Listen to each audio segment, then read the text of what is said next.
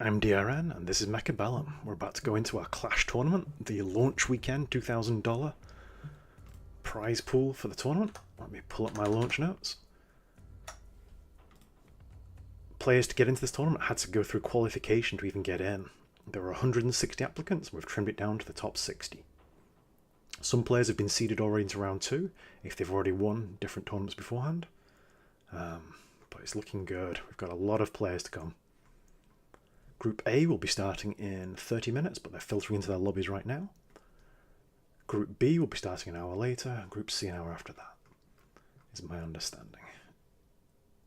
And is my understanding correct? Yes. I know 2 hours between. Okay, it's going to be a long tournament. All good. We get to get some good games here. Right, let me pull up my show notes.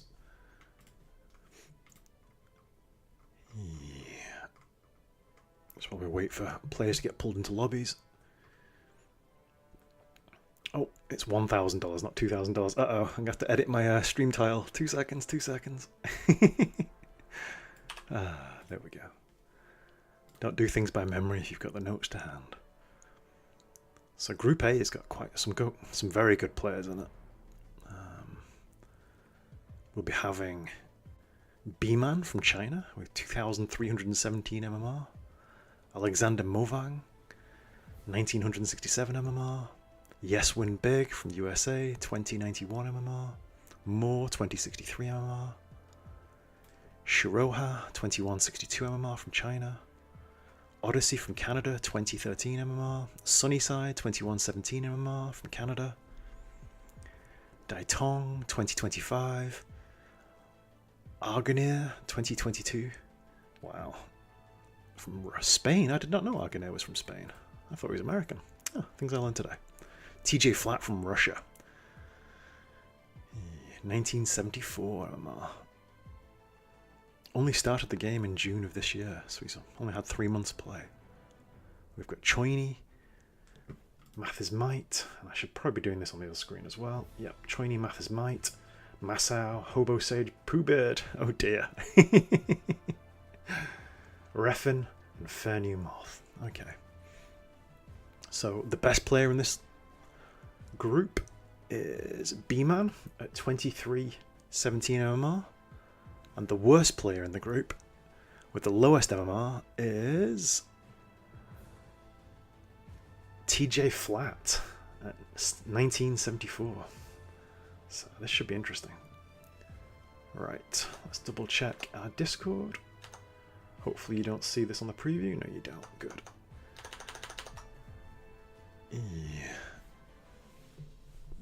Got a few casters lining up in the channels. We've got a few competitors in the channels as well. So now we're just waiting for our invites. And let's double check if the stream is working. The stream is working. Perfect. We currently have 2 viewers. Awesome. One of whom is probably me and one of whom is probably my mother, but that's fine.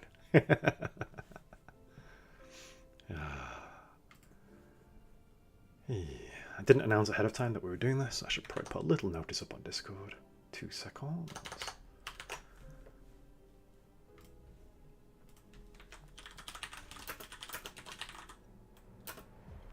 Streaming the Clash $1,000 tournament.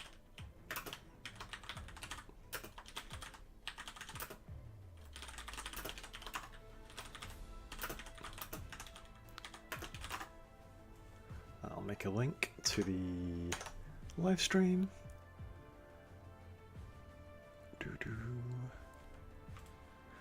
Hey Raphael, I'm good thanks. How are you? I should probably make it so that chat is visible on screen, but I don't know how to do that. I'm a complete beginner.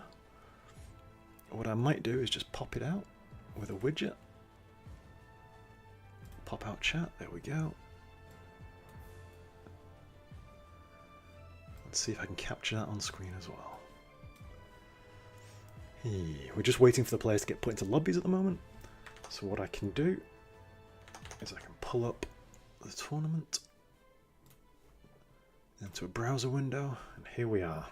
I might zoom in a little bit, make it easier to see. So we're going to be starting with Group A. The big game in this tournament is going to be B-Man versus Alexander Movang, because that is the seeded 1 versus seeded 16. It's going to be a tough game. And the winner of that will be going into the winner of the second game. So it's a best of two, not best two, double elimination tournament. That's the term we should be using. Yeah.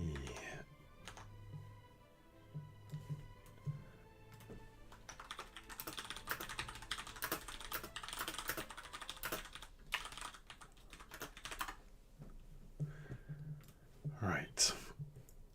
Hopefully my audio is good enough, and hopefully the video quality is good enough as well. I don't normally stream live because my internet is a little bit limited on the upload, so hopefully it's not too pixelated or tessellated for you guys. Hopefully you can see everything that's going on. I might have to hide the chat. I'm going to have to hide public chat, I'm afraid. Boop. Sorry, dude. I like having spectator chat and whatnot, but I'm afraid I can't risk it right now. I can't predict what people will type. Right, we're in game, just waiting for people to get put into lobbies.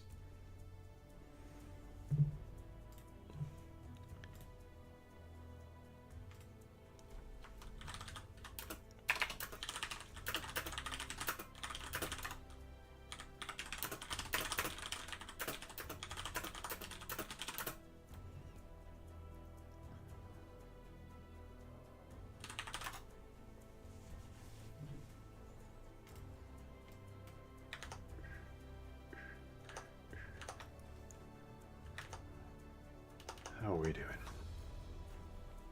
Hey! Hey Creed, hey Stoney. Audio is good. Microphone could use a tad more volume since I'm asking. Okay, 2 seconds. I will turn the gain up for you. You might hear a few more of the key presses now, I'm afraid. But I cannot beat everything. Just do the best I can. Normally I edit it all out on my videos. This time you're going to get the raw audio and the raw visual, so it should be interesting. No games for us to spectate in the meantime.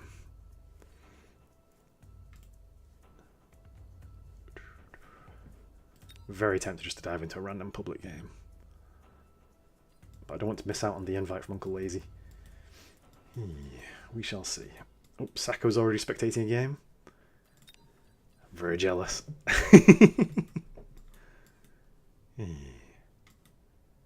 Can we find it? I don't think it goes into the official tournament bracket, so we won't see it here. Let's see that on streaming. Who is currently streaming? Big of Rat. Bearlike himself is streaming. Wow, okay. Is he in the tournament? Let me double check. I don't think he is. He's not in Group A anyway. Let's see if he's in Group B. Let's pull it up on the stream. Here we go. Nope, that's the overlay. Let's get the browser window up. Here we go. So Group B doesn't have Bearlike in it. It does have Clint Leetwood. It does have Cast. Lots of names I'm very familiar with. There's Sparty's in here. Only Fangs. Slyn. Oh, he'll be a dark horse for winning this. He's on a tear right now on the ladder. Cody Fly. Awesome. And Baller himself. Okay, okay. Group C. I still don't see Bearlike. Jota. Chemtrails. Wow, ICD, Zillilag, Eloya. Oh, some very good players here. This is the cream of the crop. Looking forward to this.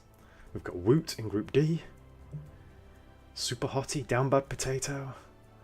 I Am Znart. Tungel. Okay, we see him warming up against Bearlike just on the screen. Flicks. Oh, some good players here. Looking forward to this one. So Group A should be starting in the next 20 minutes. Let's pull up the game scene again. Ta-da! I'm going to jump into a game that's currently live. If I get an invite, I'll leave it immediately. I'm going to jump into Rooster versus Nuclear. Just a ladder game. Should be a bit of interest. A bit of fun.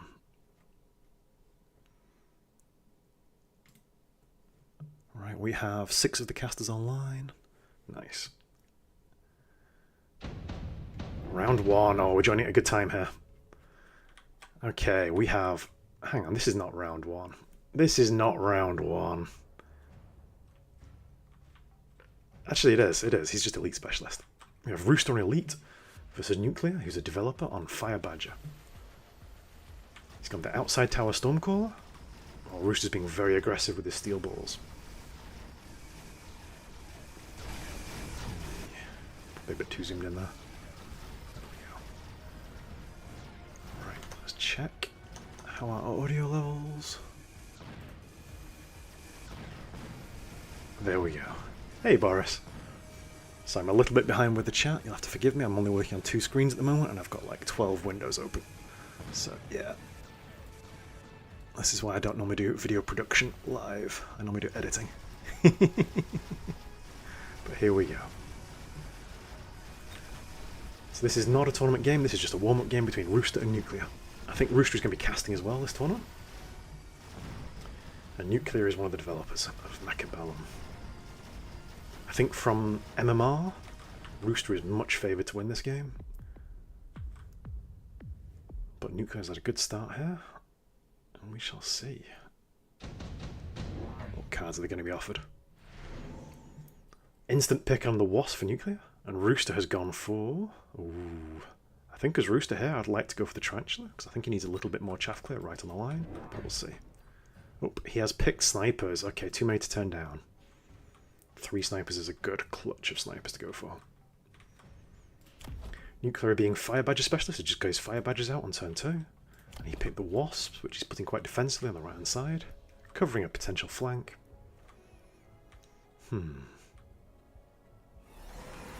Assault Marksman, oh I like it a lot. Rooster's feeling frisky. Got extra recruits.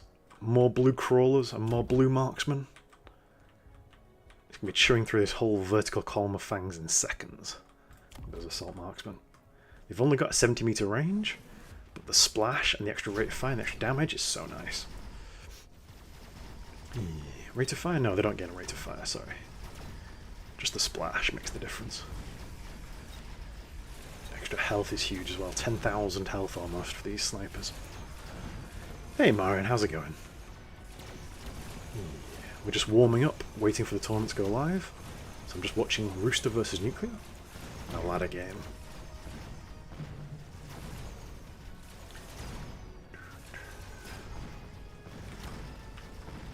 Nuclear's doing very well here. I thought he was going to struggle versus the Assault Marksman, but he's stable. He's got the Tower Snipe with his crawlers, pushing on through.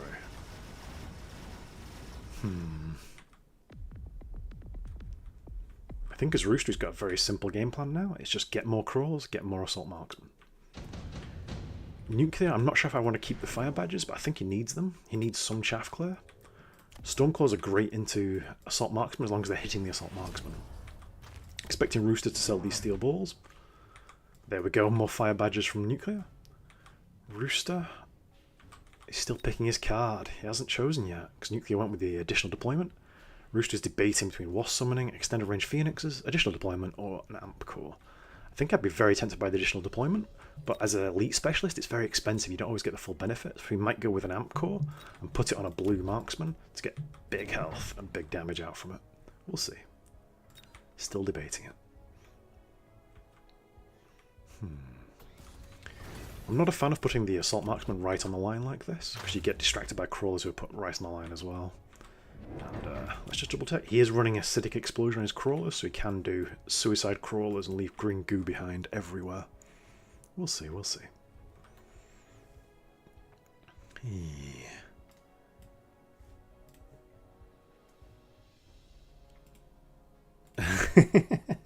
Getting updates about what time we're going live at, and the update is we're not going live just yet. Okay.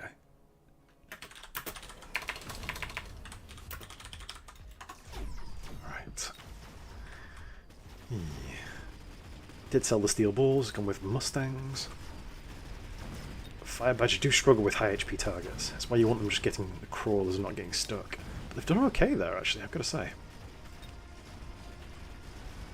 Whoa.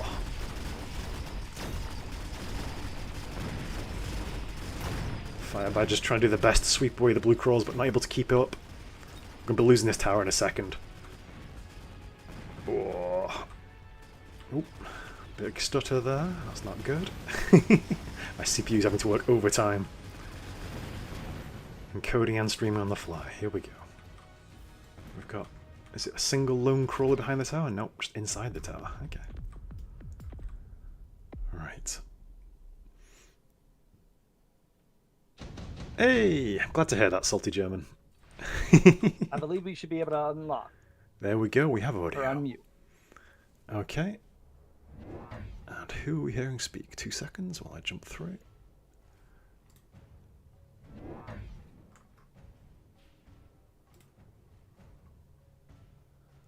Okay.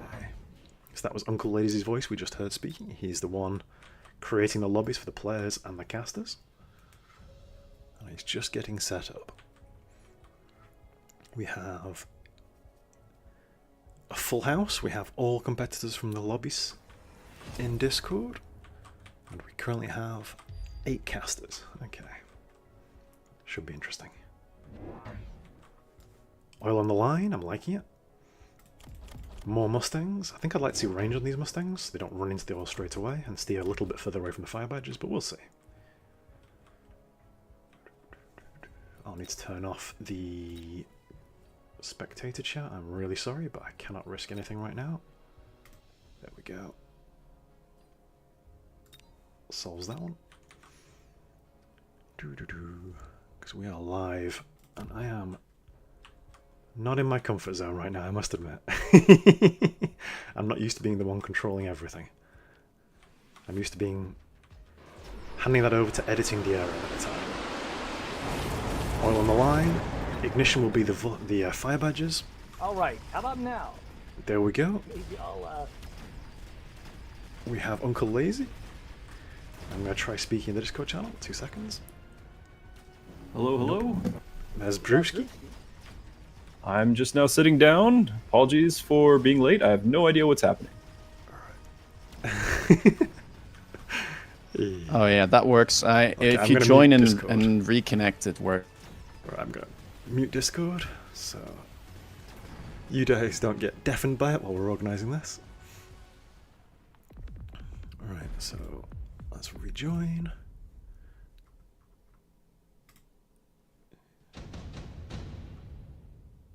Hello, hello. Hey guys, how's it going? Hello, hello.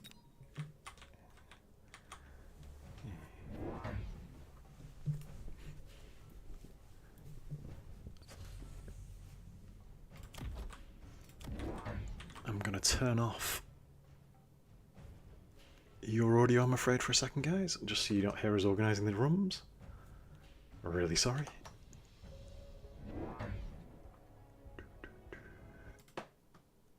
There we go. You'll hear my voice, but you won't hear anyone else's voice. You probably won't hear the game for a few seconds as well, just while we're organising things. For competitive integrity's sake. Hey Ian, how's it going? Trying out another experiment with a live cast. How's the quality, by the way? How's the audio quality and how's the visual quality? Ooh, we have an ion cannon. I don't have my soundboard handy. That's edited ERN's tricks. Ion cannon charging. I hear it in my head though. Yeah. The good old Command and Conquer. Audio lines from Eva. Yeah. So we're in round 5 of Rooster versus Nuclear. This is just a ladder game that we're spectating while we're waiting to be assigned actual lobby games for the tournament.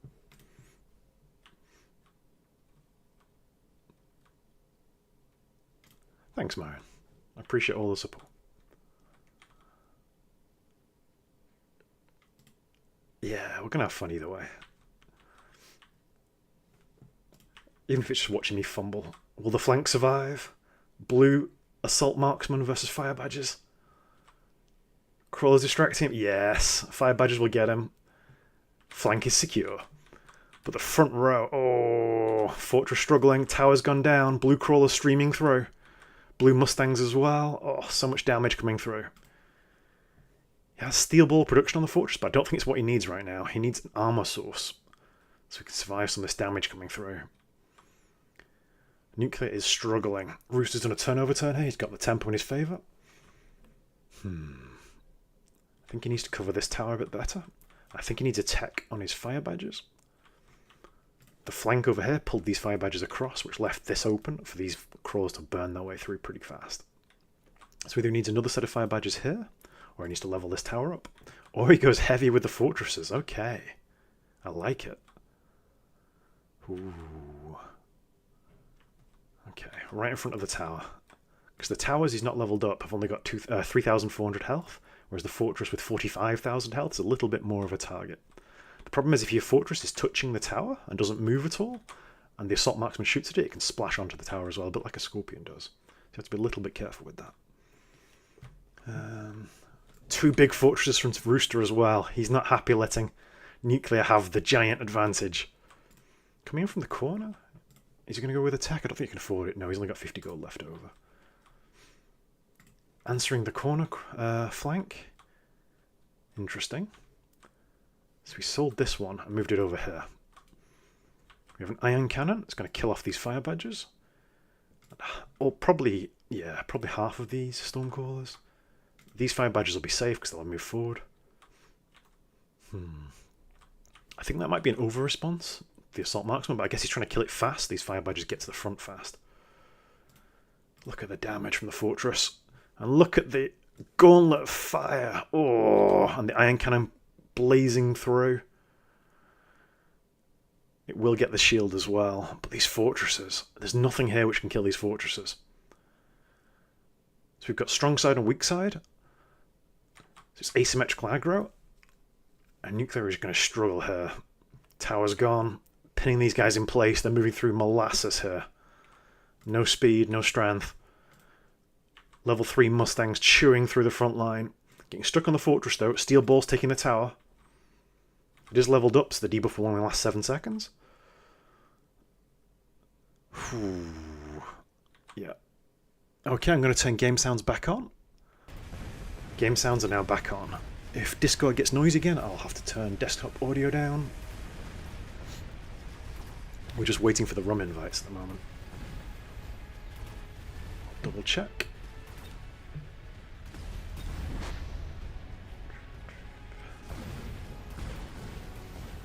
Yep, we're all just waiting. All good. I love how you can dip in and out of the game like that. Yeah. So everyone is currently rating Rooster to win. Look at the predictions. Ooh, Farseer Overlord, Sabertooth, Melting Point. Fast pickup Rooster Overlord. Is he sold it or is he going to go with... Yep, he sold it. I was thinking he might go with Photon Emission on the strong side. And Nuclear's gone with Farseer. Ooh, Okay. Good choice. So, just wondering, are we currently live on anyone's channels? Are we going to be having separate channels for the casting? I am currently live, but I'm going to mute the desktop audio so they won't hear this from now onwards. There we go. I am no longer audio. No, it's fine. It's fine.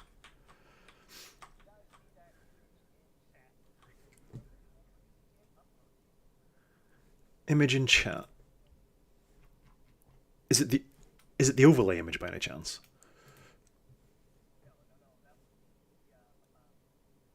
No, it's okay. I can't see anything in chat, sorry.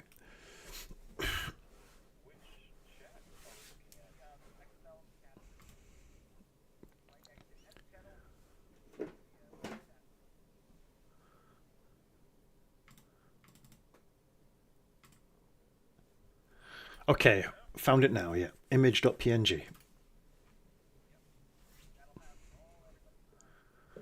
Awesome.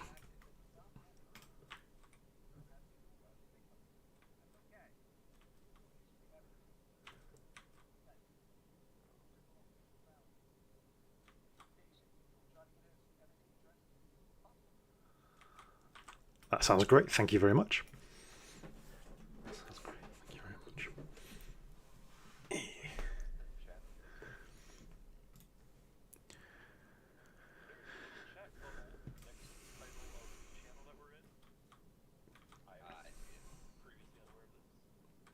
Nice.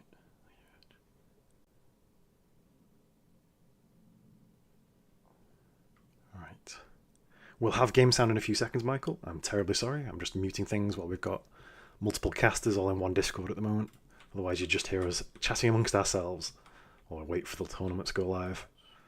I was planning on trying out the Twitch stream together. I have never used it. Is there anything I should know? I'm afraid I've not used that feature myself either.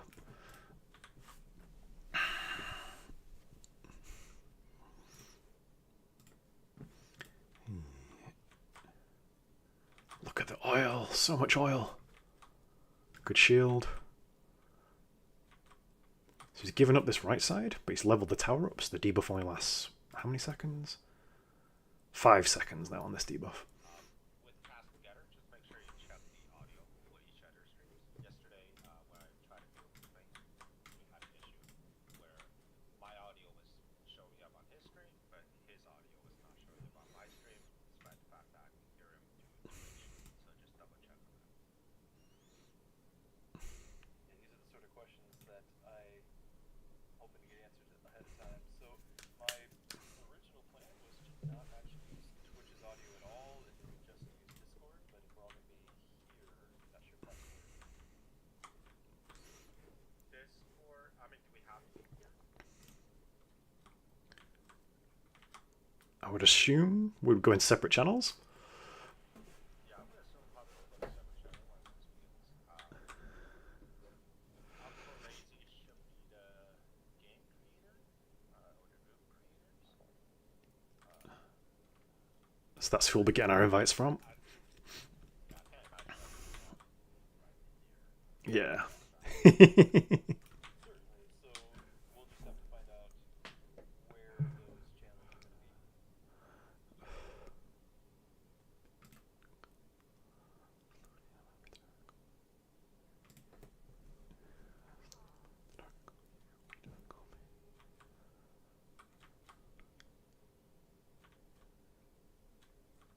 Oh, Rooster's doing well. He's winning the Fortress War. I love the skin, the flame decal fortress. Sorry there's no audio right now. I'm just waiting for the rooms to get organised and so you don't hear Discord constantly the whole time.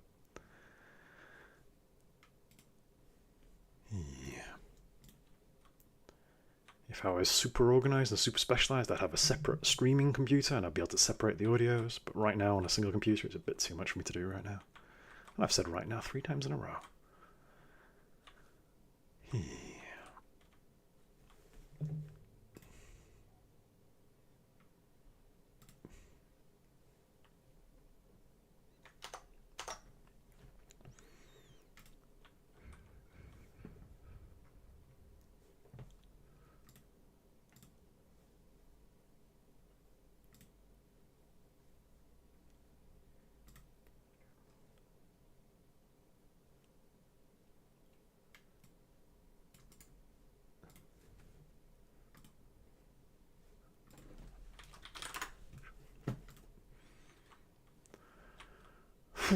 5 minutes to the official tournament start time.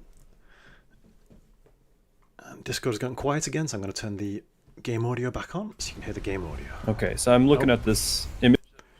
Turned off game audio. On the left are going to be the organizers, along the right are all the casters, and so if you've got your organizer, like that's who you're going to be communicating with for your matches.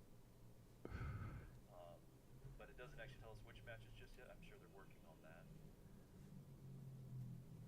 Alright. Rooster wins comfortably. Yeah. We'll find out as they figure it out. I'm just trying to sort out what this image was, because there was names that kind of line up with match numbers, but it didn't make sense that way. So I think it's just oops. So it's like, can I mute myself in the channel and, anyway I will be back from the game, so... Right, so I'm going to pull up the tournament brackets. You're going to be seeing them in just a second. Yeah, my understanding. Here we are, the tournament brackets. Master, talk to me. Yes, this will. Yeah, I mean, it doesn't matter if I'm muted or not, or since I will be invited for the game, right? And there are currently 3 people talking in Discord at once, which is very distracting, but I'll try and talk through it. I'm not So Group A is starting the next 5 minutes.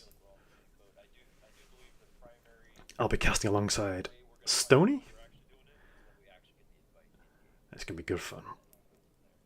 I think my first game is going to be Odyssey versus a name that I cannot read.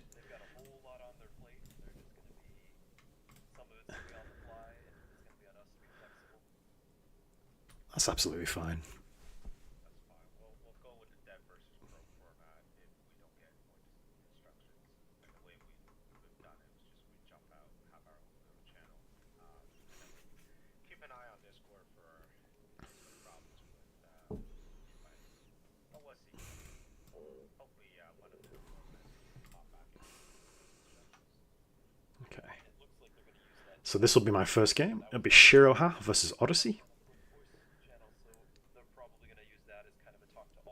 which is a Chinese player versus a Canadian player. And the Chinese player is slightly favoured to win with a MMR of 2100 versus Odyssey's 2000 MMR. But it should be a good game. You often see Shiroha play on his other account with Shiroha written in English.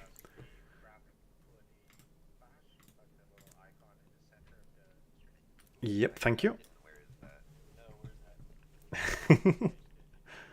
Right.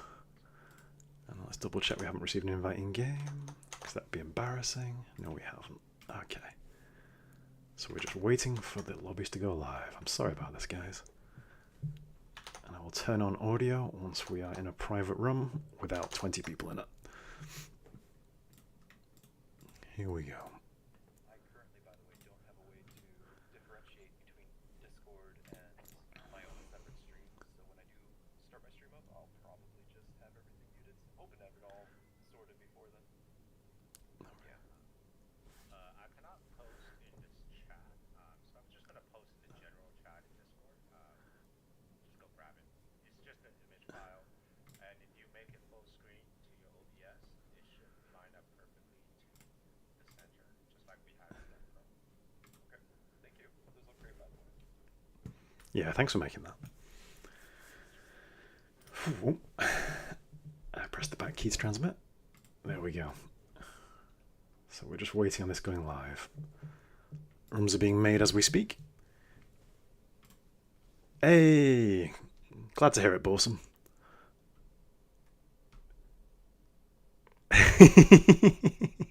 Yeah, leveling up towers is a huge part of the game. It's something it wasn't in the game originally and was added in December of last year, and it's crept in slowly over time as being a very important part of the game. It reduces the debuff time by 2 seconds per level, and it also gives a ton more HP to the towers. Let me pull up the game. Here we go. And what I'll do is I'll go into solo testing grounds, and I'll just show you the difference it makes.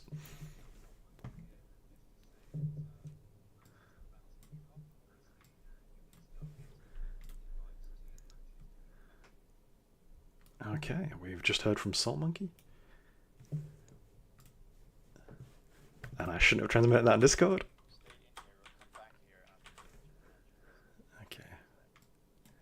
Okay. Hey. That's a start. Yeah.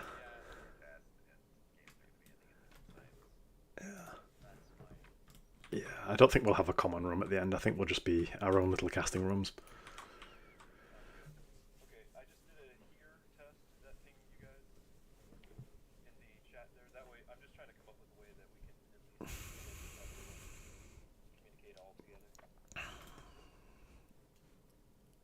I don't think we'll get notified once we are out of this chat, which will be cast because we'll have to create a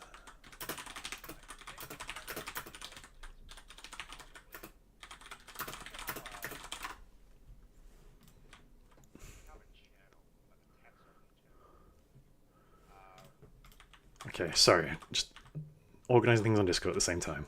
So leveling up towers, if you see its health, 3,400, and if you hover over the question mark, you can see how long the debuff lasts for, which is 9 seconds currently. If we level it up, health goes up to 23,000. It's actually 20,000 health. And it goes down to 7 seconds of the debuff.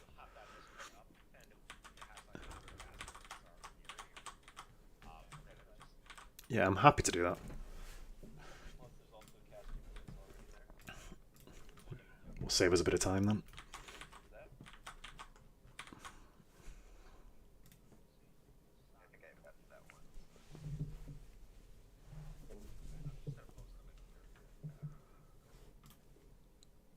Go to that Discord. That's on temporary. Alright, I'm going to leave this Now I'm gonna go ahead and create a and be ready for our tournament games. Rooster bro, can you send me this image of the tour? Right. Yeah, don't tell me how can I get it. Let's see what the prizes are for winning the season. Oh, I'm looking forward to that emote. Yeah, you have a banner of the tournament on the screen. You send me the Yeah, there's A medal. Okay. I wonder if they'll let us show medals at all times. Venom. Ooh, that's a nice skin. Looking forward to getting that one. Let's go and have a look at it. Unit modification. Sandworm. Loading, loading, loading. There we go. This is the basic sandworm. And then the Venom skin, which if we get to platinum, we'll get 90,000 combat power. Ooh, I like it. Very green though. It's almost like a camouflage skin. Which skin is the green camouflage? The Vulcan. It's like a blue-green teal colour. Level 2 camouflage. Yeah. Looking forward to earning these. I'm afraid I'm a old school player. I refuse to spend money on microtransactions, but I love earning things in game. So I'm kind of enjoying the season pass that we've got going at the moment. Right. I'm gonna go ahead and create the rooms. There should already be a few. I know Amarok is already there. Drewski. Here's our first invite. Aaron and I had a channel already. You can have one of us there and make another one together. Alright. Switch to spectate. Yep. We're just gonna jump in first and then.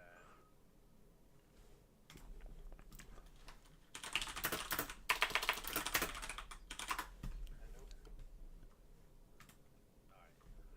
See ya, guys. Good luck. See ya. Right. Heading over. Right. I'm now going to turn on audio, and it should just be me and Stoney you'll be hearing. Sorry about the organizational chaos. This is how life is. There we go. Right, so the only voices you should hear will be me and Stoney. Hey, Stoney, how's it going? It's going. I It is feel like going. more organizers. That's fine. Grassroots gameplay, you know? This is how it should be. But I figure after Dev Pro, they would have taken notes and know where the weakest links are when it comes to organizing tourneys. It's not easy. And Dev Pro was Dev Pro was a lot of work, I know. a much smaller tourney. We had 8 players. No prize pool, and yeah. No prize pool. Just so you're aware, I am live currently, and it's absolutely fine. If you need me to mute Discord, just let me know, and I'll do it at a second's notice. Let me just setting up his channels. Oops, for the master's already in there. Let me just. Okay, we have Shiroha in the lobby. Sure, yep. So we're just waiting on Odyssey being invited as well. So I think Uncle Laser will need to move himself into Spectator to make space.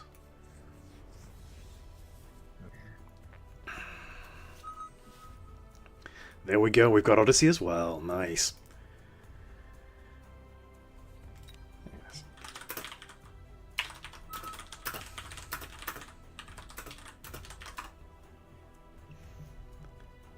There we go.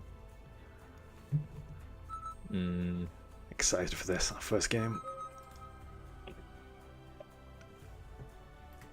This should be fun. Be good.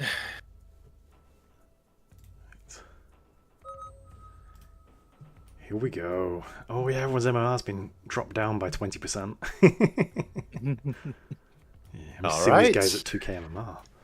2K MMR. My goodness. All right, welcome everybody. Welcome to the very first game of the Mechabellum launch clash. It's going to be fun. We're going to have a 90-second spectator delay. All right, let me just pull up the profile here. We actually got quite detailed profile by the organizer team. So we very have impressed with this. Yeah, so Odyssey, here's the thing I didn't know. So first of all, he's Canadian, a fellow Canuck here on the colonies, and of course UDRN coming speaking from the throne here. Oh yeah. So, Odyssey, 33-year-old.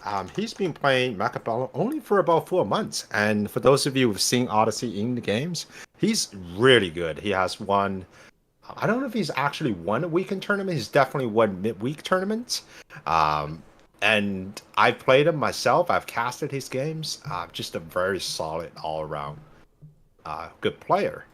He's played other strategy games such as Warcraft 3, StarCraft 2, and Clash Royale. And he is up against Shiroha. He's one of the old guards. I remember him from like March. Like he's been around for a very long time. So Shiroha is from China, and he is apparently one of the most polite player on ladder.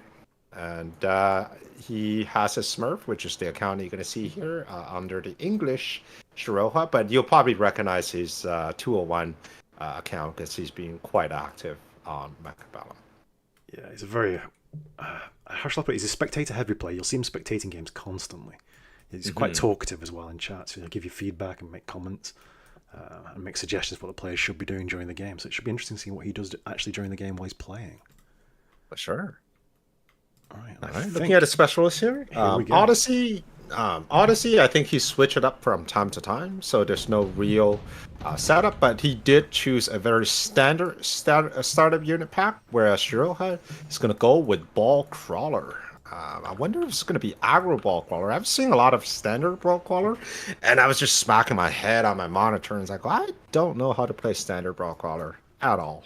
Just have It late makes arriving steel balls. no sense. I think it's just a fast-moving unit to dodge the Stormcallers, and they're useful in the late game versus Giants. Oh, for sure. And you can just sell them if you don't like them.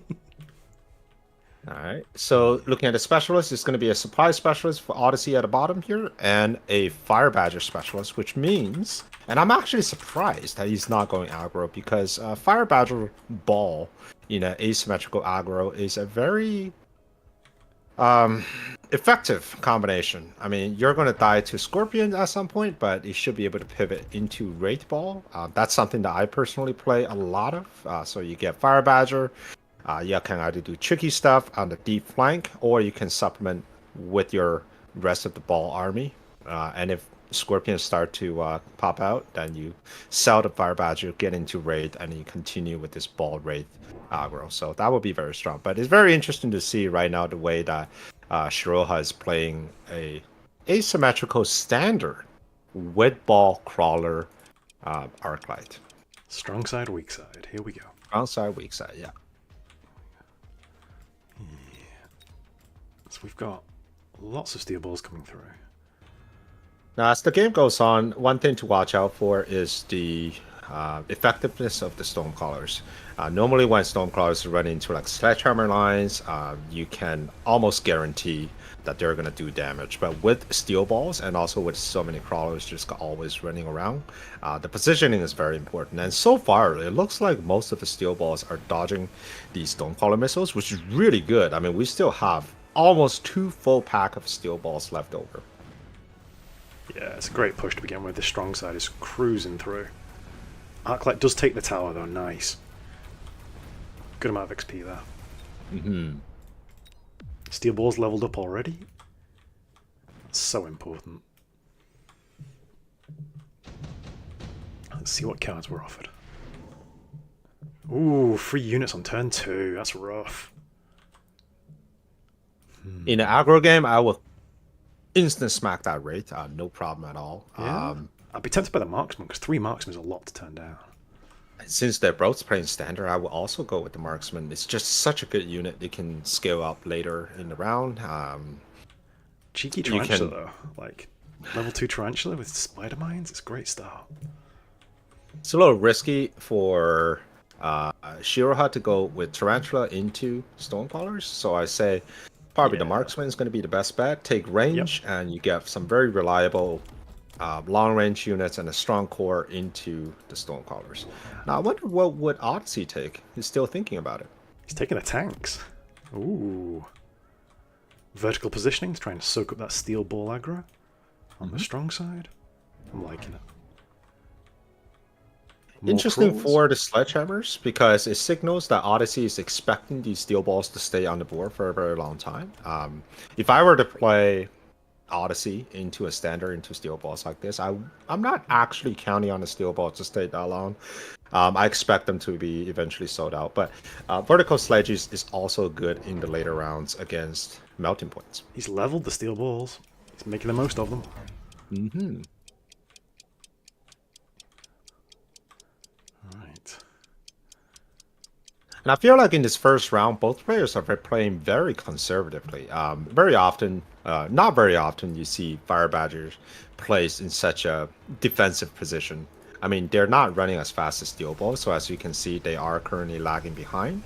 And at the front line here, the chaff clear is severely lacking. Yeah, the steel balls are getting stuck on fangs, and crawls are landing. No damage getting through on the tanks, but the Stormclaw's going to struggle versus level 2 steel balls, but they're getting some missile. Yeah, the missile did a lot of work there. Took out one whole set of steel balls. And the Stormclaws are landing shots as things are stuck hitting these level 2 tanks. Whenever I see a clump of medium-sized unit like that, I instantly want to click on high explosive on the Stormcrawlers. They just absolutely delete everything that's clumped up together. But if you tech Stormclaws too early, you're just going to get countered by anti-missile. You will, yes. But I guess it's about tempo, isn't it? You don't want to fall behind. It is. It is. And the good thing about high explosive is that it had an economic deflation. Everything is cheaper, and it's only 150 supplies. So even if you take that and it gets hard countered by, let's say, an anti-missile device, not even anti-missile device, it's just the anti-missile tech, which costs 200. It's still a net positive, economically speaking, for you to get out of Stormcrawlers. Yeah, earn that money back quick. They both went with laser sights here. Look at it on a Scorpion for Odyssey. Shiraha hasn't decided as yet. I think he might put it on these steel balls if he's planning on selling them anyway. To get benefit from a single round from it. Big mobile beacon across diagonally, trying to snipe out the weak side tower and avoid this Scorpion. He doesn't know it's there yet though.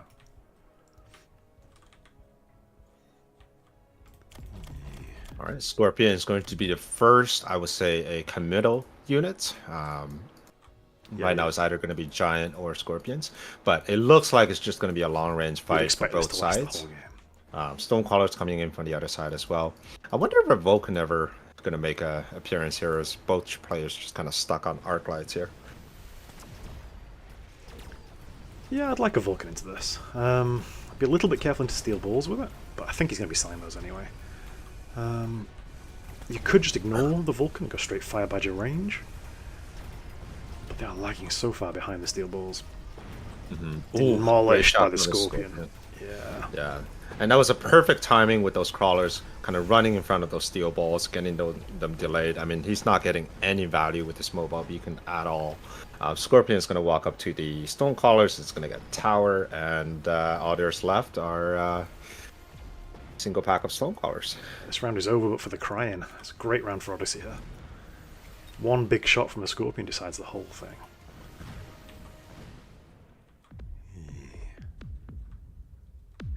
I think the reason I mentioned Vulcan is that with Fire Badgers, we already have Stormcrawlers on the board, and Stormcrawlers can do a number on the Fire Badgers if they're not careful, whereas the Vulcan, they are quite a lot tanky than the Fire Badgers, and also with proper tech, and also with the very popular and the recent development of the bombardment Vulcans with both the oil and incendiary bomb into a standard board.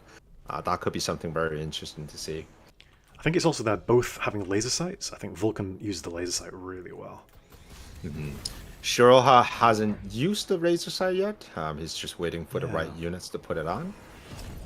Almost but it doesn't telegraphs. look like, yeah, it doesn't look like Vulcan though. He just took range on the Arclight, so it seems like it's going to be a committal into Arclight. Problem with Arclight as your only chaff clear is loose. He's added 2 sets of Stormcalls for himself. No shields, even though Bombard was offered. Both players playing very high risk. I'd expect a couple of shields at least. He's taken range on the Arclights, which is huge. It pushes his chaff clear much further forward. I'm surprised he hasn't put the laser sight on the steel balls. If he's not planning on... Well, it almost telegraphs that he's not planning on selling them. He's going to keep these steel balls all game long. Because otherwise you just use them as temporary item holder. Oh, he's sold the fire badges. Okay, we are committing to Arclight as chaff clear.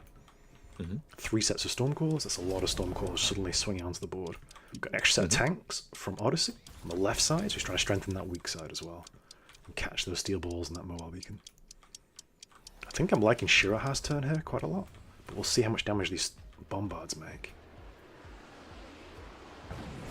Whoa, first shot takes out a whole set of Stormcallers on both sides. Oof. Look at Big, the damage. big bombard here. Now, one thing to note is that the Shiroha is a 201 player, so I have been watching streamers from 201, and also they have a huge Mechabellum forum. And one of the most popular builds at the 201 server is the Arclight Stormcaller. Oh into no, Mountain not Arclight carry. No. I have PTSD. They from even I came across a post on the Chinese forum, and it's funny because in the very first paragraph they said this is a upgrade, a variation to this very popular build. Just be careful when you're trying it on 201 servers, because a lot of people know this build already, but you'll have much better success on other servers because they don't know about it. I was like, I know about it. Hey. You've got the competitive advantage of speaking Mandarin, dude. That's huge. No, it's awesome. All right, we got Saber from Odyssey, from the unit drop here, and Shiroha is going to be a Phoenix. very big Phoenix level Yeah. 4. They're going to be 2 or 3 shotting these Scorpions and also the Sabertooth. I'll be honest, I'm kind of surprised Odyssey went with Sabretooth when he's already got the Scorpions. I think they could kind of step on each other's toes too much. They fill the same role almost. They do, but there's a slight nuance because Shiroha did sell both of those steel balls, and Sabertooth do better against single units. And Okay. that's really what the board is currently consists of. Yeah. And there's also the possibility for Sabertooth to take anti-missile if the Stormcallers Yeah, start good to, point, good point. to become out of control. I wouldn't be surprised if he actually want to sell the Scorpion and just start hard attacking into Sabertooth at some point. Yeah. So we've got a Stormcaller pivot, really. Shirahai's playing Stormcaller carry. I think the Phoenixes look kind of spooky at the moment. There's not much anti-air for Odyssey. He's just got Fangs. So I think There's no Phoenixes. anti-air, and can't rely on Fangs because they have Stormcaller on the board. We got Oil. We have 2 anti-missile devices as sort of the band-aid solution to this constant bombardment. Yeah. I can see these Phoenixes reigning supreme here, I'm afraid. So with the Arclight range, the chaff fight is so much further up the board that we've got medium-sized units being exposed to Phoenixes and snipers straight away. So I think Odyssey's on the back foot right now. And that's despite having invested in the anti-missile devices. But he's broken through on the left side. Oh, takes the tower. Will it be enough? Can these plucky Fangs burn through and gets the Phoenix? No, they can't. Stormcaller's just unanswered. Oof. Even though he's got the anti-missile devices. Doesn't help you when you're up the board and across the table. I think I'd rather have seen that 200 spent on the actual anti-missile tech on the Sabertooth. Unless he's planning on going Sabertooth carry. I feel like Sabertooth carry will be the best option here. Okay. Elite Hacker is offered. That's interesting because Yeah. Elite Hacker can work well against the Sabertooth carry. Against a Arclight carry, I think the range is going to be a problem, but against Sabertooth, that might be something there. Super Supply is also another good option. I mean, right now, yes, Odyssey... It's round 6. It is round 6, but Odyssey has almost full HP, so I do expect this to go on for a little bit longer. So that could be interesting, at least for Odyssey. I think for Shiroha, that might be slightly risky at the moment. Odyssey gone with the underground threat, summoning crawlers aggressively, back right. All right, so it's going to be underground. Shield. We have a shield drop. When you're running Sabertooth carry, or if you're running into a Sabertooth carry opponent, one thing you just got to be very mindful of is that Sabertooth, they do carry a lot of HP. And they can hit 10 speed pretty much every single round. One of the most terrifying board that I can play against is Sabertooth Tarantula with 10 speed, with everything with like 20,000, 35,000 HP right now for the Sabertooth, just running to you at 11 meters per second, which is exactly what's going on right now with 10 speed. We've got Replicate Crawlers coming in for a big play, but we've got Elite Phoenixes as the pivot over here. He's spotted the lack of anti-air, and there hasn't been much anti-air bought. Let's see if these crawlers can make work done. There is an Arclight waiting for them, though. We have range anti-air on the snipers. Oh, just range, not anti-air, sorry. Yeah, just range to keep them away from the fire and from the Stonecallers, but the sniper on the right is going to get ignited. Yeah, this oil is going up in flames. Oof. That's brutal. But here is where you can see the tankiness of the Sabertooth really start to come in play. That Sabertooth tanks so many shots and it's just not being taken down. On the right-hand side, I mean, he's not losing terribly. He's going to get tower before. Yeah. He might even snatch out a Phoenix or two. Oh, trades in the final shot. Saves him a chunk of HP. The AM devices is very confusing. I feel like he already invested 400, losing 200. That could have just gone to an upgrade on the Sabertooth. Yeah, for sure. But I guess the Sabertooth themselves are vulnerable to dying quite early in the round. If you're not winning the Chaff War. We have some fast picks. What would you pick here, DRN? I think I'll go with Photon Emission if I'm Odyssey, because I think he's struggling on the initial contact. I'm doing it on my strong side. I think as Shiroha, I'd probably go with... I might even skip, but I might go with Efficient Light Manufacturing just for that late game scaling, if he's going for lots and lots of Phoenixes. What would you go for? I'll go for Underground again. And because Shiroha has fire on the Stormcallers, so having some sort of Underground either near the center could be very good. It's going to cause a lot of chaos. It would be nice if we can get Underground and allowing the Stonecallers to kind of fire upon themselves. Like imagine if you have Crawler right there in the center, Underground, and they will split into those two Stonecallers, allowing their buddies from the outside firing in. Yeah, it just buys you a bit more time to get your front line in. You buy you a bit of more time. You probably can get rid of 2 squads of Stonecallers, maybe even the marksman behind it. It's just it's a lot of good value. Oh, we've got a Fortress anti-air barrage pickup, but he's already taken range and elite on the Phoenixes, and the Phoenixes are massively outranging the Fortress anti-air barrage. It's going to be tough. He's defensive crawler summoning this round. Yeah, a few questionable decisions coming in from Odyssey. Like, he's responding to things, but he's responding to things in a very weird way. He's feeling the pressure, I think. I feel like if instead of the fortresses just take AA on these marksmen, it almost guarantees that all 6 of these Phoenixes will be sniped off before the final face-off between the Stormcallers. But right now with the forts, they're just big target being shot at by Phoenixes. Didn't even get to fire. I don't think I've seen even one. Exactly. Yeah, There's one measly. Oof. Yeah, that was definitely a mistake. I feel like it's just 1,000 HP left. One round left in this game, I think. These deep arc lights, so hard to get to.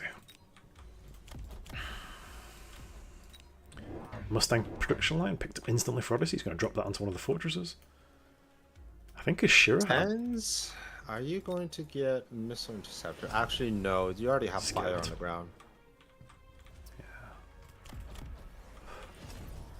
I was kind of tempted by... Here we go, War Factory pivot. Ooh, double War Factory. I like it. There's simply not enough damage right now from Odyssey's board, so double War Factory alone is just going to It's going to be lethal. Yeah, 500 damage yeah, it's each. going to do a lot of work. And if you click on some of the units, for example, the level 2 Scorpion, 3,000 damage last round. Absolutely abysmal. Was just getting shut down by the level 6 Phoenix with the laser sight way too early. The Sabertooth on the other side, 3,000 damage, right? So these are very inefficient units here on Odyssey's board. The Forts, 3,000 damage, 600 damage. But none of them actually was able to hit onto the carry units from the Shioha's board. And that's 1,200's gold worth. You know, unlocking it, getting attack on it, buying 2 of them. You can't afford to waste money like that. I think Melting Point's what he needs right now, but he just doesn't have the cash. Yeah. This is a nail in the coffin because it's taking out the primary damage dealer, which are these Stormcallers. I mean, they're so bad. If you click on them, like 1,000, 1,500, 2,000. Not doing a lot. Yeah, no. But it is his chief damage because it's done the most over the course of the game. But now they're fighting into anti-missile war factories, there's not a chance. Tough game. My heart goes out to Odyssey here. This was a really hard game for him. At least it's double elimination, so he gets a second chance. You do. And I feel like he puts himself together and play a better game. Normally, Odyssey is a much better player than this one. I mean, this one, there's some very glaring mistakes and some very questionable counters. I like the field maintenance on the sledgehammers, the tank shots for the Stormcallers. I don't like the fact that they're actually being put right in the heart of everybody else. That just means the splash from the Stormcallers will actually get to them. Yeah. The hesitation onto a main carry unit, he essentially switched from Scorpion carry into Saber carry into kind of Never sold that Scorpion though. That Scorpion continued to stay on despite the fact that there are no medium-sized units on the board anymore. Yeah, it's just a very strange board with Odyssey, and there's no flanking whatsoever. So yeah, best luck to him. I feel like he needs to put himself together and get back to his usual self. He's really a great player. Yeah. And I think the pressure must be getting to him. It's just tournament jitters, I think. You know, your first tournament game against a very good player, and he gets a great opening start into you. Oh, It's absolutely. tough. It's very tough. Yeah. All right. So congrats to Shiroha getting his first game. So right now the rule for the tournament is double elim, but because this is qualifying tournament, we'll just continue. I mean, we call it double elim. I feel like it's more like a not king of the hill, but like each player just needs to win 3 games. And you're qualified. So it doesn't matter who you win, you just need to win 3 games. So yeah, either can go 3-0 or you could go 4-1 and then you're in the final tournament. And then if you lose 2 games, and you're out. So just need to get through that final round and then get through to the next stage of the tournament. This is the group stage currently. So many players though. All right, very nice. So press the back key. Let's jump out of this one. I wonder who else has got a game going on here. Let's have a look. Actually, it's hard to tell, so we don't have the full game list. Yep. Let's jump into Yes Win Big, because Yes Win Big Okay. is definitely in the tourney. Because he won yesterday's European tourney, I think. So it was guaranteed qualification. Guaranteed qualification. Just look for that shiny badge. The big yellow medal. So Yes Win Big here, he is normally a pretty standard player, but it looks like it's going to be a massive headbutt here with an asymmetrical aggro into a symmetrical spider gaming. Wow. I love spider gaming. Typhoons with missiles as well. Cannons from overlords. Just needs to clear these fangs off and he's going to be cracking this. Tough game though. Fire Badge is picked up again, very popular. Sorry? Yes Win Big for now though is has not lost a single round. So Perfect right now game. the board actually looks pretty dire for him. I feel like the chain gun on these boats are just going to do so much damage, and there's no AA on these marksmen yet. So yeah, it's going to Got be level big 2. chaff clear problems right here at the front. These typhoons are going to rip through all these fans, leaving The spiders are super exposed into the chain gun. Stonecrawlers right now, they do not carry launcher overload, but just their existence alone. Range on the marksman. Yeah, range on them. I don't know. Why do you Fortified need overlords. range? I'm not sure. In a headbutt, you don't need to be walking forwards. But I guess maybe it lets them cross cover from left to right and right to left. Strange choice. I would have taken AA for that first step just to get rid of the chain gun a lot faster. Chaff Clear is going to be a serious problem. Look how Squaller streaming in with no spider inside to defend them. Weak side is breaking through on the east, though. It might be enough. If that tower goes down, these overlords won't do enough. Oh, tower gone. There's a lot of crawlers still breaking through. We don't have... Oh, we do have a marksman onto an overlord.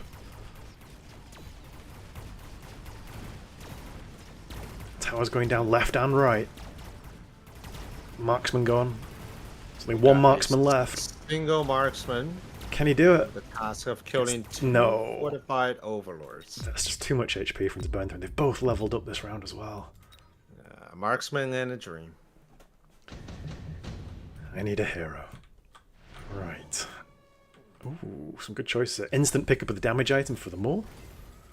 Maybe he hasn't registered those wasp swarm offered there as well. Sometimes I do that. I telegraph in on one item that I really want, just home in on it, and ignore the summons. But nope, they've both gone with items. We've got damage on the Typhoons, the backline, and an amp core on the key tarantula that took the tower.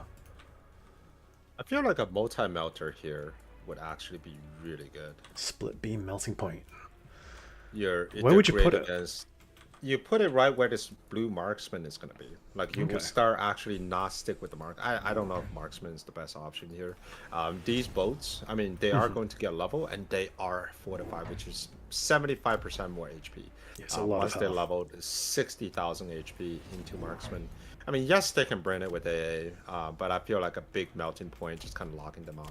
The good thing about fortified boats is that their damage is decreased by 35%, which means chain gun is not as effective, and neither is their main gun. Does Chingun scale?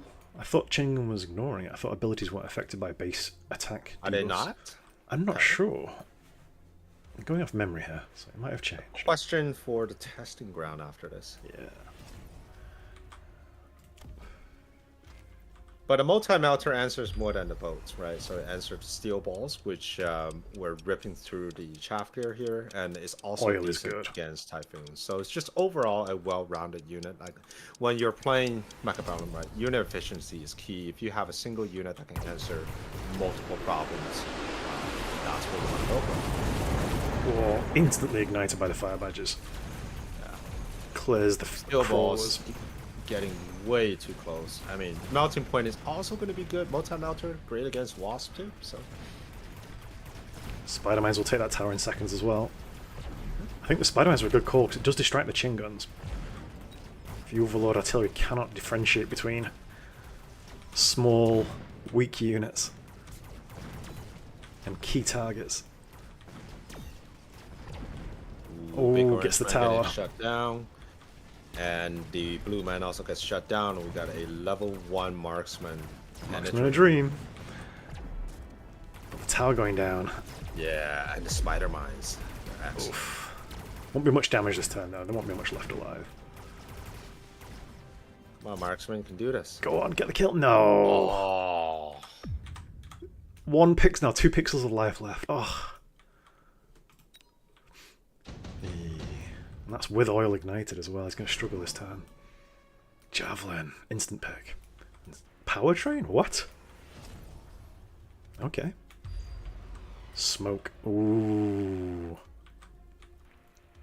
Hopefully, Yes Win Big notices this is available on his opponent's board and puts some shields down to cover it.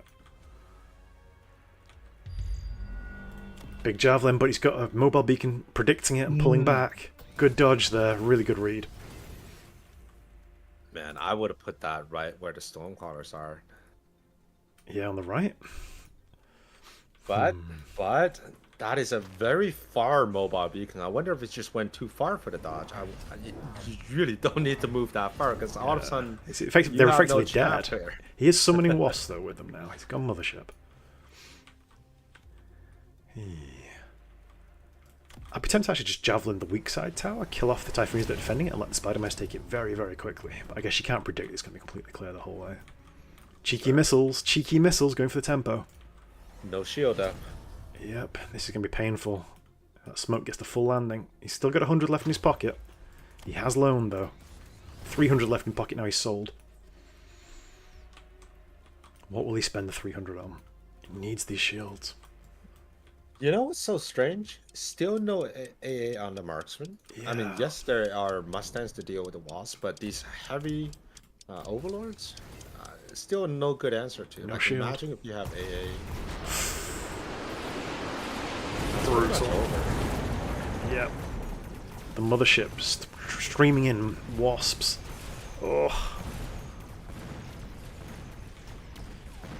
Trenches walking to their doom.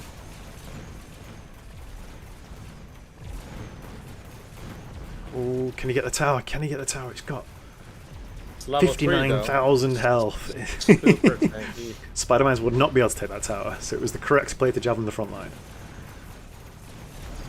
Oh, just nothing's going to kill these overlords, right? I just can't see it. Needs a melting point.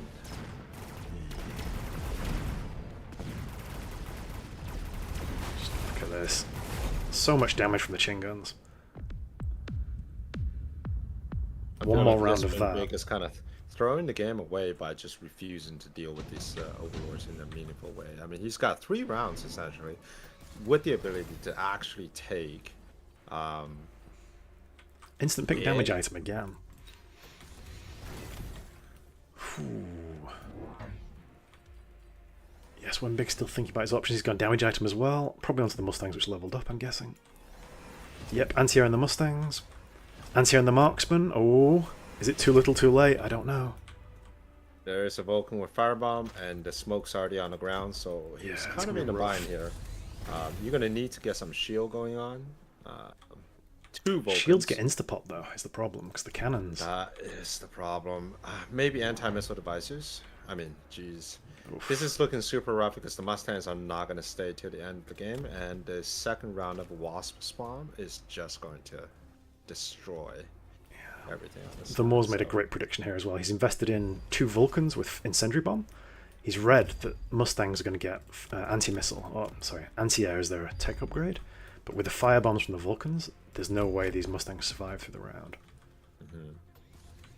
Feel a little bad. I feel like Yes Win Big had a very easy win out of this, and the Moore was able to climb right out of the hole. Yeah. We'll see, though. We'll see. Maybe we're racing off too soon. If you can get this weak side tower, he stands a chance. The main problem, though, is the fire, because the fire will continue firing regardless if you're on the target debuff or not, and will just do the same amount of damage. Alright, first fire going down. With AA, though, these Mustangs are shooting from quite far away. They're staying outside the smoke. The real problem is on the ground. We have no chaff clear, and here's the second fire. Alright, marksmen are doing work, and we already got 2 of the 6 overlords, and now we do have tower, and we still have 2 more marksmen. There's going to be another wasp summon, but they're going for the tower. Tower. Typhoon has got the objective. Yeah. GG, well played. GG. But yeah, Yes Win Big. Struggled there versus the air. Just too slow to answer it. I think once you see 2 overlords and you see he's taken fortified overlords, you need to commit to some sort of anti-air, either melting points, like you said, or the anti-air on the marksman, or get those Mustangs going fast, because otherwise you're going to struggle. All right. I think we're almost down with the first game. I'm going to get back and creating a few more of those casting booths while we wait for the next round.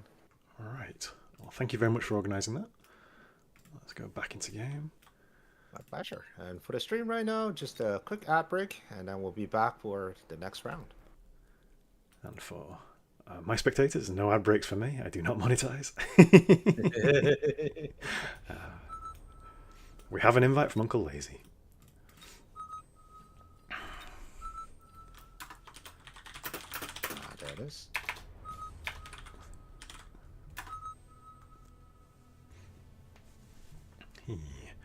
So who are our next opponents going to be? Let's have a look. I say opponents as if we're the ones playing.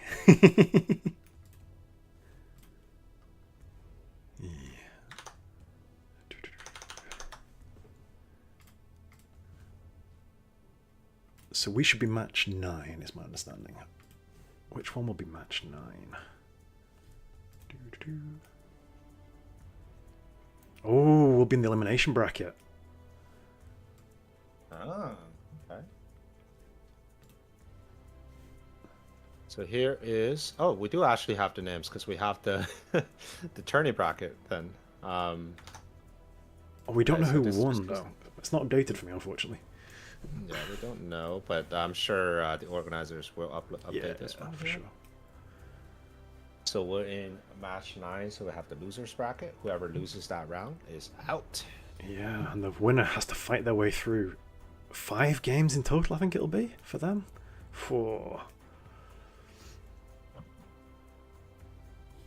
So who won? Who are our potential players? Let's have a look.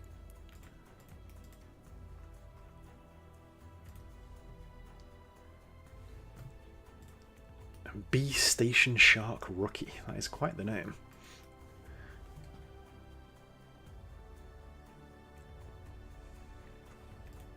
Oh, and we know who won in Yes Wing Big versus the Moor. Because we were just watching that one. So we'll be watching Yes Win Big versus his second opponent. If he loses this one, he's definitely out of the tournament. Nice. Okay. I think all the dual channels are up. Let's see what else is going on here. Alright.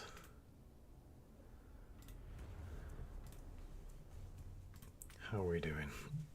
I'm going to pop back into the lobby and just double check if we've been given players yet. I think Dongo is just trying to fetch everybody in.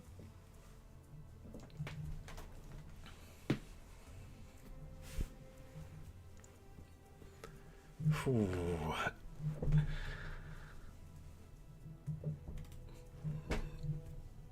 So how do you reset your mental in a game like this when you've just lost and you know your next loss is a complete disqualification from the whole tournament? How do you reset your mental? Do you stand up and walk away? Do you take a drink? What do you do? I do push-ups. Push-ups, okay, working on those pecs. I need to get the blood flowing back into my brain. Okay. And just get that adrenaline rush going.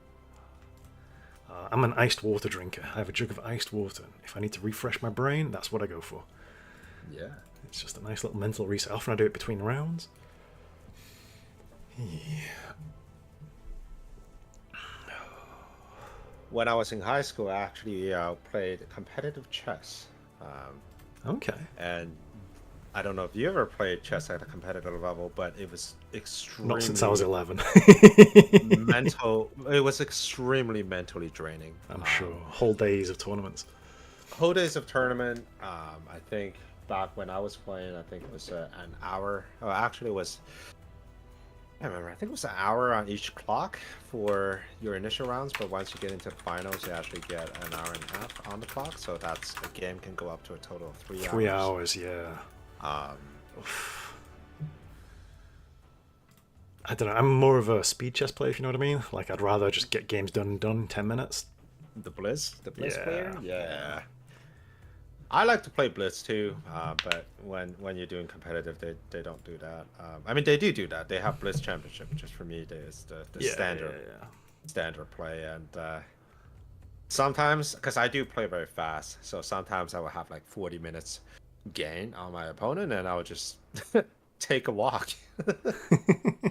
Surprised they let you do that. Leave the board, take the walk. I mean, you don't get to walk outside, but usually it's in a very beautiful facility. We usually always just playing one of the universities in Canada here, and walk around, order some pizza, have a bite, come back.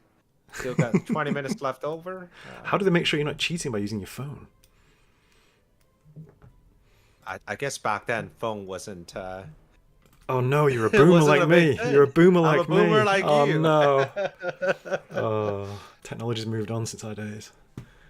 Okay, Uncle is BRB. I think he's trying to fetch people. I guess we'll just stay That's put. fine. No worries. Okay. I'm gonna jump into a player position so Uncle can actually see That we're on the who's thing. who. Yeah.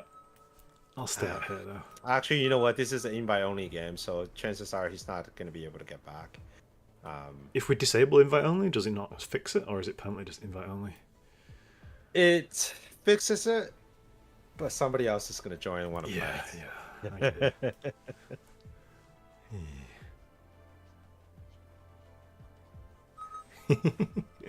Yeah, raging. Like, okay, we've got a new invite from Uncle Lazy. Nice.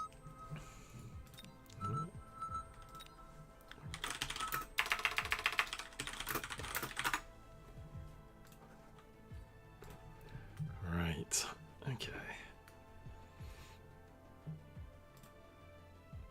So, of the maps, which is your favourite map in Mechabellum? You've got Railway Town Dusk as our default selection right now. I've always been a just a default. Okay. The railway town, but not dusk, like the morning railway town, the sandy yellow. I'm a big fan of The- Forest the Eye. I like the green. Western. Yeah, the forest eye is also very nice. I find the green quite soothing. It is. I like the new 2v2 player map with the little creek running through it. Oh That yeah, one's a really good map. it's had a glow up, hasn't it, when they've changed it and made it much more visually appealing. Let's call it that.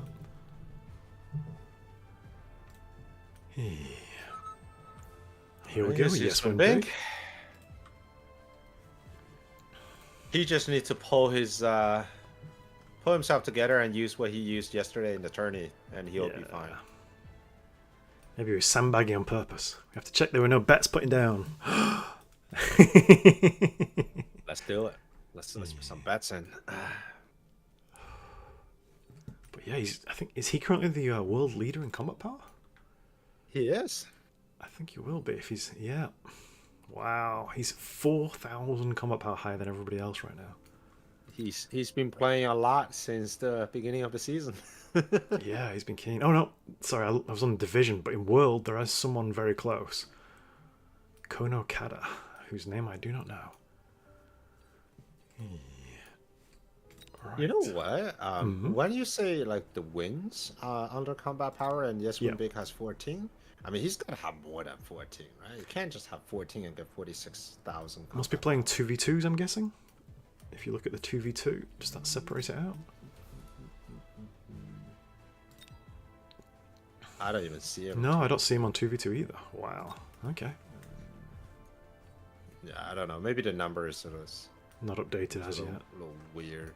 Okay, so we're just waiting on Jer player. Okay. Because yesterday he played a tourney, and that's 7 games already. So you're saying he played 7 more games, and it's now 46,000? Seems weird. Yeah, I'm sure I'll just catch up in a second or two. Oh, here we go. Their player. A Frenchman. Here we go. Alright, here we go. So, a bit of background information on Yes Win Big. He's actually fairly new into Mechabellum. So, he is the current European weekend champion, winning the game yesterday. Actually taking on quite a few big names yesterday. He has been studying very intensely for over the last 2 months. He has been mentored by Amarok, Munst, and others. So Those are some good players. some great players. I think he also runs his own YouTube channel, so you can go check him out, and you'll find some of his replay analysis on his channel. And with their player, let's see if there's any information on this guy. I could not see anything myself in the document. Don't see. Oh, I do see it. Jer player. But no information though. Yeah. He's a So unknown the only thing, entity. yeah, unknown entity. The only thing I know is he's a Frenchman, probably because of the CDE in his name. So that's a Mechabellum clan, apparently. It is. It's a French order of Mechabellum players, shall we say? Right. I think. So Oh, we've still got 45 seconds on spectating. All right. Any blind predictions? Blind predictions. I think Yes Win Big will win comfortably. I think he won't be facing air this round. I think he'll do very well into probably an aggressive play. I'm expecting one of the two players to play super hard aggro. I'm seeing it almost every game at the moment. It's very rare to see standard versus standard at the moment. Yeah, and I agree with you. I think, but that is only based on the fact that we don't know Dirt player that much. And Yes Win you Big. probably will have a better chance of knowing him because you will play at the same time zone as him. Yeah, I play in the European time zones, but no, I haven't I've crossed never paths. heard of him. But we know he must be good if he's made it into the tournament. He's already got 1800 MMR like 2 days after the reset, so he's a solid player. Mm-hmm. Here we go. Lots of standard cards, lots of stone Yeah. cards for Yes Win Big here. Even the marksman with the marksman sledge is a very standard type of card. Cost control if you want to go aggro with Arclight balls, that could be very fun. I think my instinct here would be Marksman Specialist for Yes Win Big. Marksman spec, yeah, good choice. I think but I'd go Fire Badger in counter to that as Dare player, but I like Typhoon as well with the Stormcallers and the Fangs. We shall see. What yeah, I like Typhoon too. I feel like Typhoon is a solid pick here. Typhoon themselves are really good at defending chaff. And of course, if you want to play range war with the Stonecallers, that's an option too. Yeah. Taking his time. He's thinking things through. Hope he's not disconnected. That'd be a disaster. Sabertooth. Interesting. With Mustang start, that is very low tempo. All right, so we're gonna have a Sabertooth spec for our red player here, starting with Mustang Marksman. But don't discount them out yet. Stan Saber is a very potent build, but you kind of have to play aggro. It's almost impossible to play Stan Saber all the way in the back here. Into tanks. Oof. You're gonna throw the first round almost Yeah, guaranteed. yeah. You're just not gonna have enough chaff clear in the first round. Not even enough to deal with these scholars. But starting on the second round, that's when things can start to return. Every time you play a Mustang carry, the key here is the Mustang levels, and I think Sabertooth provides ample HP for that to happen. Both players picking up some crawls to fill out their chaff slot, but Dare player hasn't picked up a second squad yet. He's debating something else. Would you go with an extra sniper? No, you need more chaff. You've got to go with more crawlers, surely. Yeah, there we go. Yes, it's got to be more crawler. I'm surprised there's a lone marksman all the way on the other side. I would just stuck the marksman with the group here. That marksman is probably not going to do anything. It's not like the Dirt player is just going to put a single big target for that marksman to shoot at. It will always be some sort of chaff. I think it does worse than nothing. It pulls things towards the tower that you don't want, whereas if you put it in the middle, it would pull things away from the tower. That's right. So now I have these crawlers. They're guaranteed to get tower, and that just makes the round pretty bad into an already weak starting round. Already through But to the here's the tower, great though. thing, though. We got crawlers on the marksman on the side due to poor positioning, and he's actually going to get tower first. My goodness. Compared to an undefended tower, he's actually slower. That's crazy. Wow.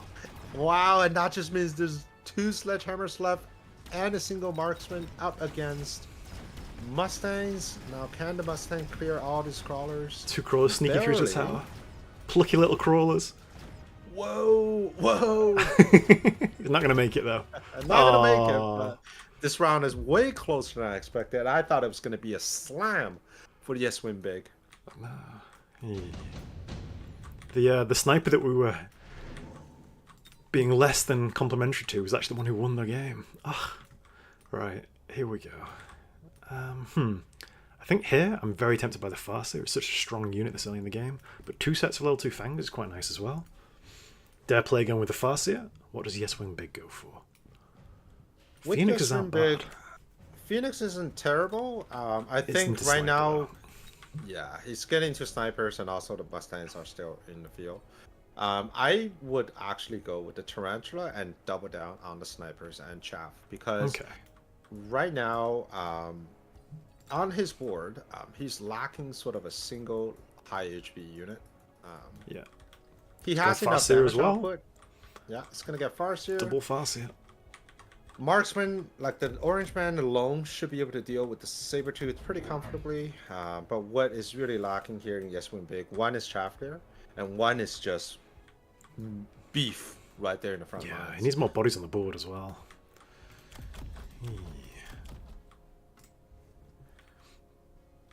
He's still got 300 So in here's pocket. Here we go, more crawlers. interesting. Yeah, it's got crawlers on the side here. So late arriving crawlers. Left a it's 3 gonna gap be for a difficult. Rhino if he needs it. And Fangs, okay. Fangs are there to protect the marksman, but right now you're into Mustang carry, so I'm not sure if those are the best choices. The real problem, though, is on the right-hand side. We have a Farseer beelining towards the tower. It is going to get stopped by the marksman, or attempted to be stopped by the marksman, but he will take care of the marksman in one volley and move on to the tower. Yeah, that tower is doomed. Ooh, it's getting No, pulled by the pull to the Spuddies. tanks. What? Yeah. Range working against him. But now he's onto the tower, surely. Yeah. But there's nothing left. There's an orange man. Some snacking XP for him.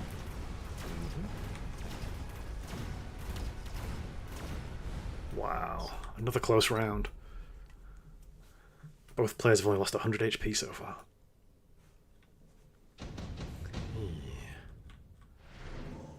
Instant pick on the damage item for their player. Yes, when been considering the incendiary bomb. But no, he goes with damage item as well. Mustangs with range and damage item, very spooky. They're gonna gain Incendiary some bomb would be experience. so good. There. Yeah, Incendiary just toast bomb this entire right there thing. on the line, undefendable. All the Mustangs are probably going to go down. All the front lines going to go down. Sabertooth is going to go down. It's just going to be a big tempo round for Yes Win Big. Right He's now not he taking has it. a general chaff clear problem. And he's not fixing it, and it's kind of driving me nuts. A bit like his lack of anti in the last game. Extra deployments, more tanks maybe? He's got 300 in pocket.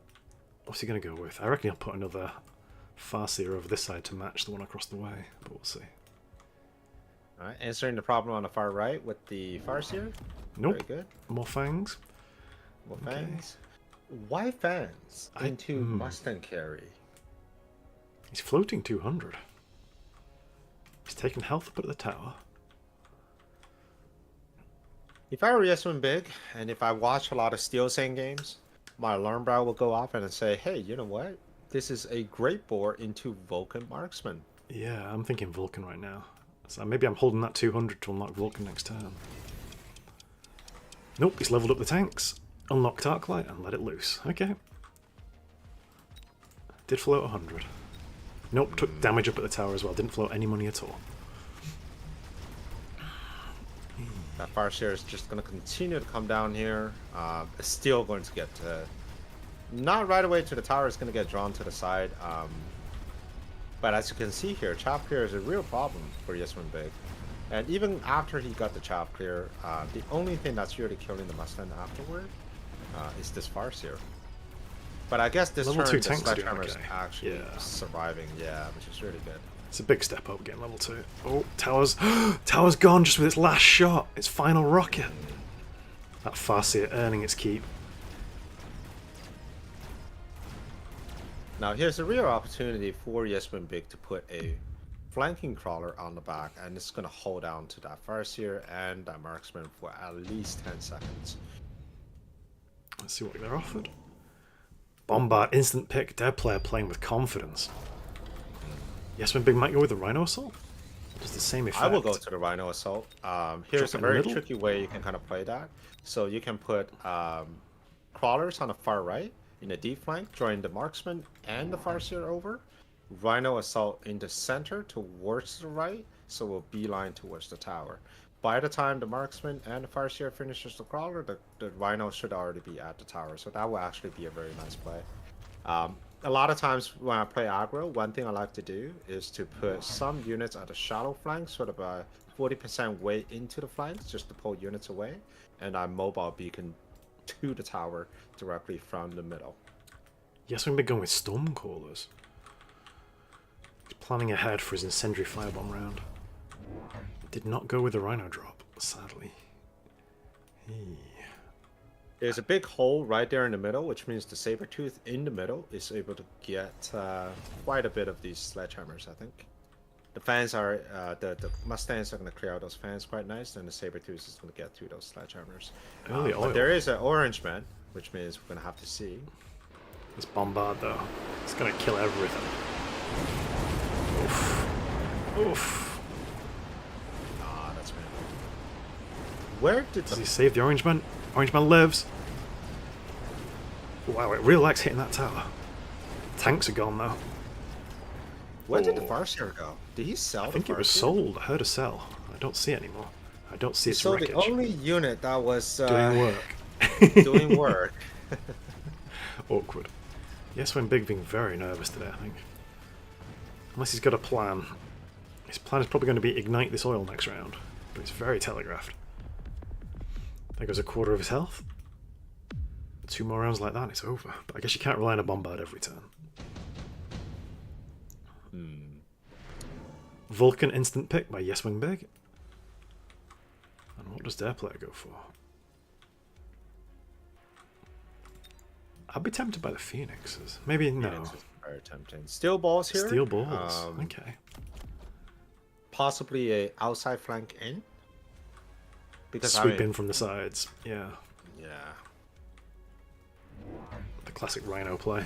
But no, we've got Vulcans on both towers. Hasn't teched them as yet. Does have 350 in pockets, so he might take the range on them. Nope, gone with more Stormcallers. He's balancing out left and right. He's not playing strong side, weak side. He's put the damage item on his marksman. I think that's a mistake. The orange man is overkilling almost everything anyway. I'd much rather that damage item. I will have it. Yeah, level 2 Vulcan with range and Scorch. Yeah. Getting back into Vulcan gaming. No money left as moment, but does have his field recovery available if he wants to sell the orange man. The left side on the S1 Big's board is extremely weak, no chaff clear whatsoever. And once the units get out there, they can just beeline towards the tower with nothing to stop them. Yeah, and I'm that's liking exactly that mobile beacon. what Jer plays. Yeah. So we have essentially Ball Stang coming in, doing the swing around and into tower here. I like the flanking crawlers to distract the Stormcallers as well. Yeah.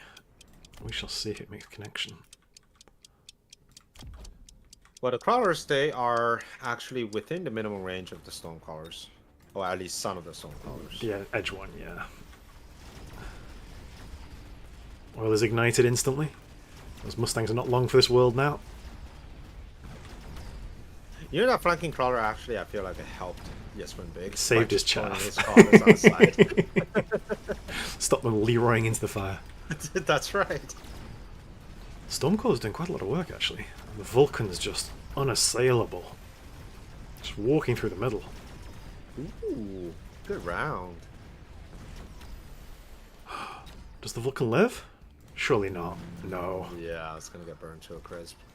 But no, that's overall a very good round. So now we know where the weak spots are, or at least we hope Yes Win Big also knows where the weak spots are. And if I were him, that's 2 extra Vulcans on our side. Yeah, it was chaff clear that was lacking, and the Vulcans just plugged that hole considerably.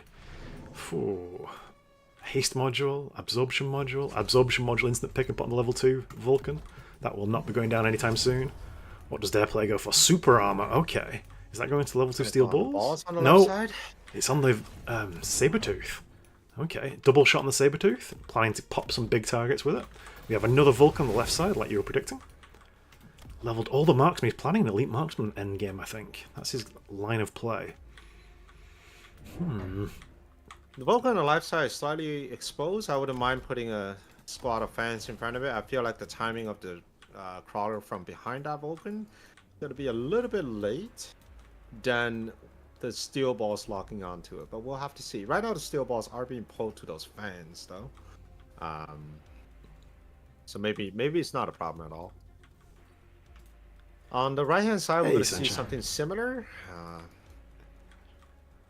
Yeah, we've got a mirrored set of crawlers on the flank. But I think with the Vulcans fixing the lack of chaff clear, the snipers are going to be the big difference makers now. And they're so high level and so much damage. That level 4 marksman with the damage item that we were saying we would sell. Yes, when Big has other plans for it. He wants it to pop these big saber teeth. We'll see if the Mustangs can keep up. More fire. The world will burn, but without oil this time. How much of a difference did the oil make last round? Let's find out. Saber teeth already taking bullets from the snipers. First one falls. Stormcall's raining in the rockets. Ooh. Orange man on the big tank. Yep, even with super armor it doesn't make a difference. It's gone. Gone. And that Vulcan with the absorption module is just not dying. It's going to be living the whole game long. My prediction is this Vulcan will never die unless a melting point is bought. Farseer, that was such a linchpin unit before, taking the tower, yes! But will it be enough? The sniper can save some face, save some health, but it's never going to survive all these Stormcallers, no. Dare player under the pressure now, feeling the kosh raining down on him. Oof. He needs something to answer these Vulcans. Either chaff clear of... Oh, we have an incendiary bomb offered. We have a Vulcan drop as well, yeah. Incendiary bomb taken by both players. Okay. And do either player have oil as an option in tower? Yes, we do have oil options on tower. For Dare player, will he take the oil or not? You have to shield this, right? You can't go this round without a shield. Oh, the chat spoilers. Flanking Sabertooth. Oh, I'm not sure that's gonna be enough. Sabertooth at the same level is tough running into Vulcans, even if you have double shot. If there's nothing around and it's just the Sabertooth and Vulcans shooting at each other, I think the Vulcan will still win. Because the Sabertooth is only a 200 cost, but the Vulcan's a 400 cost. There's a shield protecting it as well now. Shield preventing half the oil from landing. Armor Rhino, though, interesting. That's his play for distracting the Vulcans. Well, they have to get through the big marksman Snipers, first. yeah. That is a spooky board. And the incendiary bomb being completely shielded. Might have a tiny patch of it in the center where those Stormcallers are. Might get the big marksman. Oh. But yeah, that marksman's got a lot of health, level 5. Almost 10,000 health. He's not dying to the fire anytime soon. Not gonna die to the fire now. Scorching fire on the Vulcans. It is Vulcan fully carry. Online. Yeah, fully online. And the missile slowing down the Rhino that was mobile beacon to the tower. And the incendiary bomb fully connects, killing off half these Mustangs. Ugh. That's disgusting. Still Vulcan gaming. It's a throwback to a month ago. Yeah, throwbacks from a month ago, that's right. And that big sniper just pops the Sabertooth with a single shot. This Well, is it the shows comp what I that know. Everybody is complaining about on Discord and on Reddit. This is the. So if you're a new player, if you're watching this, do this. Play Vulcans. Well, no, have a good Play board. Vulcan Sniper. Yeah. Don't buy your chaff clear and then just drop Vulcans. When they've overinvested in chaff, you win. Wow. Yeah. That is Well, good game. That means Yes Win Big is now back in the game. It is still one loss away from him to be out of the tournament, but at the very least, he is moving forward. Whereas third player, thank you for playing. But I think this is just a very tough board to run into. Really you tough had an board. opportunity, you had a tempo advantage in like the first 3 rounds. But the problem is you're kind of stuck with the Saber Mustangs, where you probably could have pivoted into Fort Mustangs. I think Fort Mustangs would have done better with the shield. Yeah, I think his big weakness here was his marksmen, that were a large part of his damage, was so far back, and his Farseer was so far back compared to the rest of his board, that the battle was almost over by the time they got stuck in. Whereas Yes When Big's entire board can open fire at once. Like, as those Vulcans open fire, so do the Stormcallers, so do the tanks, so do the marksmen, who are a little bit closer and have range, whereas Dare players, the marksmen, didn't have range at all, so they were just walking forwards for the whole start of the game. Yeah. Anyway, shall we see if there are any other games for us to spectate? Let's do it. Let's have a look. I'll turn off the overlay. There we go. And let's have a look. Is Steel Sane, is that a tournament game or is that a ladder game? It depends. Still saying, I don't think Still saying Is in Group supposed to A, be no. playing. No, he's not in Group A. So he's probably just warming up. So we are looking for. Let's click on the where is it? Combat power. Probably combat power. These guys probably play a ton.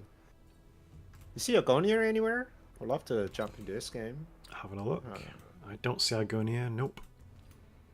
Coin is playing, and Coin. We have Coiny. Is Coiny? Choiny? Yep, yep. Coiny. Same as Coin, but I don't see his opponent. Just the animal. Is that? It's not on the list. And there's no spectators in there, so I'm gonna guess it's not a real game.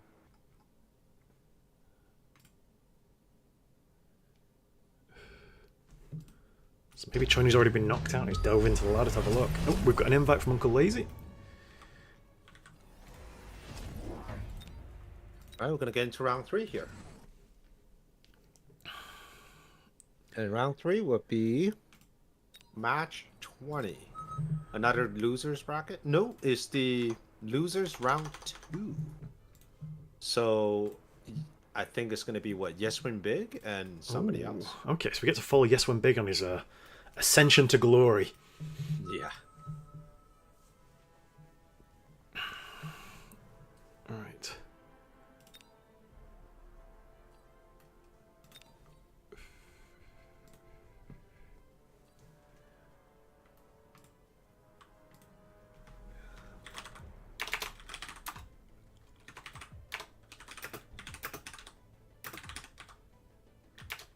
Alright, while we're waiting, quick ad break, and I'm gonna get some water as well.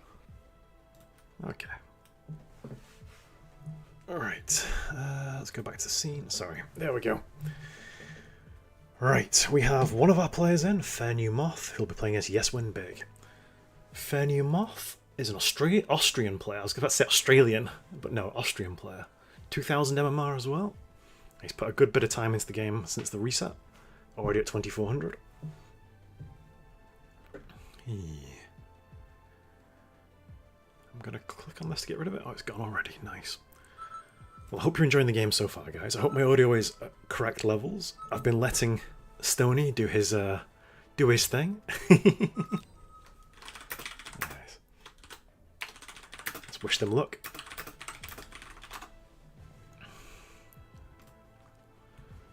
Right, so we're just waiting on the players readying up, and then we're going into the game. Hopefully.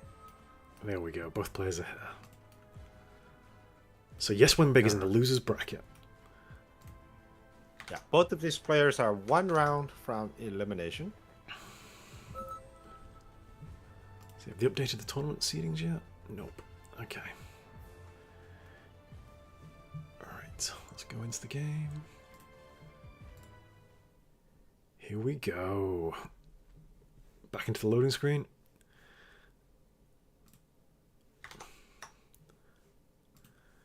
So were you more impressed with Yes Win Big in that last game than in his first game? I am. I feel like he had a more defined goal from last game. Yeah. He came in with a plan. Like, he especially didn't run any chaff clear apart from his tanks until halfway through when he dropped the Vulcans and said, "Ha, you've activated my trap card and these Vulcans will burn you to cinders." Alright, any blind predictions for this round? I think Yes Win Big is again the favourite to win this. Fair New Moth is a 2000 MMR player as well from Austria. But I think Yes Win Big, having got his confidence back from that last game, from such a decisive victory, is coming into this with the tempo. And Fair New Moth will be coming in from a loss from his last game. So I think that's hard to get your mental reset, as it were. So we'll see. Who do you think is going to win it? I don't know Fanny Moth that much, so I'm going to go with Yes Win Big. So far, just by looking at these games, I feel like he has a pretty good grasp of the meta strategies. It's probably from the coaching sessions he's taken from Emerok and Munsk. But I feel like his fundamentals are just a little lacking for the MMR that he's in. We haven't really seen a lot of flanking from him. 0 mobile beacon plays from him, and both are extremely good tools to throw your opponents off. You can have the exact same amount of units on the board, but if they're targeting or pressuring the weaker points of your opponent's boards, you're going to have very different results. So I'd love to see more of those type of plays, because you know he's going to go up. Like, let's say he does get through the qualifier rounds, he's going to go up against players like Rat, or Sarah Zeech, who just all day, every day, repositioning, mobile beaconing, flanking, and he is going to be in good Here we trouble. go. Starting cards. Yes, when big offered aggro starts mainly. Venue Moth takes the Sabertooth Specialist, and yes, when big takes Speed Specialist with Balls and Crawlers. So Are we going to see some Ball Crawler Wraith? I think Come we on, are. yes, when big. Please play my favorite comp. Yeah. I heard you beat Archer with it yesterday. Nice one. In the tournament and everything. Yeah. I mean, I've taken down quite a few high-level players with that comp. I mean, so far, I think Zem is not probably playing the aggro? only player that has consistently defended against Ball Wraith Crawler. And his way of doing it was just a whole lot of fans and a whole lot of Phoenixes. Okay, I would have thought Multi-Melter would be the key, but I guess it's just too much. And the balls can kill Melter. Multi-counter would be okay, but I've actually found out a way to go against Multi-Melter. I mean, all you need to do is shut down the Multi-Melter attack, and your steel balls can go to work, and a few Phoenixes with the EMP, yeah. fixes that problem, All right, so... Interesting, the Speed Specialist is playing standard positioning. That's right. I was going to say, tell me you don't play aggro. Yeah. By not telling me you don't play aggro. Very defensive positioning for a Speed Specialist. That's right. He's got an Arclight. Okay, he's got some Chaff Clear. And we've got the classic tank, sniper, crawler start for Fair New Moth. Vertical tanks, though. Okay. He's expecting a headbutt. He's going to be surprised when these steel balls come in from behind the towers. And this is the mind game, right? So with Fair New Moth, usually what you would expect is Arclights on the line, which means the sledges would target the Arclights right away, getting rid of the Chaff Clear, and then later routing crawlers will come in and deal with the steel balls. But because Yes When Big doesn't play aggro, it's kind of an Uno reverse card. It's like, oh, I know you were preparing for that, but it turns out I just don't know how to play aggro. He's going to get the weak side tower in seconds, though. I think the steel balls will win the round. Yeah. Steel balls win the round, and hopefully the scholars will just draw fire from the snipers, allowing that for the steel balls to work. There are 3 snipers though. Got 1, got 2. Here we go. Still got 1 more, and we're not gonna have enough balls against these 5 No. sledges. Yeah, sledges will hold the line. I think that's a marksman level up. Yeah, it is. Did the steel balls level up? That's the key, though. No, they didn't. Offered laser sights. That's my instant pick here, but extended range tank is also good if you're feeling it. Or Elite Fangs. How often do you play Elite Fangs? Like Rarely. 1 out of 20 times. Yeah. It's not a card I'm very fond of.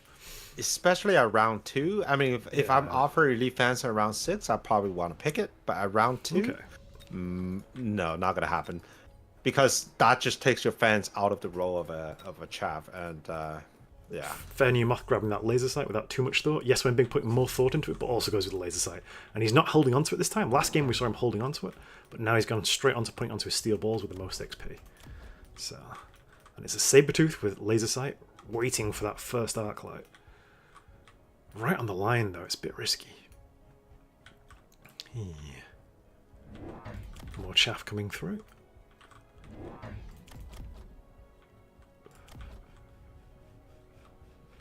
And now, do you get a 3rd unit this round, or do you level your sniper if you're playing as Fair New Moth? I think a level 2 sniper is a huge deal. Yes, he's gone with the sniper level up. Double the stats, half the price. And also the ability to one-shot the balls is so huge. important.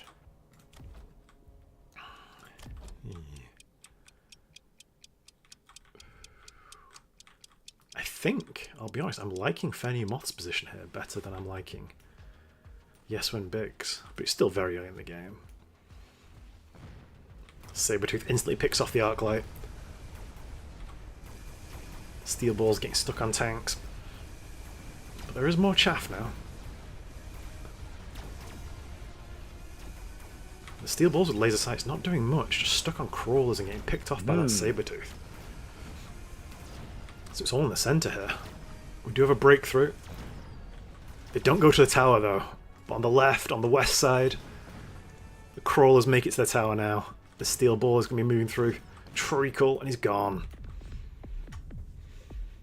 Sabertooth did a lot of work there. Earned its level for sure. Yeah, let's take a look at the board. I mean, essentially there are 3 battles that's going on, right? So each battle will kind of have to have its full chaff clear, and anti-unit. Speaking of, now we're getting air units into this round here. Phoenixes versus Typhoons. Interesting. I think I like the pick from Typhoons. I think Fair New Moth's chaff clear has been mediocre because of just these sledgehammers. So Typhoon really supplements the chaff clear. And also it's just such a meaty unit for these 3 marksmen, and they're dealing a lot of damage. Yes, when Big sold his steel balls with a laser sight, and he's freed up the laser sight. I think he's going to drop it onto those Phoenixes for sure. Yeah, there we go. Yeah. So Phoenix is now taking the role of anti-unit on the far left, and Fair New Moth very smartly also puts the Typhoon right there. I don't feel like Yes When Big is using the speed specialist to the best of its ability. It just feels like he's playing standard, and the speed specialist is an standard. afterthought. That's right. When you're playing standard with speed, it's kind of lost. Unless you start to bring giants, because speed does give giant a nice little boost, and they can walk a little faster. I think this board right here is crying out for Scorpions. As soon as he sees the Typhoons, he's going to be considering them. Because Scorpion with double shot pops Typhoons. Yeah. More Phoenixes balancing out on the right side. He likes playing a very balanced board. I mean, I'm a big fan of balanced boards myself, but I think there's a time and a place. And right now there's a strong side on the west side. Cheeky missile, picking off these tanks. Doesn't want them to get the level up. He's going to get oil on the strong side to delay, and then he's trying to get tower on the weak side, and hoping that with the tower debuff is able to clear everything on the other side. Good strategy. Let's see if it works out for him. Yeah. I'm liking the oil. But I'm not sure he's got enough firepower here. The question is, can the Phoenixes... Also there's lack of chaff clear here. All the chaff clear are going to be dead in the next second here. And these 2 high-level Phoenixes are just experienced Pinatas. Picked off a missile that hadn't seen get put down. That's my mistake. But yeah. And here's the tower, but no chaff clear. That's a bit disappointing, because if we the had sniper. No anti-air remaining apart from this Typhoon. Oh. Typhoon no gets chaff clear once again. Yeah. Ugh. Typhoon earning its keep. It's killed all 4 Phoenixes while being pushed around by the Saberteeth. Yeah, if there any time to get a Scorpion, I think now would be the time where the oil is still in effect. Yeah, buys you a bit more time for it to get the shots off. Ooh, I'm very tempted by the heavy armor. Yep. Yeah, heavy armor. So yeah, you can either go Scorpion or Stonecaller. Both are pretty good here. Vulcan with heavy armor. Lighting the oil up. I suppose. I mean, without any sort of chaff, then the level 3 Phoenixes can go to work. Yeah, because it's going to kill all the small units here. He's taking barrier on the Typhoons, though. Will the Vulcan ignite the oil if he's shooting a shield over the oil? Yes, it will. With the splash. More Typhoons on the opposite side. He's balancing out as well. More Phoenixes, too. Interesting. He spots the weakness in the lack of anti-air. I like the Vulcan play very much. I think Vulcan is the correct way. Right now, the Phoenix is just so underperforming, and Vulcan gives them the opportunity. And also, we've seen last round that Yes When Big does understand quite well the dynamic between Vulcan and snipers. I think this is potentially the turning point here. Yeah, I get so much more value from the heavy armor as well by putting on a giant, whereas a 200 cost unit, even though it's got a lot of HP on a Sabertooth, it's just not the same as a Vulcan with almost 70,000 hit points. And this round, I mean, this game is very similar to the last game, right? With the Sabertooth carry, with snipers that are way too far back. Yeah. Lacking the Stormcalls of last game. Ooh. And that Vulcan is doing so much work. Yeah, there's going to be a tower capture on the other side, but can we get that sniper? Oh, that's rough. No, tower timing. Power timing is rough. Probably couldn't even get the... Yeah, couldn't get the Sabertooth either. That's really rough. And that's levels on the snipers as well now. He'll be in a good position to answer the Phoenixes. Yes, when big, feeling behind the tempo. And he lost the oil. He lost the surprise as well. Oh, there's a big Scorpion offered. No, he takes this 3 Stormcallers. Makes sense. He needs to pop those shields fast. And they'll contest the snipers at the end of the round as well. Alright, I think he's building the exact same board as he did last game with the Stonecallers, with the 4 Vulcans. There comes the second Vulcan. And he's swapping out the snipers with Phoenixes. The only unit that's really missing, and I think it was necessary from the last game, are Sledgehammers. I would love to see 2 vertical sledges going right in front of the Sabertooth. The ability to draw 4 more shots or 5 more shots from the Sabertooth is godsend, because that's Take 1 that shot Vulcan. less on the Vulcan. We've got Stormcallers as well from Fair New Moth. Gonna have rockets raining in from everywhere on the board now. I don't think these fangs are long for this world.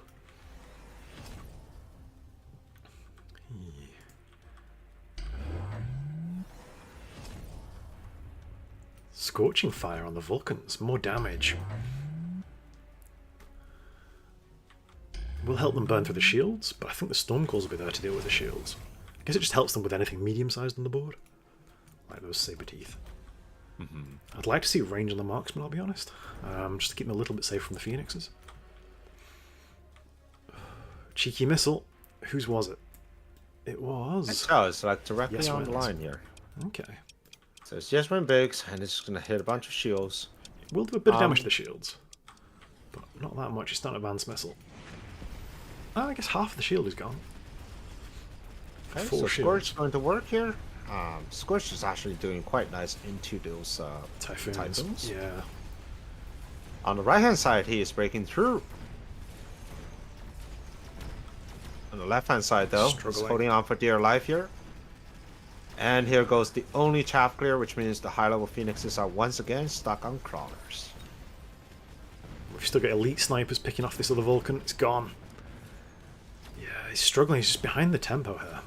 Yeah. The Phoenixes aren't doing enough. But if he gets 1 more round, I reckon 2 more Vulcans again, and then he's probably stable. And also chaff, just need a bit more chaff. I think the Vulcans needs to stay in just More a bodies little in the bit way. longer. The problem on the left hand side is that the Vulcan died before the back corner crawler arrived, and that's where the Phoenix really gets stuck. Advanced shields for Yes Win Big. Great pick. Does Allows the Fenny Vulcan Moth to go stay with longer. Alright, Phoenix is 45 upgraded. Charge Overlord. shot. We have Overlords coming in. We've got Typhoon Overlord as the combo. Here we go. Charge shot on the Phoenixes. Very short range now. With the laser sight, 115. Without the laser sight, 95 meters. Bit spooky. He has loaned. And he does have money left, so he could take temporary range at the tower. Do we get chin guns? Do we get our Overlord artillery? Yes, we do.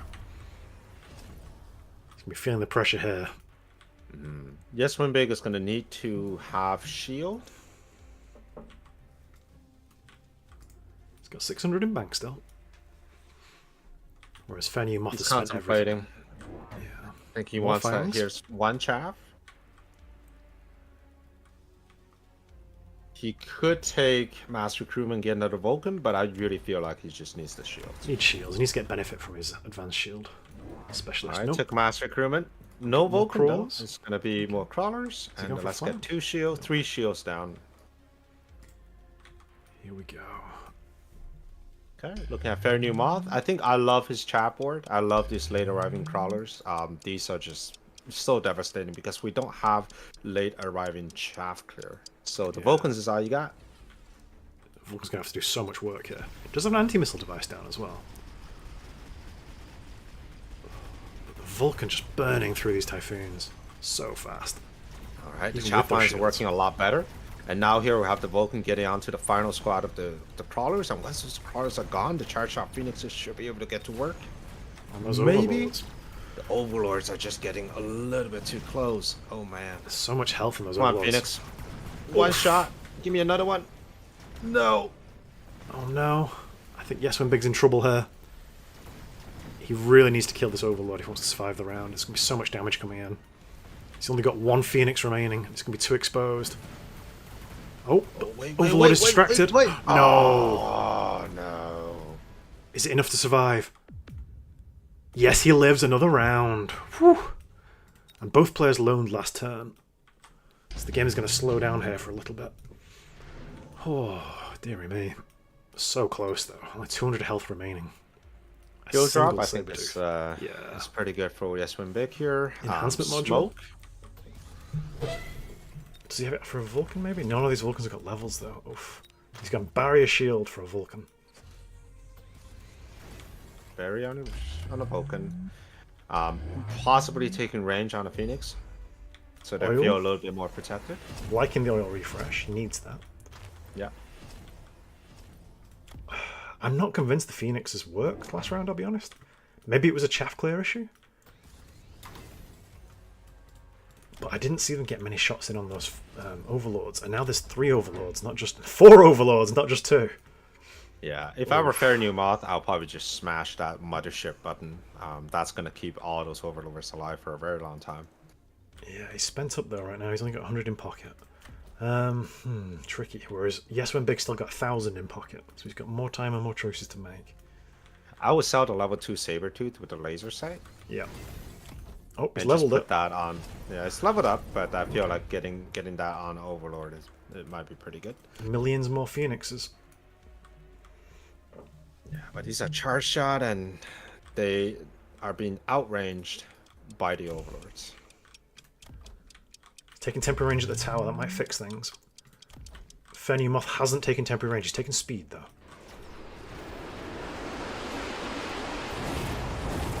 Oil gets blocked by the barrier shields. It's a bit too far forward. A bit too greedy.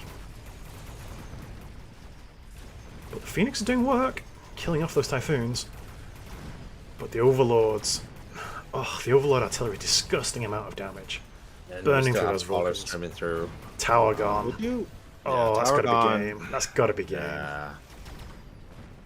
Still got Phoenixes though. Nope, no we don't. Oh, dearie me. Oil? Oh, maybe we have a chance? No, just these fortified Overlords. So tanky. And these cannons still one-shotting towers. That's GG. Oh, Yes When Big GG. struggles versus air. 2 games out of 3. He's going to be ruining the day. He had to face Overlords. Ugh, Well, tough and that's game. it. That's the run for Yes Win Big. His dream is over. He's out. Only allowed to lose Put 2 up, games. put up one good fight. I mean, I think he was on the verge of turning this around, this but was he close. really desperately needed range on his Phoenixes. I think the mistake was going charge shot Phoenix on the turn when the Overlords came down. It's just pure chance, and it happens, but you just feel terrible. But I feel like the second round and ignoring getting range on his Phoenixes is also Yeah. rough. But he has a lot of problems he has to deal with. The layer arriving chaff is just a constant problem. The boat, big problem. Yeah. Well, that's it for Yes Win Big, and Fair New out for Moth the gets next to one. stay in the tournament, and we're gonna move on to the next one. Yep, 2 seconds. I'll just update the results page. All right, quick bathroom break. I'll be right back. See you in a minute. So Fair New Moth won that one comfortably. Didn't even take a single bit of damage.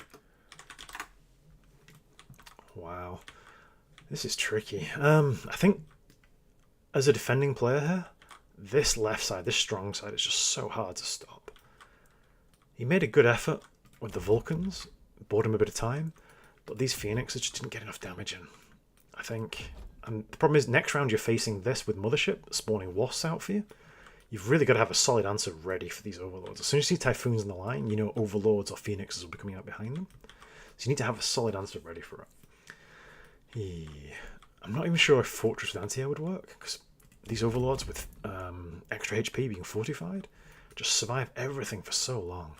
And I don't think the Chin Guns lose damage for being fortified. I think they still do full fat 11,000 damage per level. So it's so much damage.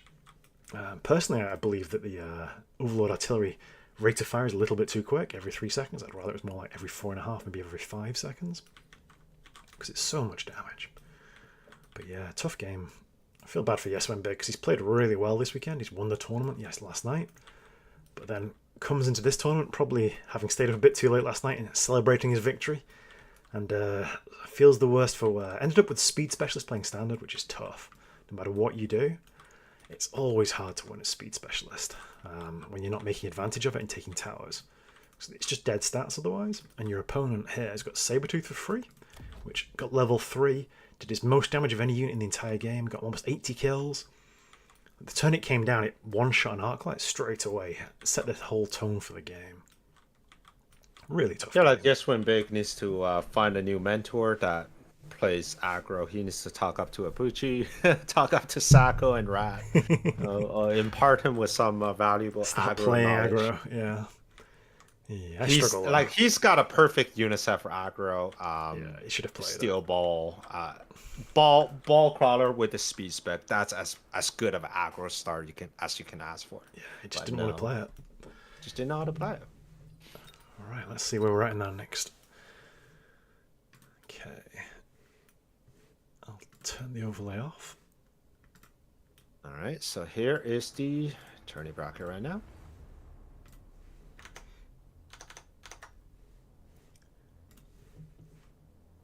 Do you have a link for a Tony bracket which is updating? Because mine is not updating. Mine is not updating either. Okay. I wonder if they're running a Google document or something and we just can't see it. It's a bit frustrating. Hey. All right. You know what? Let me just post that in a chat. Let me just ask Uncle Lazy if anyone's doing the updating.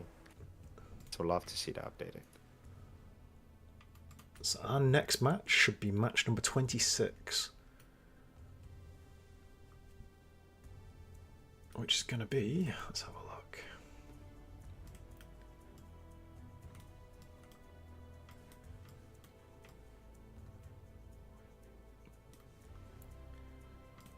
Wait, match 26 would be Group B. Has Group B begun? It must have. That'd be the losers bracket final in Group B. Sorry guys, I just pressed the back key because it's my transmit key on Discord. Hey, sorry, my amateur professionalism coming through here. Right, so, still a lot of games to be played before we get there. Alright. I'm gonna help Uncle Welcome. Lazy to make a Google Sheet Okay. like we did with Dev Pro. I think right now we're just in coding pattern. We're gonna wait to be caught into round 3, but Okay, if no you need worries. to entertain the stream, I will dive into another game and start spectating. just let me know which game and I'll jump in there as well. Okie dokie. I'm going to jump into Nuclear versus Satash. Okay. It's round 9, so it's going to be a late game. I see Aganier here actually. Oh, okay. Aganier and Ezo. I'm gonna jump into that one. If you Okay. just see my name and just Yeah, I'll follow you. jump into my name. I could not pronounce this guy's name. Satasfa? Sastofa. Okay. So a quick look at this board though before we dive across. Fortress, carry forts, I like it. Range melting point, Vulcans. Ooh, and some fire badges. Okay, we have high level Mustangs in the back line. Arclights high level but no techs on them. Very high level Mustangs would carry. Okay. So I think here I'm much liking Sastafa on the red side, winning this, even though I love forts. I think this looks much more spooky. Right, anyway, let's have a look. See where Arganier is at. There he is.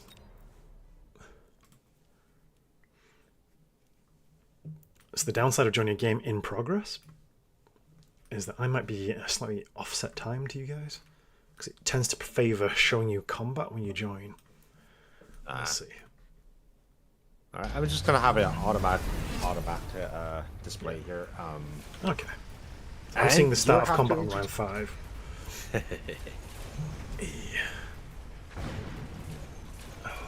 Lots of Vulcans. Wraith ploughing through to the tower. Oh. Vulcan has regen module. So Ezel, Typhoon Specialist. Arganier, Marksman Specialist on round 5.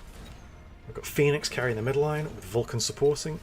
And a Wraith with super armor. What is this? 80,000 health. Look at that. Ooh. Phoenix taking the tower. It's this Wraith which is going to be the question. Can these Phoenixes kill this Wraith? I think if they're left to their own devices, they will do. Particularly with the tower debuff.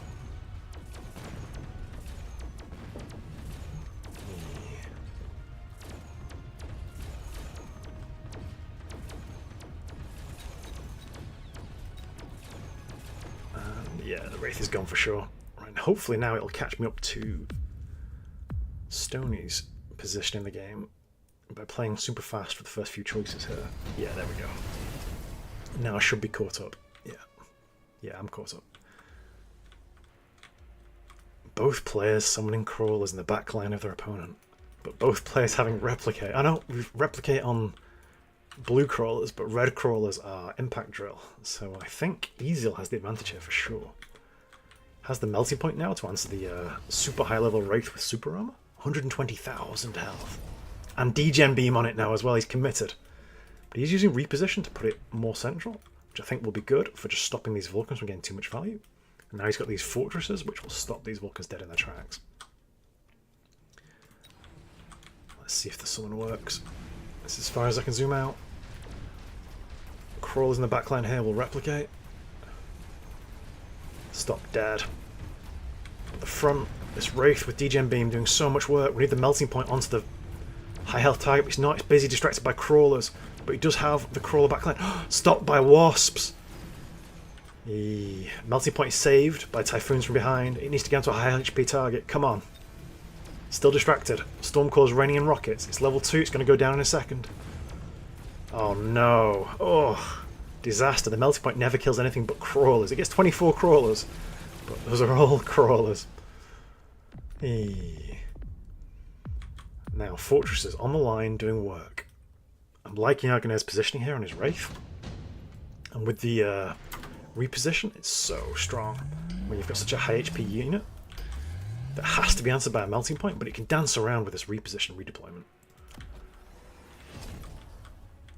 Scorching Flame on the Vulcans should help get through those shields.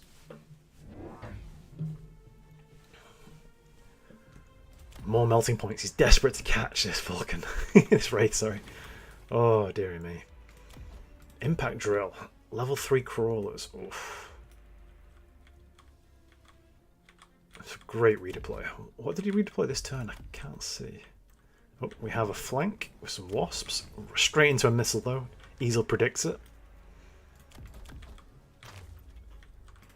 Crawlers streaming through. Impact drill to match. Okay, now it gets interesting.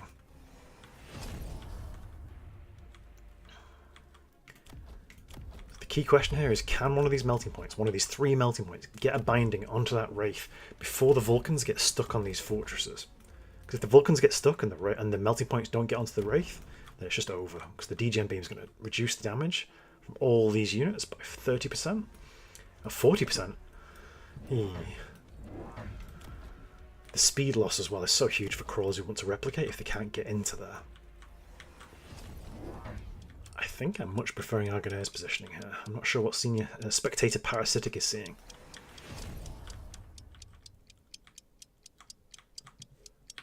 One big marksman. I guess that's his marksman specialist, yeah.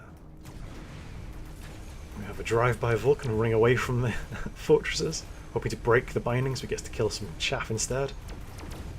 There we go, we have melting points onto the Wraith. Nice. Wraith is down. That's huge.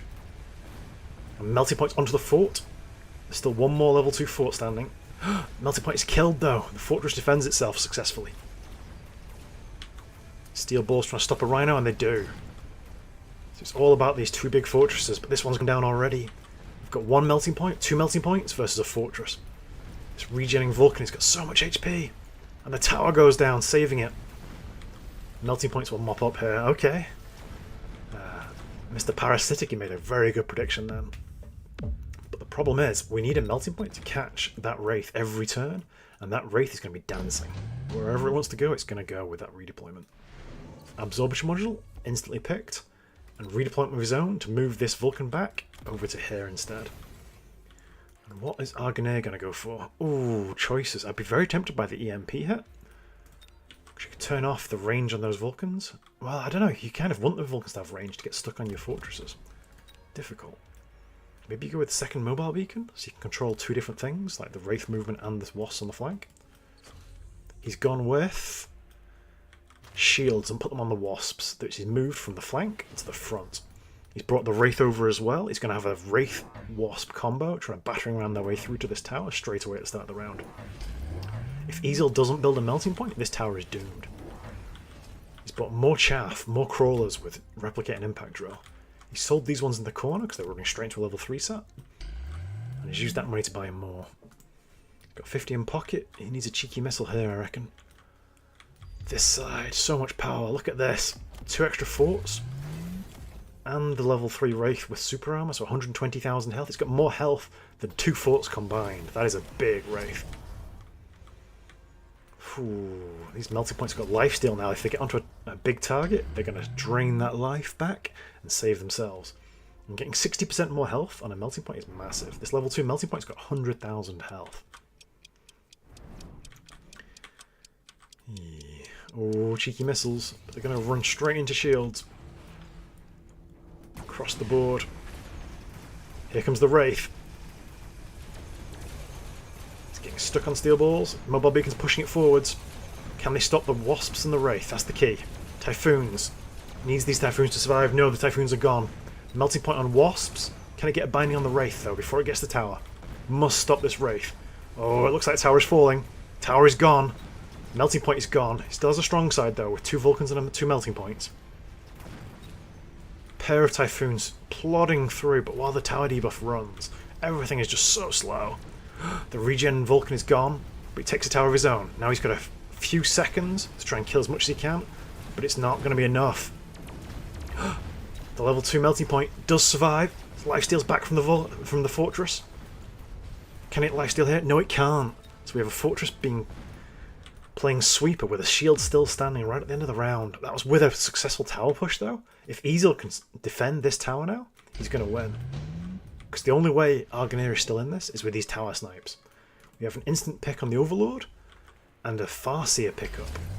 Farseer goes EMP at the back right. Overlord plugs the hole that we were just exploiting with Argonair.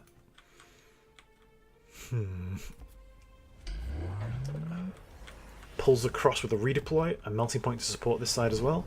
Argonair types GG, Easel types GG, but who won? We don't know. Oh, come on, guys. Don't leave me in suspense like this. We have launcher, overload, and range, and shield in these fortresses. That's 3 technologies. It's possibly the most expensive set of tech you'll ever see. Unless he buys the anti-air as well. Oh. What are these Phoenixes going to do? I don't think these Phoenixes are going to do much. I would have probably sold these Phoenixes, I'll be honest. I mean, 15 kills. Did do 54,000 damage, which I guess is important for popping shields. It's all about the melting points. The melting points are the Vulcans. It wants the melting points on the big targets and the Vulcans killing the small targets. If it goes wrong and the Vulcans get stuck on a fortress and the melting point's busy killing crawlers, it's going to be hard to win the round. Oh, we've got another Farseer on the far side. So we've got 2 Farseers now. And the big fortress has been moved, whisked away to the far west to ambush this Vulcan. Gone. But I think this Wraith is not long for this world. There's a massive Overlord waiting for it and a pair of melting points. But the fortress is pressing in from the corner as well, killing off the Vulcans. Leaves the chaff unpicked. And yes, the melting point is distracted, doesn't get onto the Wraith. Can the Wraith get the tower? Hasn't leveled the tower. Oh, even just a single shot. Both towers go down. Round is over. Just a beautiful play, repositioning this big fortress onto this side over here. So important. Oh, Argonair getting a huge win.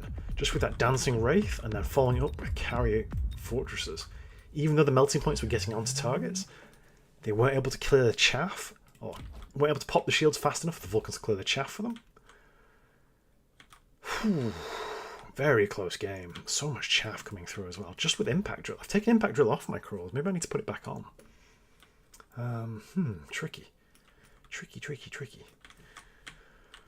Excellent cast, DRN. Sorry, dude. Talking to myself all day. Mr. DRN, everybody.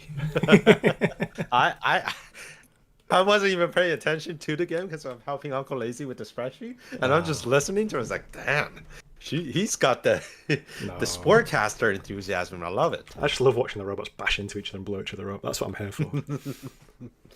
Yeah. So how's the organizational side of things going? Do we have brackets set up?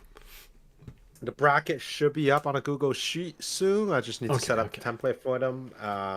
The tool that we were using apparently is broken, and nobody can update it, which is kind of crappy. So now everybody's writing it down on paper, which is not good for all of our casters and also for the gamers. So we're gonna set something up for them. Uncle Lazy is now filling in the blanks, and I should be super stressed with it all. Casting. Great. Well, I've got the unupdated brackets up at the moment, but I'll update them when we can. So our next game is meant to be game 26, which looks like, well, I'm not sure. Not sure anymore. We'll see. Even I think even we're off the looking at beaten the game, track. yeah, we are.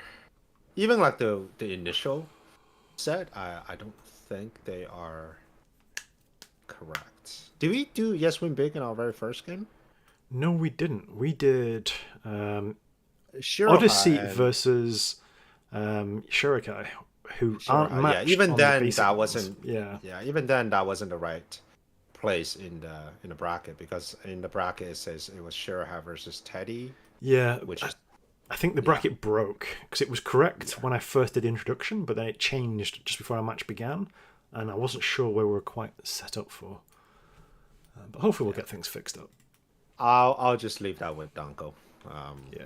And he should be familiar with the template that we use for that pro. So just go and plug them in. Cool.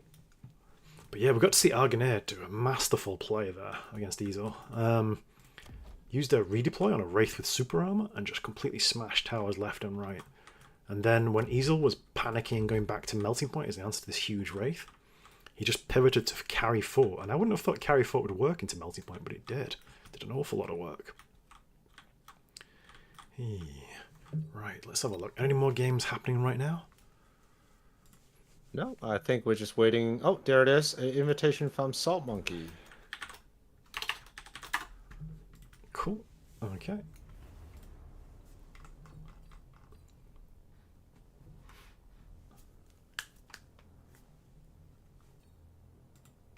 So we're just waiting on our lobbies being filled out once more.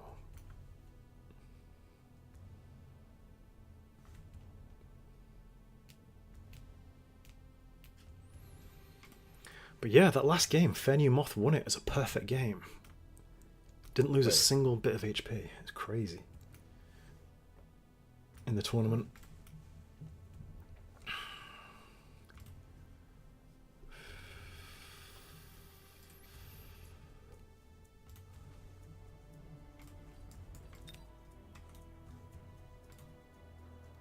So why is Salt Monkey inviting you, not Uncle? I'm pretty sure I'm in the wrong room. Yeah, because Salt Monkey's meant to be inviting Amarak Pants, Till, Swatzek, Red Hair, Godog, Play Archer, and Apucci. We should be in the peach-coloured ones from the image. We're very confused in the room because we have Sako, Apucci, myself. A bit of everybody then. A bit of everybody. This is a party here. Okay. I guess they're trying to get us all to cast the same game at the same time then?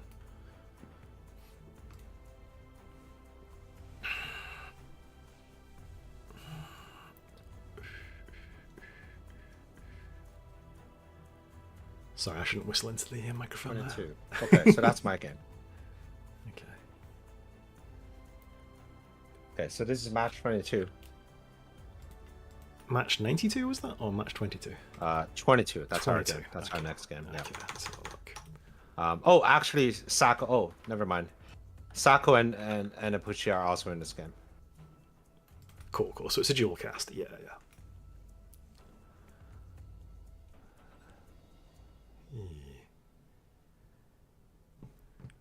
Right, so we're just waiting on. So it'll be the winners of these, and we've not seen Argonair. Well, we have seen Argonair just win one game, but it's not showing on your list. You want to go into public chat and say hi to Okay. Saw Monkey? I need to turn on public chat while I'm on stream. 2 seconds. I'm just going to hide it. Pull that up. And can you go to the 501 server? I am on the 501 server. Okay. I'm just piping in public chat. I might have to reopen the game though, because I might turn it on in settings. Public chat should be on.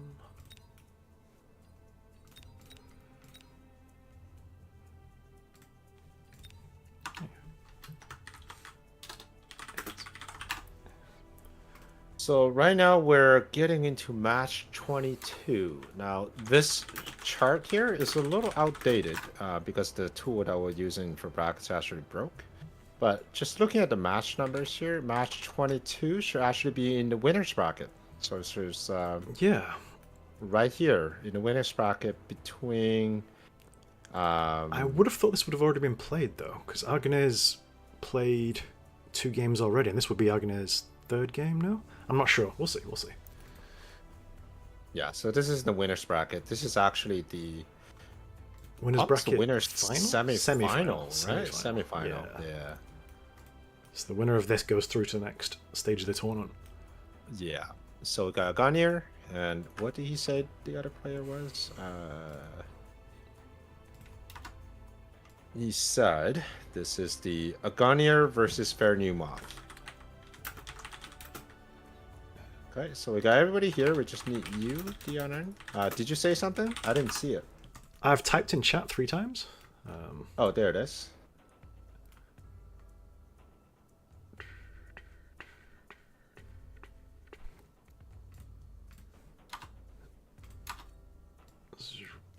Shrink that down so we don't have too much chat visible. Sorry guys, everyone's being very well behaved, but just a little bit nervous. There we go. There we go, I've got an invite now. Thank you. Perfect. Thank you. Thanks guys. Thanks guys. All right, I think we're all ready to go.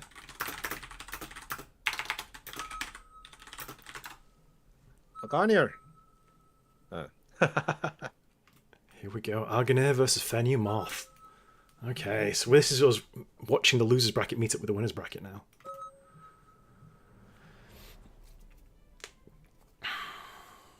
All right, we just watched actually both of these games just now. We watched Fair Moth take over Yes Win Big, and also Agonir winning against Ezio. Perfect. All things work together, eh? All right. All right, blind predictions? Blind predictions, I really liked what I saw with Argonne last game, just while we were spectating, while you were busy beavering away on the spreadsheet. It was very... I thought he was doomed and completely out of control, and he managed to fight his way back in it with some nice movement, so I'm looking forward to seeing him play some more of that. We've not seen Fenrir Moth under pressure. He was in complete control of the tempo and the play last game, whereas I think versus Argonne, you're never going to be in full control. There's always going to be some turns where you're on the back foot, where he makes a move that you're not expecting. So we shall have to see. What are your thoughts? I'm going to lean on Fair New Moth here. I feel like Agonir is a very disciplined player. Okay. He follows a very strict regimen on where he puts his units. He likes things very symmetrical. He does... I had quite a few games with him, and he's not a fan of cheeky plays. Okay. Whereas I feel like Fair New Moth is leaning a little heavier into the cheeky plays. And I don't mean just like, cheeky missiles or cheeky flanks. And sometimes you did would brute force get... the front door with the overlords last That's time. right. You get double attack, brute force with abilities, and just kind of push, like shoving things through the tower. And those are the exciting plays that I'm looking for from this tournament. Argonir is kind of like the Steel Sane twin, where you can expect a great balanced, very rigid board from him, Yeah. very rigid. It's like running into a wall. Whereas Fair New Moth, I feel like it's a bit more dynamic. So I'm gonna go with Fair New Moth here. Okay, should be good. Right, so we have... Ooh, some good choices here. I think I'm liking... Aerial? No. I think Argonne goes Rhino. Nope, he's gone Sabretooth. Okay. Fenrir Moth. Sabretooth and Spiders. Fair New Moth, he I can take go Typhoon, for aggro. sure. Yeah, you can go aggro, you can go Typhoon if you want to play standard. Farseer, if you want to go aggro, you can also go aggro with Farseer? Spider, with a Fire Badger. So I think we have both players wanting to play aggro here. We'll see. See if Aghanim uses... Nope, standard positioning.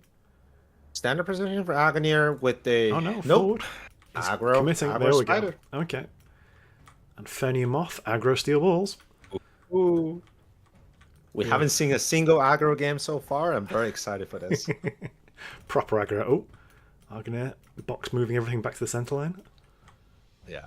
This is more into his style. He likes staying symmetrical. Yeah, I can relate to that. It's much easier to understand the game when both sides are the same. Right. Very far off crawlers behind the steel balls. Typically, you Yeah. have them directly behind it so that when the steel balls engage, the crawlers walk forward. But now you kind of have to wait for about 3 seconds. But in those 3 seconds, your steel balls might have been dead. Wonder why he's doing that. Is he leaving space for an overlord? Or it is a 4 gap. Mustang, maybe. Hmm. Like a ball stand setup. Yeah, the classic. So we've got even more chaff. And even more chaff. That's all the players have bought so far is chaff units. We have 5 units of crawlers for Fenny Moth. Yeah. Right. Alright, so we got steel balls running in. I think the first squad of steel balls is going to get wrecked by that tarantula. However, now with the crawler streaming in, I think things are looking a little better. The first round with aggro steel balls is always rough because you have to decide if you get chaff clear or you get crawlers. For me, I always just unlock Arclight and I take a single Arclight and I dump the other. You just need some into the chaff clear, crawlers. don't you? Yeah. Yeah, Tower just take need on the right. some chaff clear. That's a rough tower timing. You may not even get this tarantula. Oh, he must do. Yeah, phew. So close. Oof. But yeah, Aghanim after a great start already. Alright, let's see what their first choice is. We have the Sabretooth arriving. He's already picked Rhino Assault for the blue side. When you're playing aggro, your backline is extremely weak, so anything to get to the back is really good. Rhino, Wasp, Underground Threat. Right in the back middle. Fenny Moth still taking his time making his decisions. I think in this round he's going to have some sort of chaff clear. Now the question is what sort of chaff clear you're going to get. He's also taking the Rhino Assault. Ooh, 3 missiles for Aghanim. He's not messing about. Defensive Rhino. so it's going to be the Mustangs into some sort of a pseudo chaff clear. I would love to see a extra squad of crawler. We know that Aghanim is playing Sabretooth. Here are the crawlers. Very nice.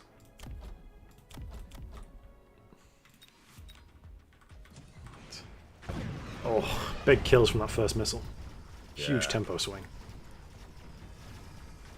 Man, that's like 400 cost unit. And now he's not going to win again because the Sabretooth is on the steel balls and he has no chaff Gets the clear. tower. So Oof. complete domination Aghanim side. Did cost him 50 to play the missile though. Oof. But it's only 50. This is a complete domination. Did that spider level up? Yep, the spider is now leveled up. A level 2 tarantula can actually kill a level 1 steel ball, like a single steel ball unit, in about 3 shots. Yeah, very fast. Let's see what we get offered. Oh, units Wraith is now. offered. Yeah. I'd love to have Wraith, but you also have Typhoons? Marksman. Aghanim gone straight for the Typhoons.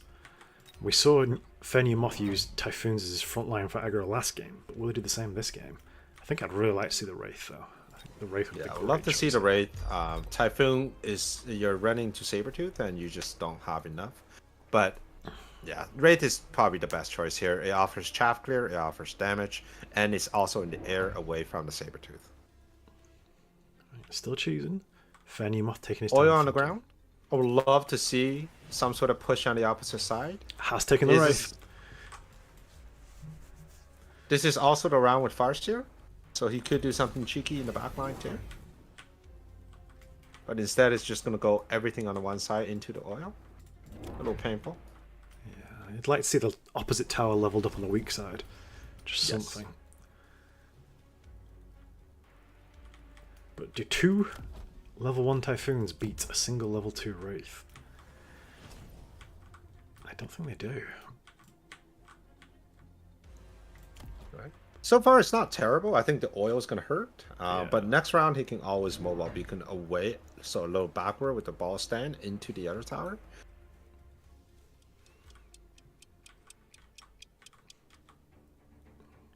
Here we go.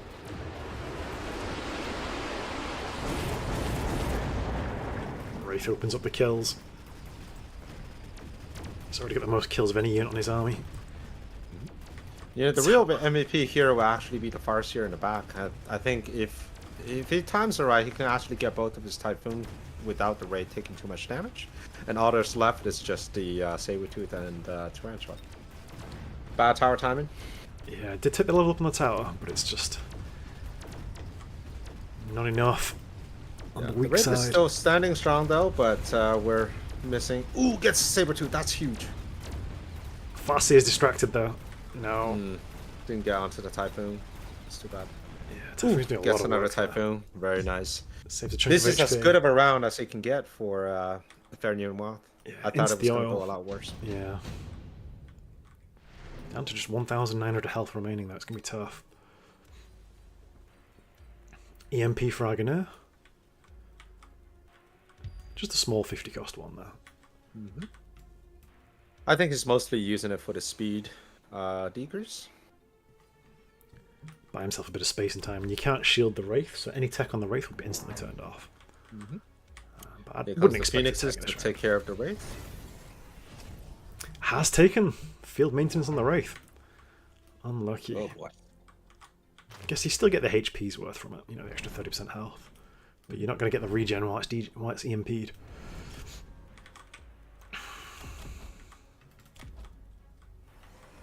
The other Wraith, where did that go? Back in the left. corner. Yeah. Nope. Little hesitation. Oh, changed his mind. Back to the front. Level 3 tower. He really doesn't want to defend on that side. Yep. Just going to leave it open. 60,000 health on the tower. And even when it dies, it's only 5 seconds of debuff now.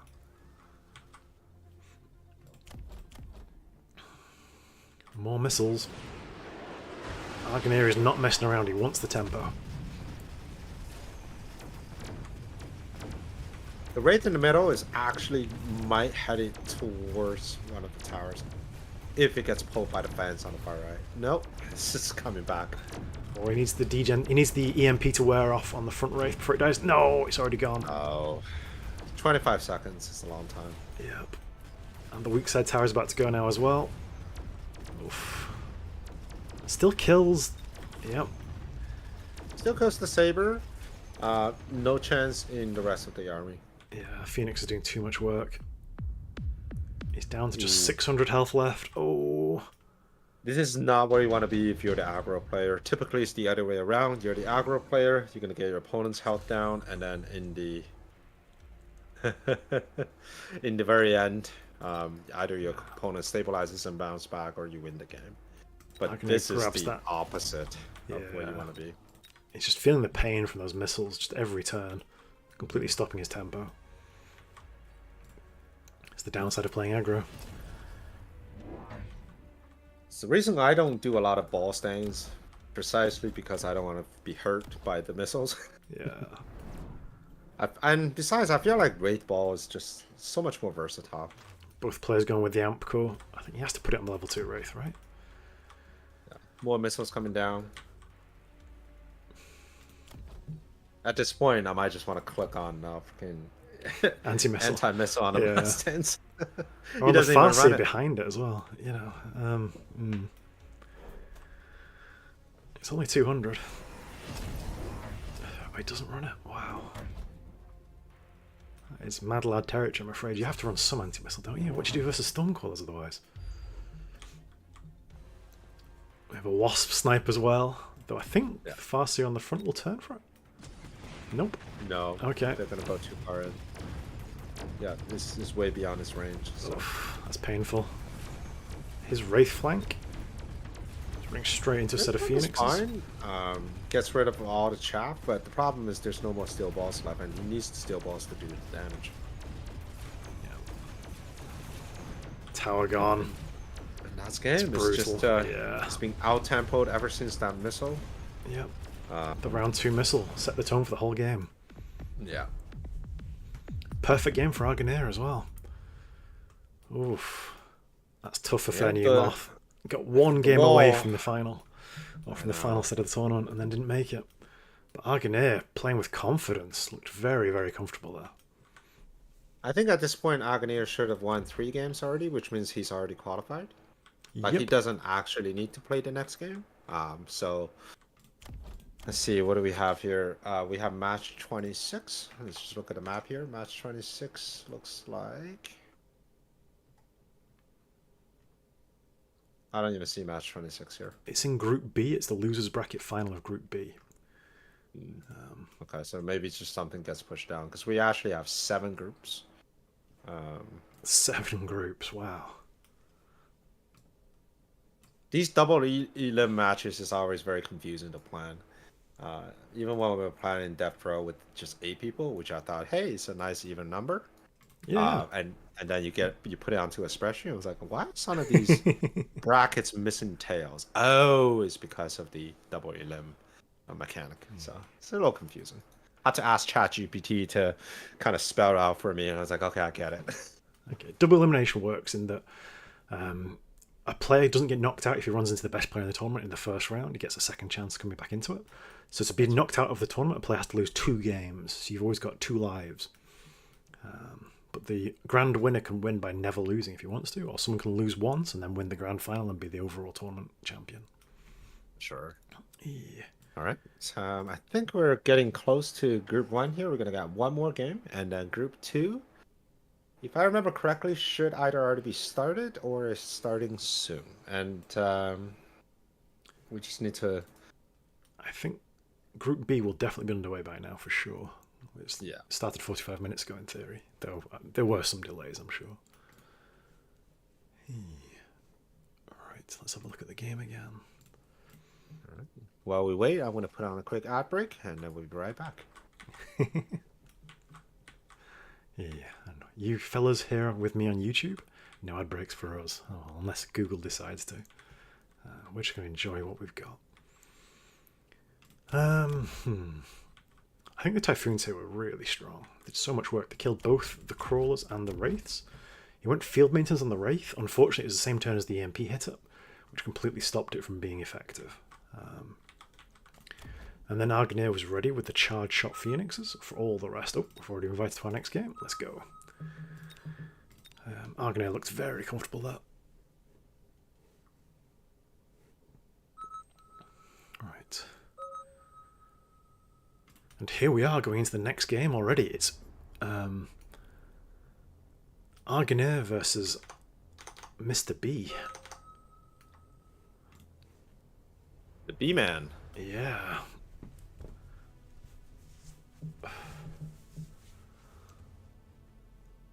So I'm told a direct translation of the B-Man's name is B Station Shark Rookie. Is that correct? It is, but it's just a face value translation. So, Okay. So I'll break it down. I'll add some cultural context. Yeah, yeah. B Station stands for Bilibili, which is like the Chinese version of Twitch. Yeah, yeah. Yeah. So that's what B Station stands for. Okay. Shark in Chinese culture, it means like you're like a Chad. Okay. It's like So like you're like really good at something. Okay, okay. Right. So it's a bit like And we'd then- say a day trader could be a shark. Like he's, Or it could be a aggressive. shark. Yeah, yeah. Right, aggressive. And then the last word, that the bird, it directly translates into a newbie. So rookie. he's like Yeah, a Bilibili aggro rookie. Cool. But he's very polite. He's a shark, mean, but he's polite. He's very polite in English. I've been on okay. his stream many times, and he's not that polite on stream. He's got a personality for sure. Sometimes the game gets the better of all of us, I'm sure. He's the Chinese equivalent of Monsk. He's always there complaining about unit balance. Oh, dear me. Okay, we don't have our assignment yet, so I'm just gonna jump into that game and see what's up. Oh, I'm in this game. Are you not? Oh, are we casting? Yeah, I didn't get an invite. Okay, I got an invite, and it's just going live literally now while we were talking. Oh, Do okay. you want to join well, me? Spectate, like, I friends did list? join you. There you go. Yeah. You should be straight in there. So, Cool. ooh, I invited myself. there you go. Do our own invites with blackjack. Right. All right. So B-Man's got aggro batch here with the except he's not going aggro. He's actually Fortified. going Interesting. fortified. Gunir probably also going to go standard. Yeah, this is a very standard board. Fan, Stonecaller, Quick Supply. Quick supply with Stormcallers. Do you ever get tempted to do the quad Stormcaller start? It's so much tempo. I do. And recently I like the 3 Stonecaller start Okay. with a high explosive ammo in Hey, the aggro. round. Okay, get that big splash going fast and early. Yeah, big splash, especially when you see sledge lines, you just get that big splash, and then you supplement with even more chaff. There's a very good chance that you're going to get those sledgehammers very early, which means more chaff will just prevail in the early rounds until you have enough money for a Vulcan. So, I watched the Rat tier list of starting specialists, and he does not rate Fortified Specialist at all. But we're seeing B-Man go straight for Fortified Specialist. What do you think pulled him into it? Fortified tanks? Fortified tanks, or I mean, fortified works best when the game goes for a very long time. When you get those high HP giants and also a lot of levels on your units. So that's when the 13%, 17%, 17%. Yeah. Start to scale. It's a big chunk. So B-Man is probably expecting a long, boring standard game. Never boring. I love standard. Never boring. It's more Even look tactical at the than board full-time. here. The Stonecallers are quite aggressively placed. All right. Some interesting cards here. I think Tarantula is interesting, and so is the Wasps. When you have standard game like this, having that ability to kind of drive Jump your opponents around. Yeah, put them on the back foot. Typhoon is a great pick versus it, though. So Argonair going Typhoon again. That's what he picked last time. And Mr. B is going with... He doesn't pick. Typhoons as well. We have a Typhoon headbutt right on the front line. Right on the headbutt. But isn't that Typhoon just going to get targeted? Murdered by the Stormcallers? Stormcallers, yeah. I am confused. I'm also confused because that Typhoon is going to fight for the first 10 seconds while the rest of the army catches up. But for what purpose? Yeah, he has sold one set of tanks, so he's positioning more forward again. Another set of crawlers, he's going to protect them? Yeah, there we go. Those crawlers should hopefully distract the Stormcallers and buy time for the Typhoons to get work done.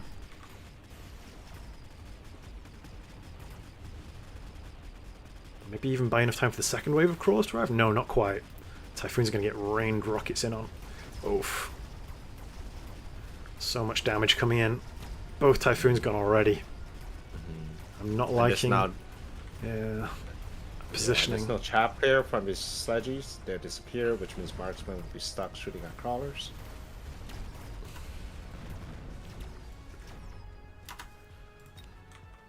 Good ground here for a Gunir. Yeah. I think he's just trying to reposition and get closer to the line. He's realised he's facing an aggressive Stonecaller positioning.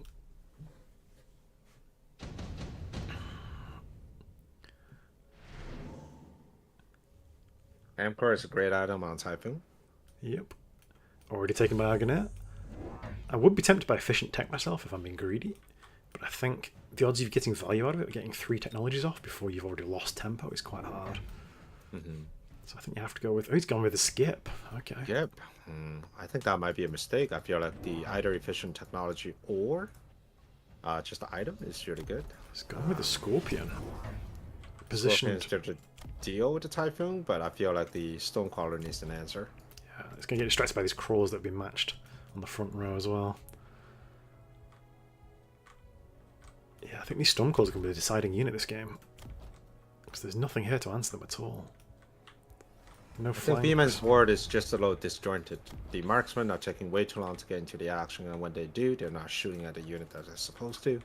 Chaff Clear, which is at the front, they die before the final crawler moves in. So I think he needs to kind of sort this out a little bit. Right now, it feels like there are two armies. There's the Typhoon Scorpion, and then there's everybody else. I think the Stormclaws are going to make short work of that Scorpion, I'm afraid. Yeah, Oof, Typhoon's once already again, gone. Once again, no much half clear left, and then we got a Scorpion stuck shooting at crawlers, and there it is. That Scorpion never landed a single shot on the Typhoon. A very bad position, actually. It would take quite a few turns to dig himself out of this. Just have crawls on the far side weak tower, but it's not going to be enough. No, it's a level 2 tower. And this is interesting, because I've played with all these players, and I respect all these players, and sometimes when you watch a game like this and it feels like it's super one-sided, You wonder why. Like, you what wonder put them why, in this position? right? Yeah. Like, what made you think that you want to headbutt with the Typhoon with the rest of the army about 80 meters behind you? Just sat in front of those Stormclaws. Yeah. And now they've got Amp Cut and level 2. That's going to be really hard to break. Yeah. Photon emission for Aghanim. Yep. Now everything's just gonna walk over him. Absorption is even good for Aghanim if he wants to get on a Typhoon here. Replicate crawlers. He is having no mercy here. He's taking the headbutt and saying, I'm going to turn those into mine. Yeah, so a couple areas to watch out for. We have the bottom flank, that's going to get overtaken. Replicate Crawler is such a huge tempo technology for... if your opponent doesn't suspect it, because you almost guarantee tower. To win this turn, yeah. Yeah, in this case, we already saw a tremendous amount of weakness in Chaff Clear for B-Man, so Replicate is just going to compound it. He might actually be knocked out in this round. He's doing a panic mobile beacon trying to pull things away from those level 2 Typhoons. Still gonna get shot at by the Stormcrawlers though. It's just after all things are done, you're gonna end up with a million crawlers they have to deal with. Yeah, it's tough. At least they can shoot and scoot.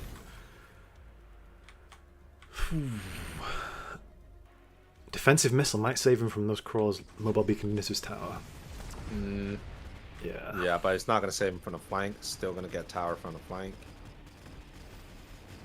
So much damage. Does get a kill with a Scorpion. It's finally picked off some Typhoons. But his weak side tower is now in peril. The crawlers pounce upon it. And the level 2 Typhoon with a big damage item is Yeah. quite scary. And still nothing answering those Stormclaws. Those Stormclaws just getting free kills all game long.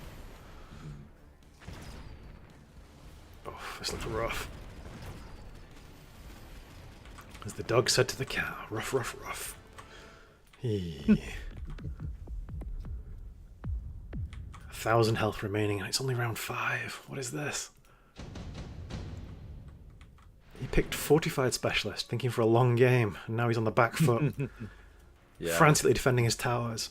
Aghanim skips, doesn't fancy the oil, doesn't fancy the efficient light manufacturing. Oil could be good for me, man, to stall something if he needs to. Maybe buy a just bit more stream time, this stop some line of of those crawlers. crawlers. Right? Yeah. Make sure to get the Typhoons first. The headbutting on all sides. I mean, the one at the bottom is going to need to be missiled. It's already level 2. It's just too many things he needs to do all at the same time, and not enough deployments to do them. Lots of pressure all over. Would love to see anti-missile device for Yeah. 100. It doesn't cost deployment, and it should definitely save your Typhoon for a little bit longer. So he's matched the Replicate, but now he's got Phoenixes to face. I'm liking the shields on the Typhoons. Just keep pressuring that advantage. Make it really hard to kill them. Even though there are Scorpions waiting for them, they'll pop the shields if they can get a clean double shot off, but he's not gone double shot on his Scorpions yet. So those shields will hold, and they'll protect the crawlers from missiles on the line. If B-Man had gone for missiles. He's matched the shields as well. Ooh. I hope he doesn't forget the missile on the bottom Backline left, missile. because those crawlers will lose, because Agarnia's crawlers are double upgraded. Oh, he's taken arc light now. To cover that corner instead of buying missiles. He's just dropped an arc light there. We have a push. So that's the problem when you're trying to defend all things with deployment. Your front main army becomes super weak. Argonair smelt blood in the water. He's loaned from the tower, while B-Man has not taken any extra money. So we have a tempo play here. And I'm One liking... thing to note that he does have Scorpion, and Scorpions are going to work. Already took down one Typhoon here, and we got another Typhoon on the other side. Yeah. We have Tower a going pretty... down. Yeah, tower going down. So B-Man is actually able to win this round, I think. Beautiful Single tower Scorpion. timing. The Typhoon's Scorpion healing getting life those level back. 2 Typhoons. Yeah, Oh. But the Phoenixes...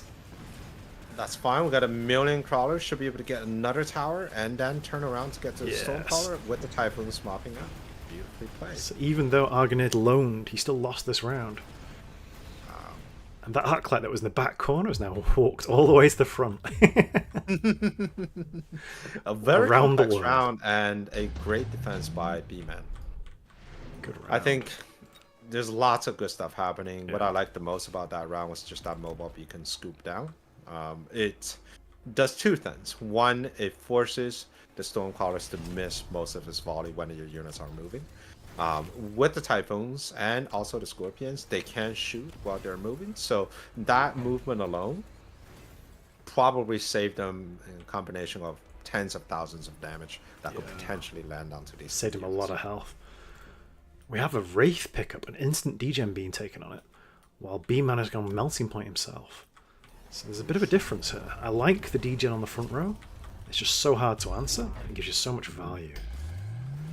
We do have a melting point. Just depends on where that Wraith is going to go. But I hope he can straight into it. Straight to the tower. Double shot Scorpion comes out. Here we go. He's leveled up his weak side tower to level 3 now. Wow. Temporary range at the tower? And another loan. Argonair is pushing here. He really wants to win this.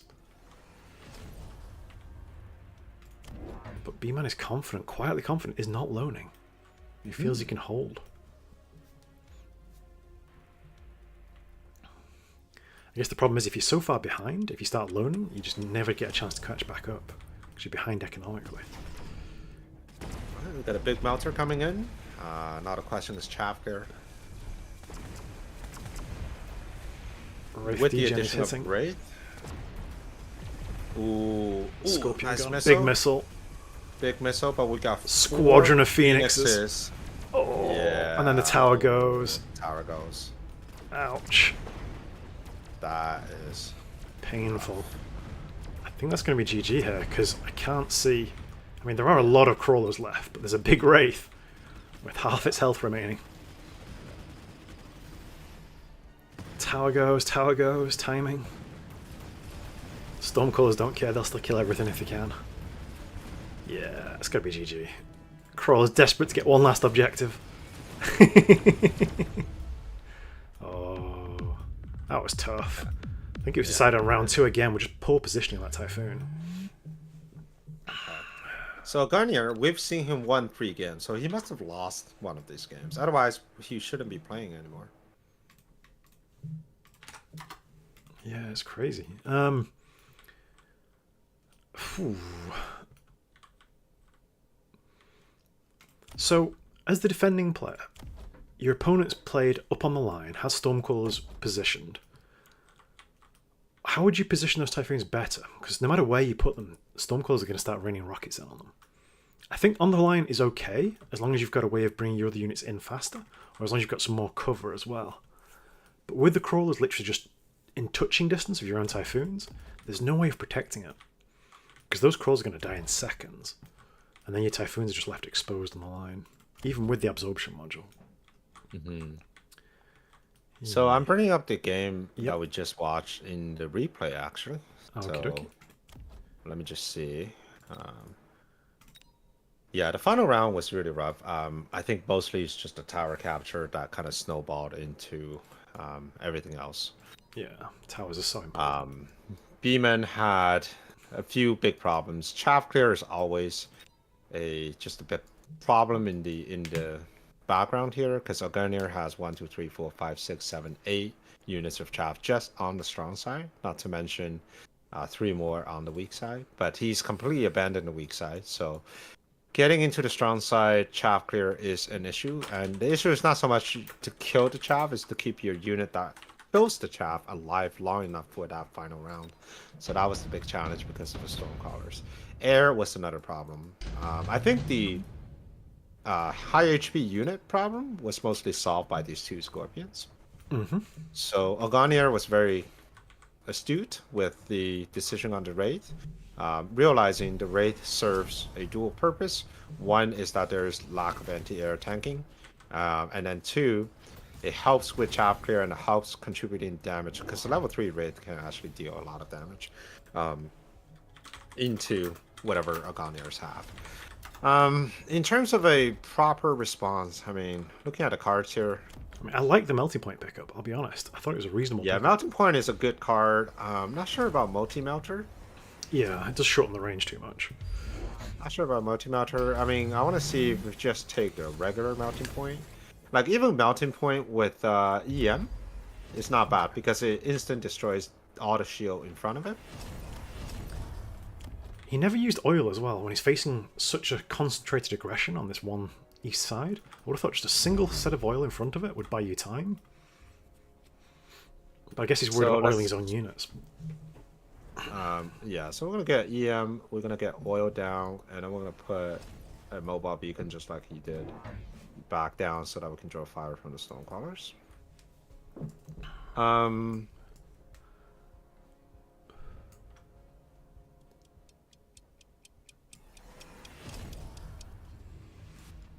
Love on this side. I wouldn't mind another Typhoon just kind of coming in from the other side here. It's a little late arriving Typhoon. This Scorpion just doesn't. Because I really worry about a Typhoon on the far right. If you I don't think it's able to survive the constant barrage from these Phoenixes, so having a bit more Typhoon is probably okay. Late arriving Crawler is probably doable too. Not taking long was scary. Okay, I've just been given an invite for our next game. Okay, I think they'll be getting one as well. Forgot about me. Oh, here's Uncle Lazy. Alright, let me just run this round real quick and then I'll pop into your game right away. Right, I'll switch to that.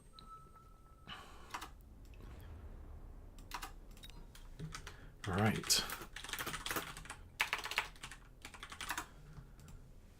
Did those changes work? Oh yeah, I'm winning. Overwhelmingly winning. Let me just see how much damage I can do out of this one.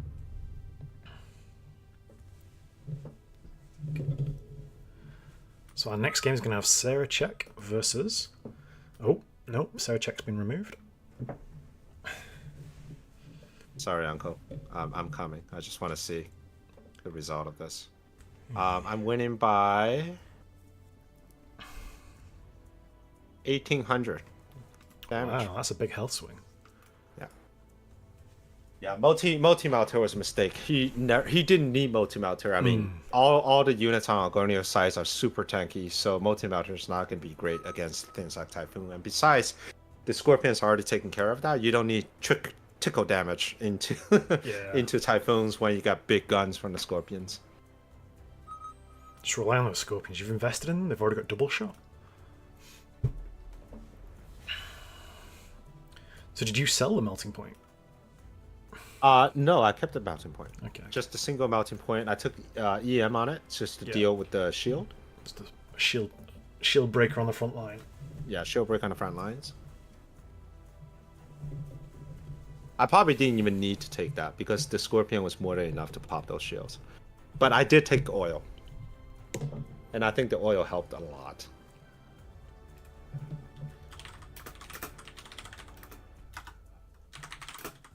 Alright, What's our game now? I think we have exhausted the sheet that it was provided to us earlier. Okay, we're off the beaten track now then.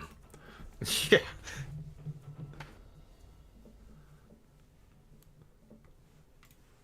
Well, I'll trust in Uncle Lazy. He will invite folks as appropriate. I like how he's changed his avatar to have Launch Clash Organizer Uncle Lazy. Oh, he's removed himself from the ROM. Sorry, wrong ROM. Okay, we're going to have a remake. Yeah, we're gonna have a remake.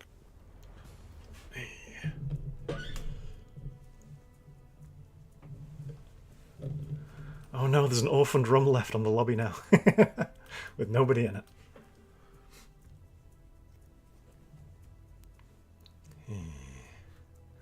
Oh wow, we've got a new player peak, 6,300 on.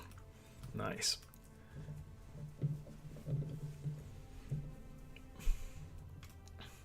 So yeah, how do you feel the launch has gone? Mechabellum hitting 1.0. All time. Yeah. We've gone through so many rounds, so many up and downs. But I think this is not the end of the updates. Oh no, this is for just sure. the This is a beginning stepping of stone. something a lot more mature. I think we'll probably won't be seeing huge balance patches like we've seen in the last 3 months, really. Okay. So you reckon they're going to slow those down like once every 2 weeks, maybe? Maybe once a month. Yeah. Even. Okay. Yeah. I mean, balance is in at a least fairly good according, spot. because on my last interview, right, they did mention that they were accelerating all these changes before the big launch, and that's Yeah. what we've seen. I think we're gonna get back to like maybe a monthly or even every 2 months. That'd be cool. I think the game is fairly well balanced at the moment. There's some units that I think are a little bit strong still. Like Stormcallers do feel very prevalent, and are still your first choice unit cards a lot of the time. At the start of a game. I'm liking all the new emotes with the new season pass though. Well, not season pass, but season rewards. Do we know how the medals will work? Will they be permanently visible, or? Because you know, when you achieve platinum, you unlock the new cannon medal.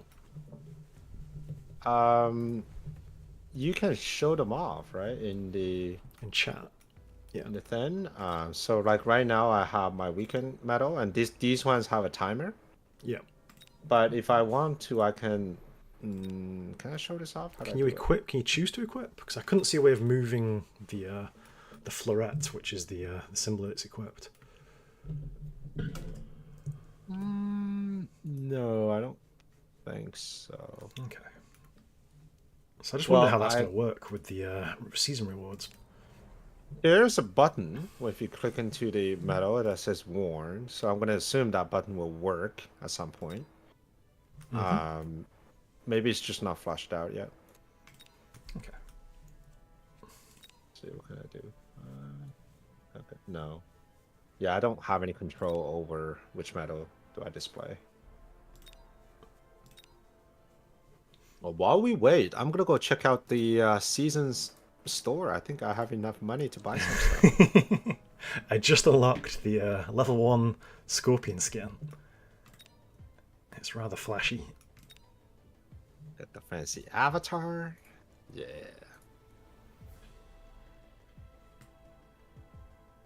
I'm pretty sure I broke the game. Oh no, you made it crash? No, I am now able to unlock.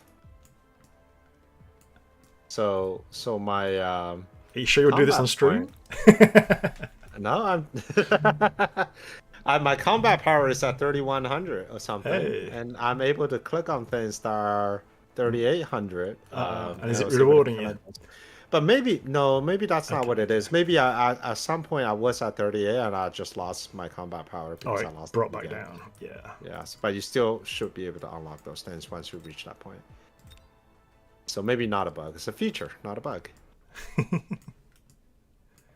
it would be a Alright, shame to lose your rewards. I got 5,000 to spend. I really like the sandworm crying emote. It's so funny. I never realized the sandworm had eyes, I'll be honest. But the marksman though. Very nice. And a scorpion? Let's see what it looks like. I think my favourite Scorpion skin is the level 3 skin, the level 3 Prestige. The black and gold, it looks so good. The black and gold one, yeah. Yeah. You run that with the Gilded sword. early access tarantula skin. Yes, of course.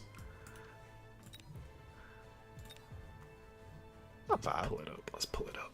Where is it? It's over. Why can't I see Tarantula? Where's Tarantula? Level 2 marksman looking good. There's Tarantula. Man, that was hard. There we go. That's the. Have they fixed? Oh, they've not fixed the Tarantula skin. It's still got the backwards 504. I think that should stay forever now. What do you think, chat? Which one should I get? The level 2 marksman or the level 1 scorpion?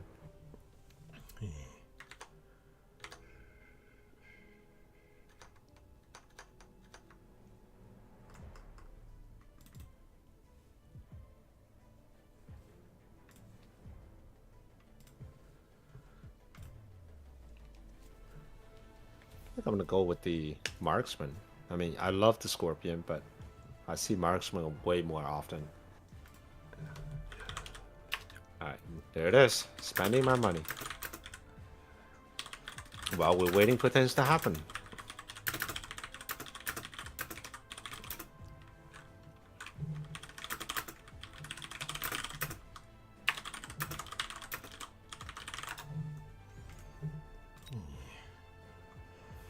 I'm going to jump into Sarazich and Cortex, because that game is going on in round 2. I'm just going to go in and take a look. I shall follow you in. And I'm just going to let Uncle know that we're still waiting for a game.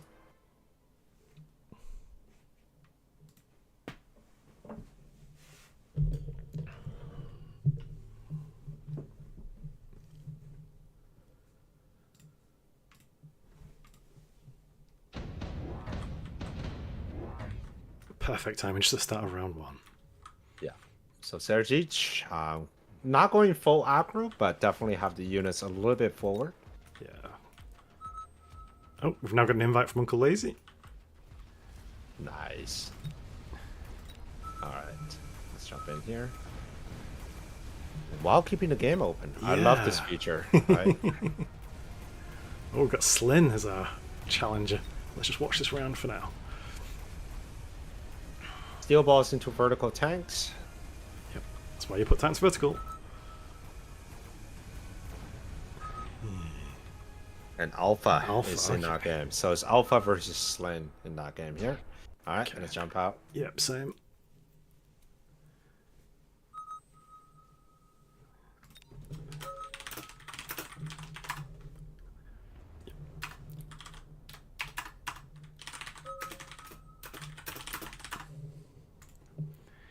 Here we go.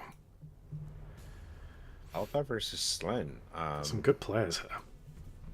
Slyn, he has been pretty active on the ladder. Alpha, I really only see him in turn-in. Makes you wonder if he's playing on a Smurf on a secret account. Maybe. But with the season reset and everything, I just feel like the whole idea of Smurf feels a little pointless. Yeah, it's too much like hard work having to grind up again. So Slyn's from Sweden. And Alpha is Russian. Not to be mistaken by Alpha Titan. The problem with having popular names. Thankfully, there is only one DRN, you know? But now I've said that, there'll be a What million. does DRN stand for? Oh, it's short for drone. Oh, drone. Yeah, name I used to run by. But I figured when I grew up and matured into a non-playing player anymore, it was more like, yeah, okay, I'll be more mature. I'll be DRN. It can mean anything. You mean anything you want it to mean. It can mean Darren. It can mean darn if I've beaten somebody. Let them read into it what they want. DRN is fine. It leaves things open. I like that. A man of mystery. Oh, yeah. Hey, so how did you come across Stoney? That is actually my last name in Chinese. Ah, interesting. Yeah. Cool. It's a very niche last name. It's actually pronounced Sure. Sure. Yeah, so it's a very small population with that last name, and Cool. I wear it proudly. Fair enough. Here we go. All right, Sling versus Alpha. Let's do this. So Alpha in the blue trunks, Sling in the red trunks. And, ooh, choices here. I would go straight... Well, I say that. I would go straight for Aerial Specialist on Alpha, because I like the Stormcaller stat. He has as well. And on Slin, I'd probably go in Cost Control here, just try and get the most use of it. Depends if Slim plays aggro. Yeah. But if he doesn't play aggro, I think Sabretooth could be good. Yeah. I think Typhoon is probably the weakest one there, because it starts with Mustangs, and then you get even Typhoons on round 3. That's too much overlap. Yeah. All right, so it's going to be Stormcrawlers into Sledges, and Slin's going to need to figure out a way to survive the first 3 rounds. With the Sabretooth spec, you can always just hit the anti-missile device on the Sabretooth and just kind of shut it down. And also with the Sabretooth Sledges is a very powerful battle line here, so we'll love to see some of that going. I'm liking the coverage these Arclights have got with a nice wide spread on them. More crawlers coming out as well, so we've got even more chaff and a default position. Oh, Slin feeling confident. He's using the recommended positionings. I see you, I see you. I think that's the first one I've seen today. He's correcting it though, he's put his own little twist on it. Pulling the crawlers away from the tower, interesting. He doesn't want them to spread out. He wants the fangs behind the tower instead. Okay. This is precisely what I always recommend against doing when you're doing Sledgehammer Crawler Distraction, because as you can see very shortly, you're gonna run into each other. Unless Sling is the master at timing and predicting where those Stormcrawlers is going to be, but 9 out of 10, there's going to be collateral damage on the Sledges, which is not something you want to see. They will filter through the Sledgehammers and get pushed apart and spread out a little bit, but yeah. Yeah, Has he got when the I timing run right? into Stormcrawlers, it's just the crawlers goes from the side instead of from behind. It's just, I don't want my Sledges to get hurt. He's gotten away with it. Nice spread. And, oh, a couple of the Sledgehammers took a few rockets. Bit of a collateral damage. It could have been very clean, but this is just unnecessary damage. And a full volley. Yeah, actually, that's not as bad of a volley. You only hit half of the squad. But the real problem, though, is, yeah, not able to kill the Arclight hurts. So much damage from the Stormcrawlers.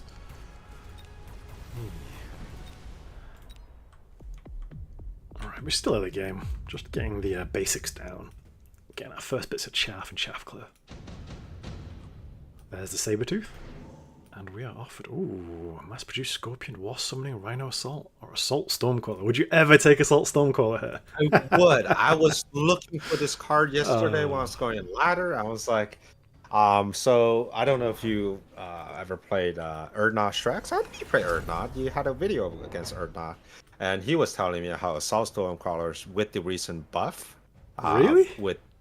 Yes, because they buffed it by... an extra 50% health and a slight less to the range? Slightly less range reduction. It used to be 40 range reduction, now it's 30.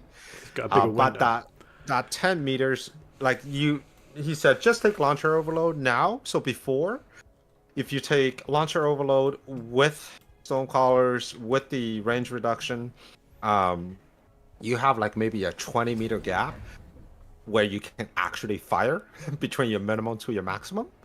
But now you have a much wider gap, which means you essentially run your Stormcrawlers like steel balls, pretty much. Okay. So just treat them like steel balls. They actually are more tanky than steel balls. That's kind of crazy. We have Wasp Summoning on both sides. I think... Oh, nope, Fangs have turned. So Alpha almost got a tower snipe timing, but didn't quite get it. The Sabretooth right in the middle, with the Wasp also in the middle. Let's see how we do against these fans. He's doing a little bit better because we also have the Sabretooth kind of staying in all the way till the end of the round here. Sniper putting in a lot of work onto the Stormcrawlers. This is the reason why you want to have snipers, even though it may look counterintuitive having snipers walking into Stormcrawlers, but the range allows them to lock on and slowly whittle down those pack of fours. As long as you've still got some chaff left standing. Of course. All right, we've got unit drop. Farseer got Instant insta pick by Farseer. Alpha. Snipers of his own. And some more chaff. Farseer works great against sledgehammers, and I think for Slin here, I'll be honest, I like almost all of these. I think maybe not the Overlord when you're seeing snipers already, but we'll see. Oh, he's gone Overlord. Okay, I guess he hasn't seen the snipers. Overlord. Hasn't seen the snipers. I was leaning towards the Wraith myself, but Yeah. he is slightly weak on chaff clear, whereas Alpha does run triple arc lights, so Wraith would have kind of plug a hole, especially the chaff. Second Overlord. Yeah, later having chaff coming in. Second Overlord. These Overlords are actually going to run ahead of these Fangs, which is slightly concerning, which means they're going to get targeted by these marksmen very early. The Crawlers are not going to be able to catch up. Maybe 16 versus 10. Yeah, the Crawler's going to catch up to these. It's a big Farseer as well, that level 2 Farseer. Sniper picks off, or missile picks off the sniper, I should say. I was going to say this sniper picked off the missile, but that would be a day. That'd be a good shot to hit that. And now, do we see the Overlords do much? They're going to kill the arc light. Will they get the snipers before they get picked off? Nope, distracted by Fangs. Oh, unlucky. Last minute distraction. But he might get... Yeah, he's going to get the other one on the side, and this Overlord might just survive. No chance. He's just getting so stuck on the unit here. Nope, never. Got the sniper with its final volley. Sniper, final volley, yeah. Nice. But good pressure coming in from Slane here. Keeping a giant alive to the end of the turn as well. It's good damage. But yeah, would you expect double Overlord on round 3? No, but that was surprisingly good. Yeah, we have the aerial specialist not playing aerial units, dying to aerial units. It's crazy. Aerial spec is probably the most easily forgotten spec of all times. Not if you're me. Whenever I'm playing giant specialist, I always forget to buy a giant. And unit drop doesn't help either. Sometimes you just got a really good unit and you pigeonhole yourself into that one unit, and it's like, oh crap. Yeah. I could have gotten a free melting point. We've all done it. Ooh, level 2 steel balls. I'll take those. Oh no, that means I can't afford the melting point yet. It's free. Nice missile here. It's going to kill a lot. I'm really surprised that he's gone for marksman instead of phoenixes. Yeah, as I an mean, aerial was he afraid of the marksman on Slin's board? I thought phoenixes would have been way better value. I mean, he still has an opportunity to probably deploy phoenixes, but he's got 4 marksmen on the board. That's pretty committed. 4 deployments. Yeah, he's very committed. Whereas that would only be 2 phoenixes, because you get 2 per. Range on the Overlords. That's a commitment as well. Oof, big missile. Yeah, Slane just doesn't care. He's like, yeah, you're going air spec? Picks off a sniper. Air spec. Oh, that's brutal. Huge. Chaff Clear is suffering a little bit on the edge here, but I feel like the Overlord itself is probably doing the Chaff Clear just fine. At least until Alpha adds 2 more groups of crawlers. That extra range, just keeping out of range of the snipers. 150 meters. It's from across the map.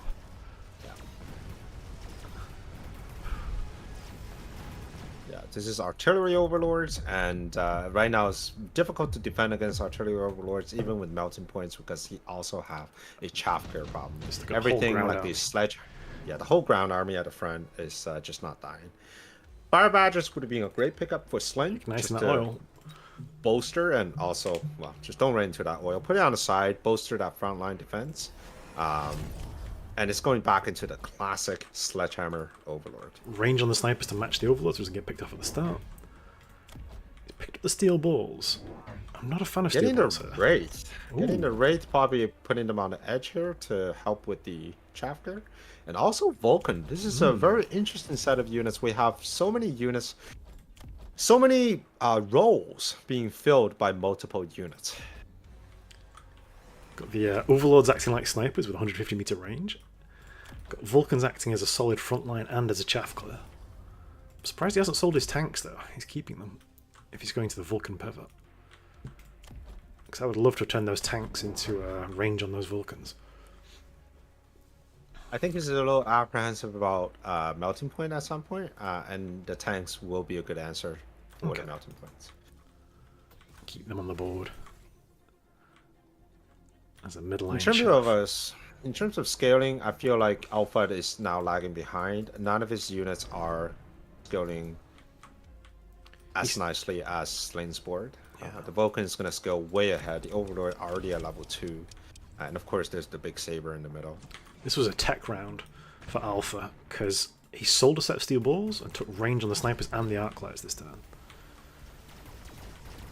He's already hitting the Vulcans. The Vulcan's already dead. Wow. In 2 shots. Where did his health go? I guess the Stormcallers landed on it as well. Yeah. Yeah. Level 2 Stormcallers, good at killing giants. And the layer of Entrap will have no answer. Very weird pick with the Wraith. I felt like... Already had the probably Overlord. just- Yeah. Yeah, y'all got the Overlord. They probably just double down with the Sledge line.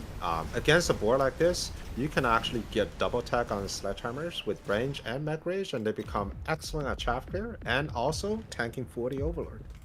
That range on the marksman made a huge difference there. Needs more chaff in front of those Vulcans. Can't afford to let them get hit like that. Oh, mass-produced Overlord, mass-produced Sledgehammers was actually offered here. That would have been a really fun card to play. I mean, he had a bit of a chaff and chaff clear problem, and that could be fixed with mass-produced Overlords. Sledgehammers. Why do I keep saying Overlords? Because they won't kill the Sledgehammers. We've got smoke coming down. We need to see a shield from Slane. Well, that smoke is going to be a pain for 2 rounds in a row. He took the damage item and put it on a Vulcan straight away. But that Vulcan barely killed anything. Only killed 17 units. Has taken range on them now, though. He does need some chaff at the front. That Vulcan is getting locked on instantly by the ranged marksman on the side. And here is the pack of Fangs coming forward. And he's got some distraction crawlers now on the front as well. Mobile beaconed all the way across to try and stop those Stormcallers getting the free kills. We've got the Wasp summoning as well. Slyn hasn't put his down yet. He's still debating it.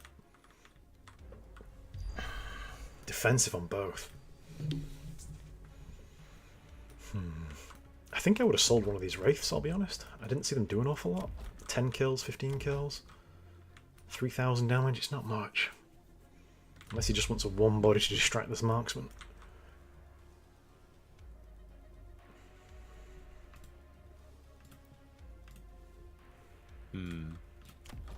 I still feel like at some point Alpha needs to put down a giant to just to deal with the scaling, and I think it's probably going to be a melting point at some point. So much here that's killable by melting point. But I guess melting points into ranged overload is a bit spooky.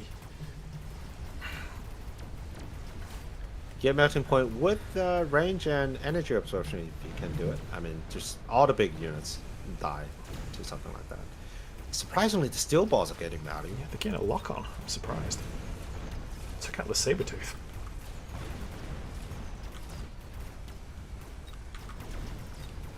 The hero unit this turn has been the level 2 Stormcallers. Already almost at 40,000 damage for the turn. Oh, And wow. these snipers holding these overlords in check. It's brought it back, Lots you know? of levels all the way around. Yeah, wow.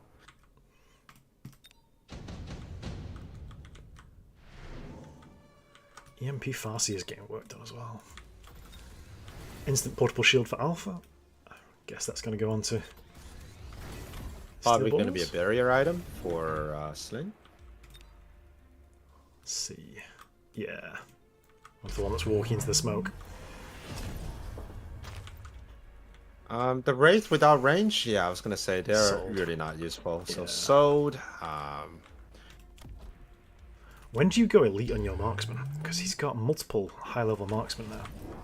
And they've got Now would be a juicy great time to targets. go elite. He's Yeah, got now would be a mothership on great those time to go overlords. So we're going to have Wasps coming through. He's going to need a few more Farseer. But I think now would be a great time for the marksman to get elite. They're going to keep getting levels. And the elite just helps them to do that faster. Pop those giants. Cheeky But it's missiles still- take out distraction crawlers. Yeah, but looking at the board, it just feels so flimsy, right? Yeah. Once you get out of this chaff away, there's really nothing protecting Good predict. anything. Shielding the missile. I feel like Stonecrawler may actually be a great addition onto Slin's board, Yeah. just to deal with these fans a lot faster. I mean, without the fans, your The arc lights, shields your as well. yeah, pop the shield. It's the only difference on the board, really. Like, it's the damage from the Stormcrawlers. See how much difference the Wasps make, distracting these snipers now? And the Farseers.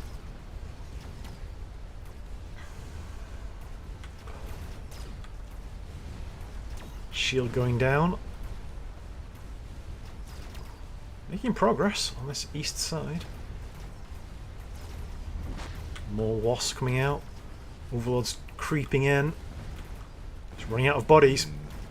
Yeah, the Wasp coming in, doing so much tanking, and we're gonna get on the tower. We're gonna get it. Yes, we are. There goes level 3 Farseer. Just the big snipers left. One's down. Smoke works against him. His own smoke. One big sniper. Not going to be enough. 700 damage through. The game is even Stevens. 26 HP the difference.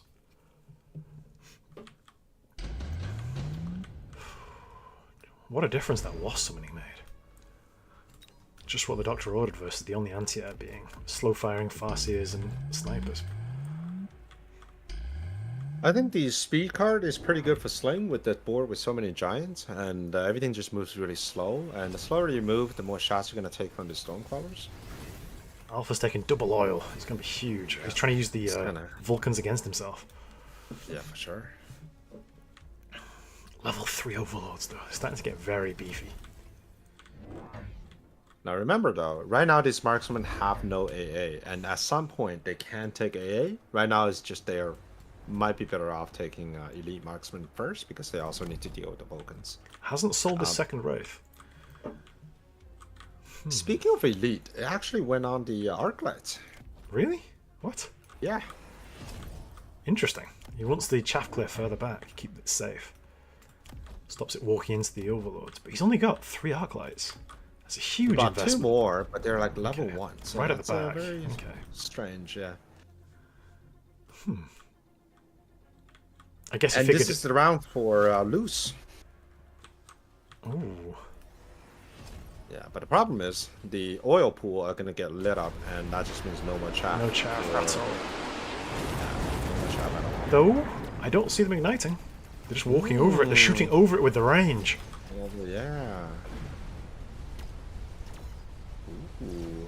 The loose crawlers. They're just so much value here. Arclight shooting them one by one. It feels painful. I think we're gonna have giants hitting the tower in a second. Oof. I thought the oil was gonna clinch it for him, but the oil did nothing. Yeah. Tower's gone. And with that, the hopes and dreams of Alpha in this tournament. Ouch, the long-range overlords, you don't see that very much these days. It's all been overlord artillery with the cannons and the chin guns. No. Chin gun artillery with jump drive. But instead, the just 201. long range. Yeah. Yeah, this is a very old school play. I actually played against Slin in this exact format, and my option was just melting point with energy absorption. But well played, Slin. There was a couple rounds in the middle that was a little hairy, but eventually the scaling power of the giants pulled through. I mean, just remember, every time you level up a giant, it requires at least 2 times the level from a medium unit to catch up in both damage and HP. Yeah, it's just so much damage to the player. Do you know who this reminds me of? This reminds me of Cody Fly. It's a very Cody Fly board. The long-range overlords further back by the tower, and then just lots and lots of bodies on the board, and just solid chaff clear from a few giants. Man, you and I watch very different Cody Fly games.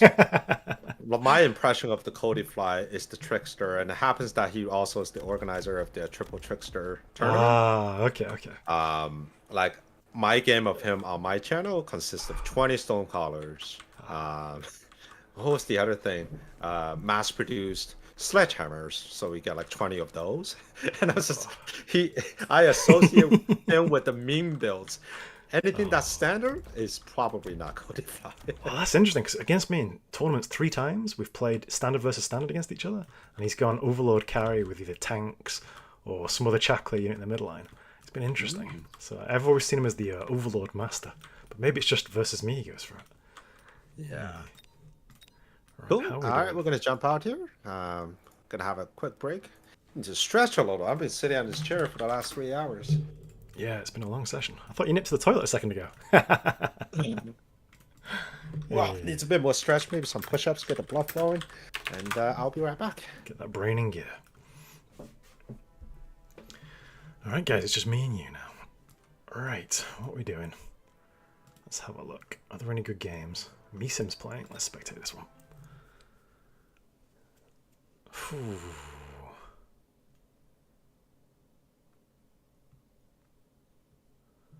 What have we got here?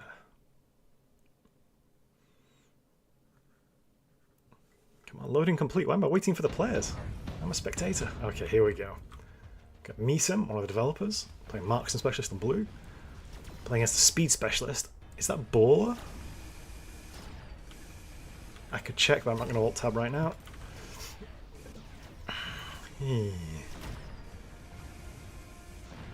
So many steel balls, all very close together. It's crying out for a scorpion shot to break that group up.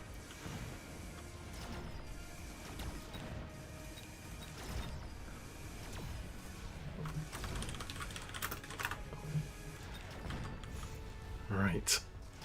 Round 1 steel balls. Oh, we seem to get so much value. Chewing through these tanks. Snipers doing the best they can, but they're distracted by crawlers. Try to sweep the treads of the tanks clear.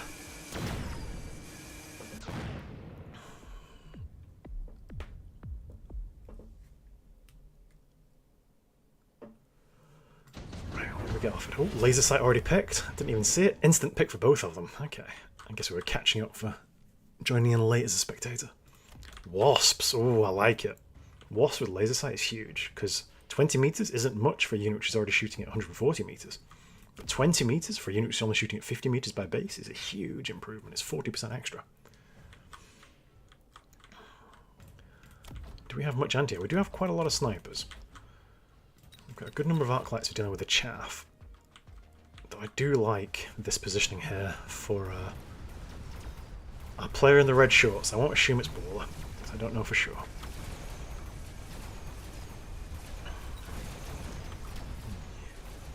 Mesim's a very experienced player. You often see him in the final or semi-finals of tournaments.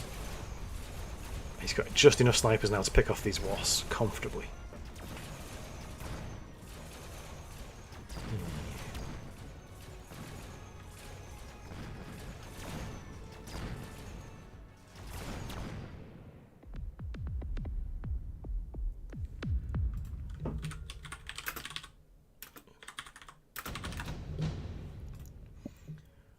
Alright, and we Welcome are back. back. I just jumped into a Mesim game right now, just while I wait between rounds. I think he's playing Baller. I'm not sure if this is Baller though. I've not risked checking it on screen.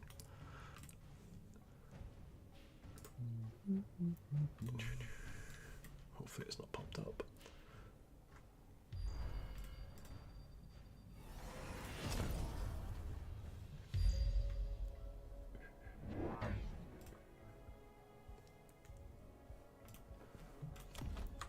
Early oil pressuring this. Do we have Stoney with us? No, we don't. Oh, I can't see him.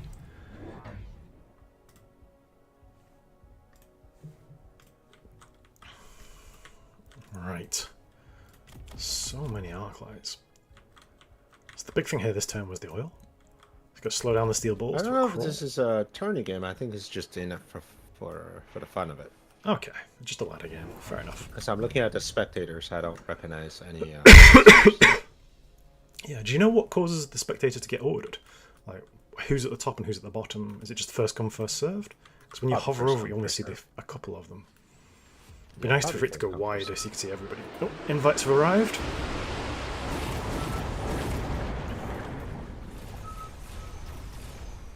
So now we're getting into Group B. So there's actually 4 groups in this tournament, and every group has what?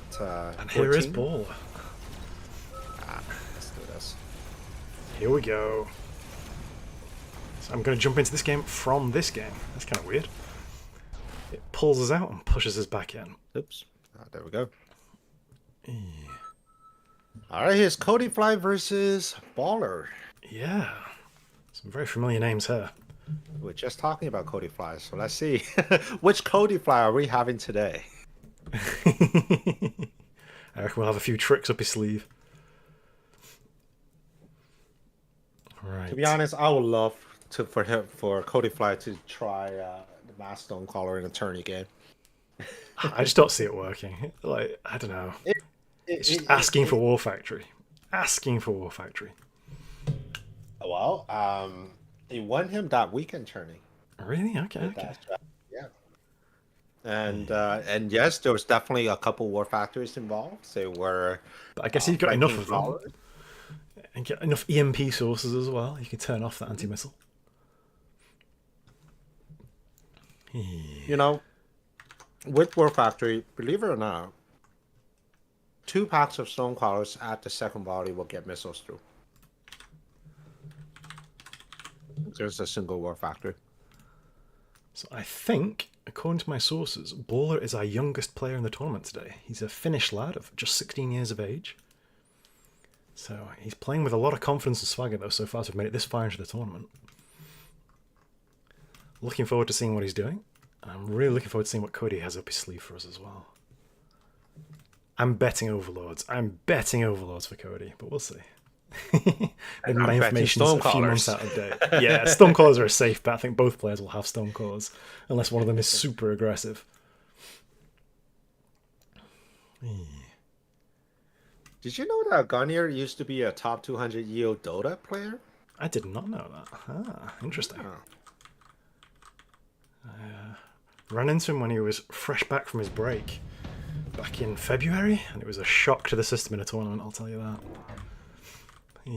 All right, and we are off at the bottom here. Fast we have start. Baller playing as Marksman spec, and Cody Fly playing Typhoon spec, and it's going to be a standard game with sledgehammers, fans, crawlers, arc lights.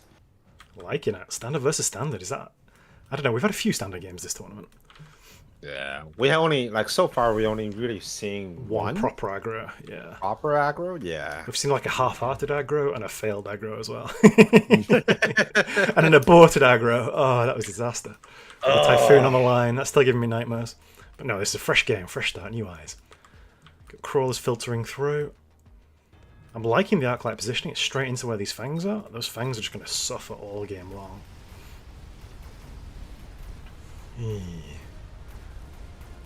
But here's the thing, though. It could be working Cody's advantage when you have all these 2 sledgehammers, arc light right there in the middle, and just put a single stone crawler right behind that fan. Yeah, well, they're all stationary shooting. They're just asking to get hit by rockets. Yeah, the arc lights are putting a lot of damage here. This was almost a 10k damage in the first round. But these tanks are at 15,000 damage. Wow, I didn't realize tanks did that much damage. Yeah, tanks, first and second in damage on the table. Baller off to a good start. He's got his orange man now. He skips the first cards instantly. Doesn't even think about things. Improved War Factory could be good, but it's a very late game approach. So now we're going to have our long range hitters. We're going to have Marksman at the bottom, and we're going to have Phoenix at the top. One thing I want to talk about earlier for last round is that every time I see Sledgehammer Arclight starter pack, and if I'm running Sledgehammers, I would not get that 2 additional crawler pack, but instead I just drop down 2 marks. Okay, just not go with any chaff round It's one. just, yeah, it's just because their the chaff clear is tanks. just way too superior. And the tanks I just need themselves are something. almost chaff. There's so many bodies. All right, very good focus on the Phoenix on the left here, so no more chaff clear, but then there's not much chaff left over. So hopefully Cody will be able to spot that and adds additional pack of crawlers, because those crawlers might potentially run into the tower. On the other side, though, level 3 marksman doing work. It's such a key unit here. It's got to kill everything. So much damage out from it as well. Oh, Phoenix is pulled to the center. They're going to get picked off by the orange man. Ends his keep. Of his 8 kills, 4 of them are Phoenixes. Yeah. So much value. I- Here come the Typhoons. Scorpion gets instant picked. Wow, I these didn't guys even are get playing to see what fast. those units are. Jesus, We've yeah. got Worm and Scorpion straight off the bat. These guys are just raring to go.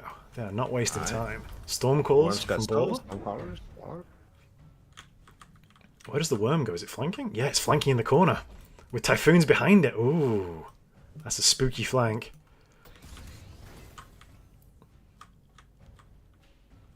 I don't think Baller's got enough damage on this side. I think this tower is doomed.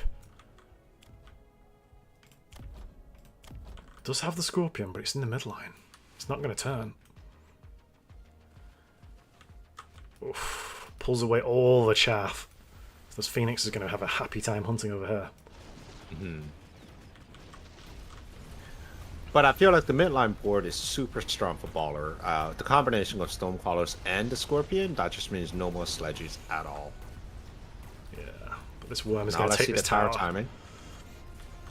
Does he get the tanks beforehand, or is it after? Yeah, it's gonna get a cluster right there. Alright, here's the tower. Phoenix on target onto the Scorpion, but it is a level 2 Scorpion, so it's super tanky. Sandworm pops out. Chunks that Sandworm. Doesn't get the third shot off, but it does take out the Typhoons. Oh, we've still got the Orange Man, and there's a tower timing. Yeah. Worm is gone, and then got the Phoenix is next. That Orange Man earning his keep, top damage for his board. I reckon Ball's going to have to put down a Scorpion on this side to answer this flank. He's got to. Again, playing so fast. What is this? I'm not even seeing the cards. Wow. Alright, so this is when things get a little scary, but I hate that all these sledgehammers are level 1. When they're all level 1 like this, you do not take Mech Rage first, you take range first, so that they can actually shoot a few more times. Because with Mech Rage, and like the difference between the two cards, in terms of the number of shots in this board is about the same. You're going to get about the same number of shots. But does it want But the with speed? range, yeah, the speed, you're exposing yourself to the marksman, you're exposing yourself to the Scorpions, I just don't know. A single missile, not quite sure why. Onto the flank. Just stops it moving quite so much. Yeah, it stops it moving. I think it's hoping the Scorpion will actually get more done here. But, Yeah. yeah. Oh, that's a big clump of tanks on the left-hand Running side. straight into the Scorpion. Oh, that's going to be a juicy hit. Not too bad. The next one, though. Just Alright, three. here's the tower capture. And the tank surviving that shot. And the tank's winning the fight on the far right. Orange Man is dead. Wow, big This is turnovers where there. things get... Yeah, and this is where it gets scary because next turn, Cody Pike can actually Tank take range. Yeah.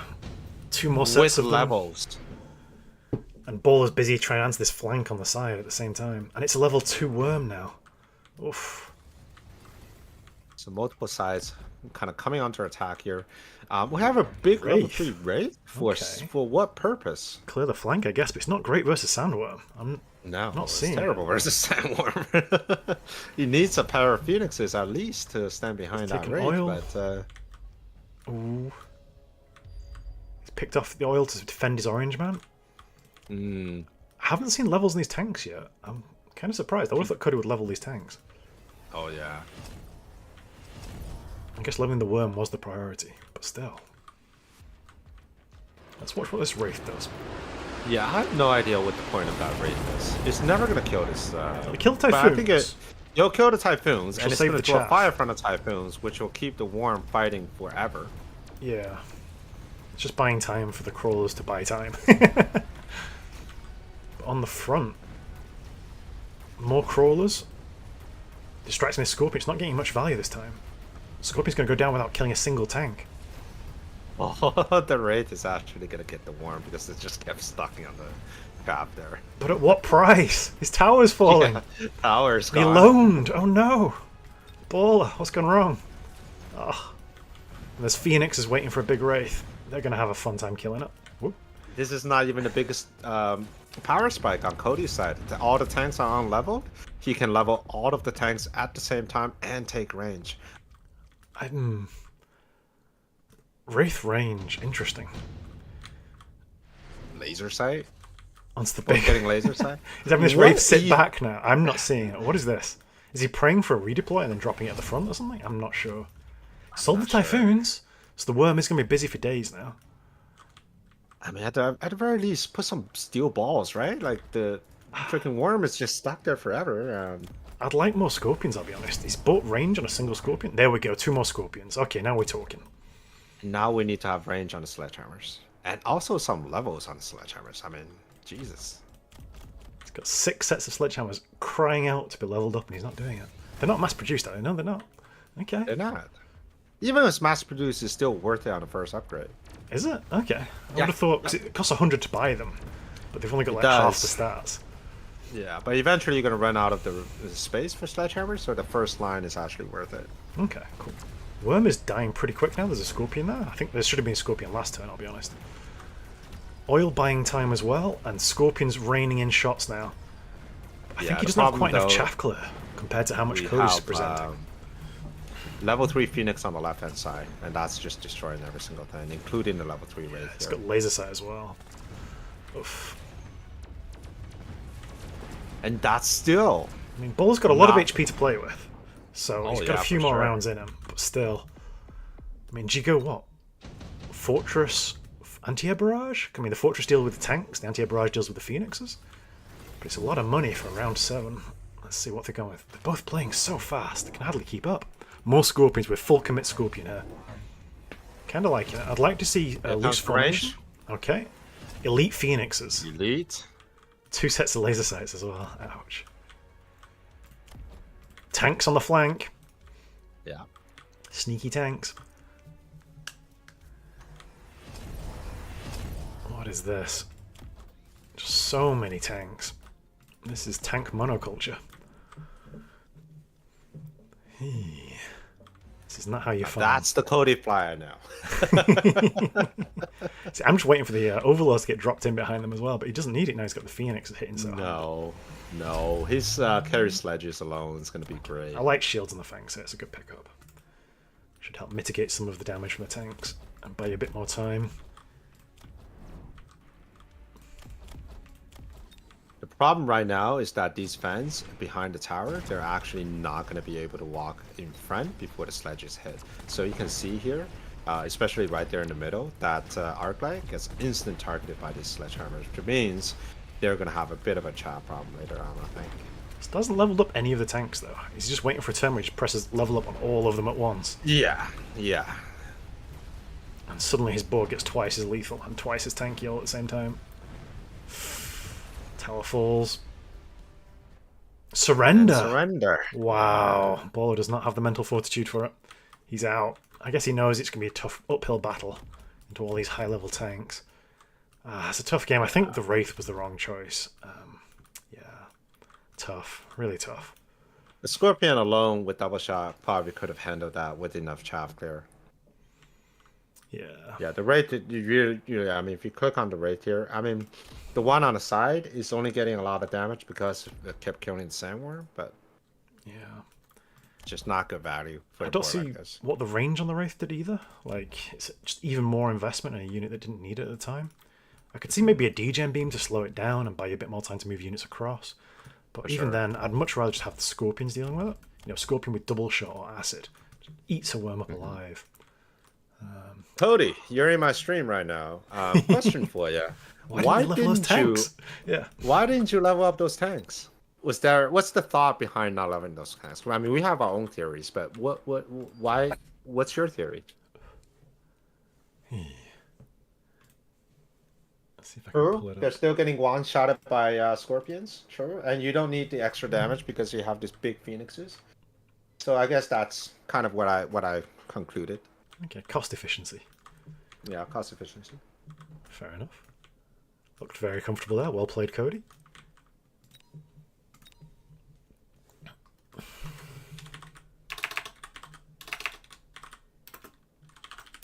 Yeah. I guess at this point, Cody, your tanks aren't really a carry unit. They're more chaff than carry unit, right? going to jump into this game. Dionis versus Saratak. Matched game. Yeah. All right, let's jump out. Let's see. What else do we got going on here? Only Fangs versus Sparty. I think that's a tournament game. Yeah. Let's go check them out. And go cheer out my buddy Sparty here. He just started streaming last week. He did his first stream ever on Wednesday. Alright, here we go. We are in. Only Fangs is playing as blue on Rhino Specialist, and Sparty's as red as Typhoon Specialist.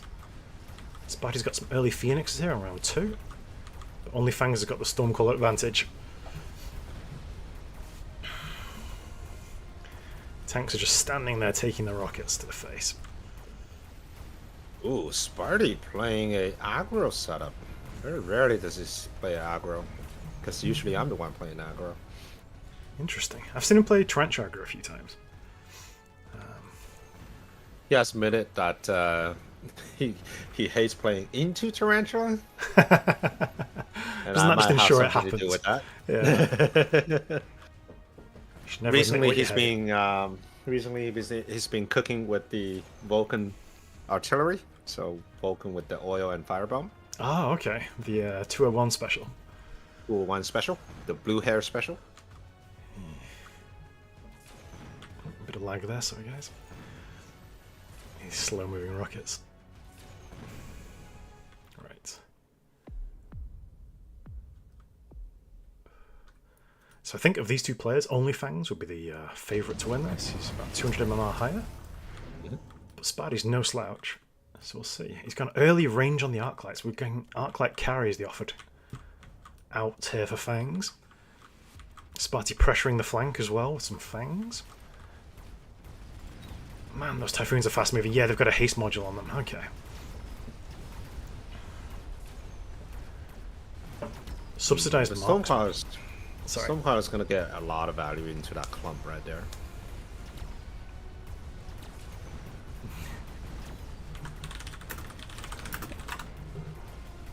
But it seems like the Typhoons are just enough to cut through.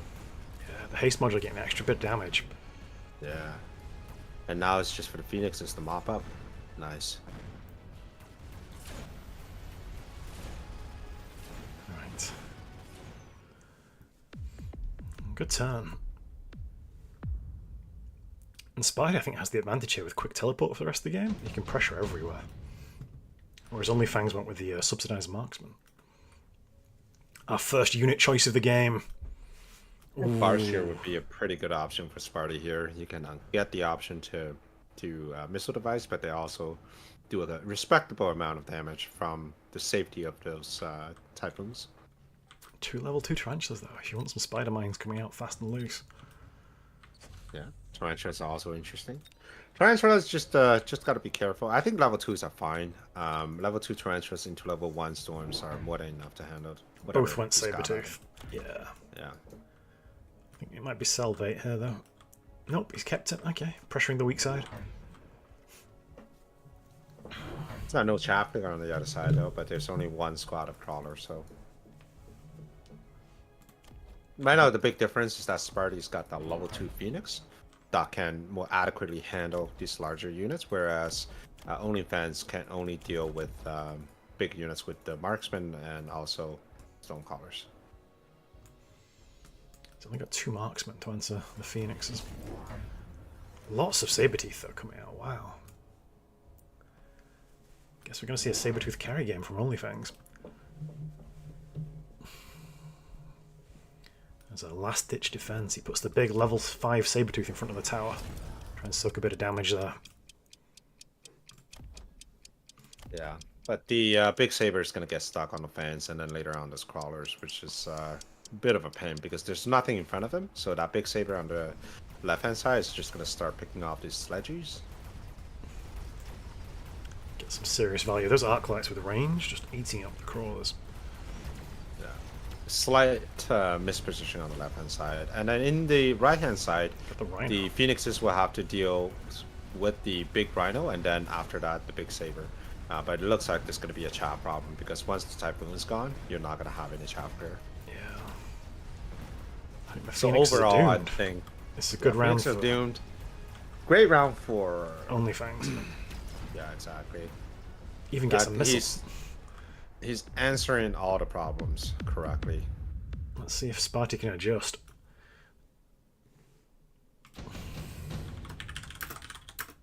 The level on a Phoenix would be the best choice. Having some oil down would be good too, but this is the Bombard round. He could take Bombard and put oil on the same side.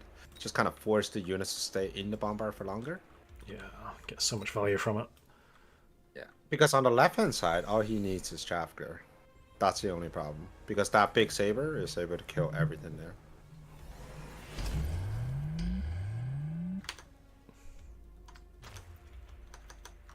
Phoenix is going to die. If in this case, what I would do is actually buy another squad of Phoenix and put it on the left-hand side with Resurrection.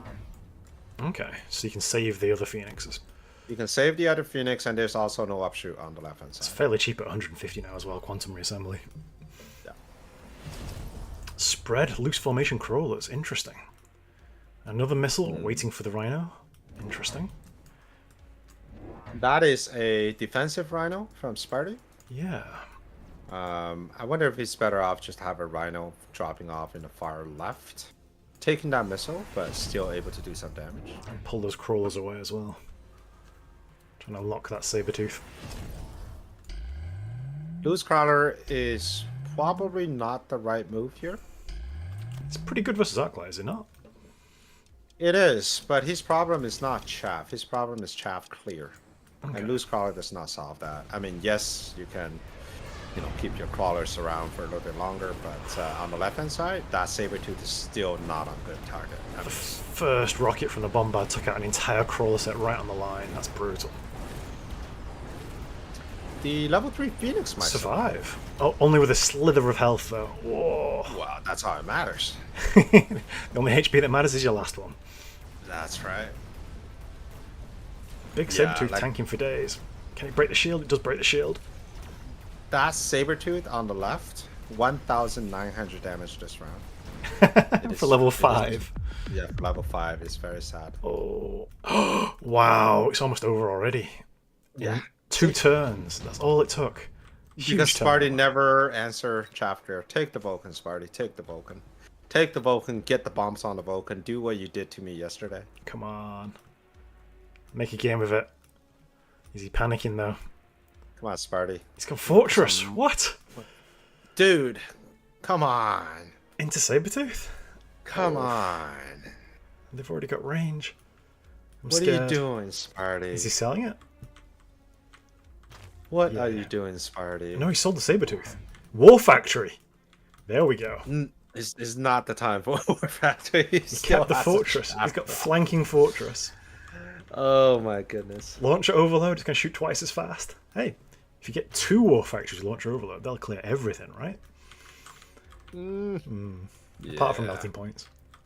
Apart from melting point. Only Fangs gets the Vulcan off, covering the flank. So fast teleport, that Fortress. I guess that saves you a bit of time with the Fangs?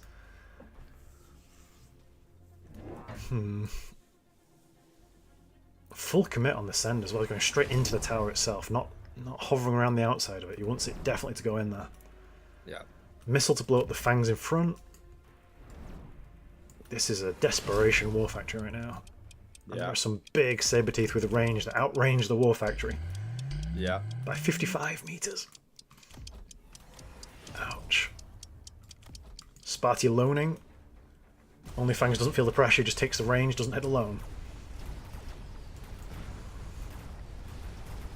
Shield is going down very quickly, but it did its job, it saved half the chaff. The War Factory bearing down. If you can get this tower, that's going to be the key. Needs to do it before the Phoenixes die, really. Still doing chaff clear with that level 2 fort. What There a we waste. go. Should have That's how taken the it goes. Vulcans. Yeah, but can he clear everything else? That's the problem. Alright, level 5, Sabertooth is coming down. Yeah, dead. It's not bad. The Phoenix is getting to do actual work now. Yeah, getting on tower. There we go. Good round. But he did loan, and he does have a non-efficient maintenance War Factory, so he's down 500 gold for the next turn. In the long haul, though, I don't think this is a winning strategy. He has no chaff clear. Level 5 Saber, take double shot with range. Level 1 War Factory dicing what, 4 or 5 volleys? Look at the money difference, though. We've got 1,850 for Only Fangs. Now he's sold off the Vulcan versus 850 for Sparty. That's painful. Double shot double Saber. shot.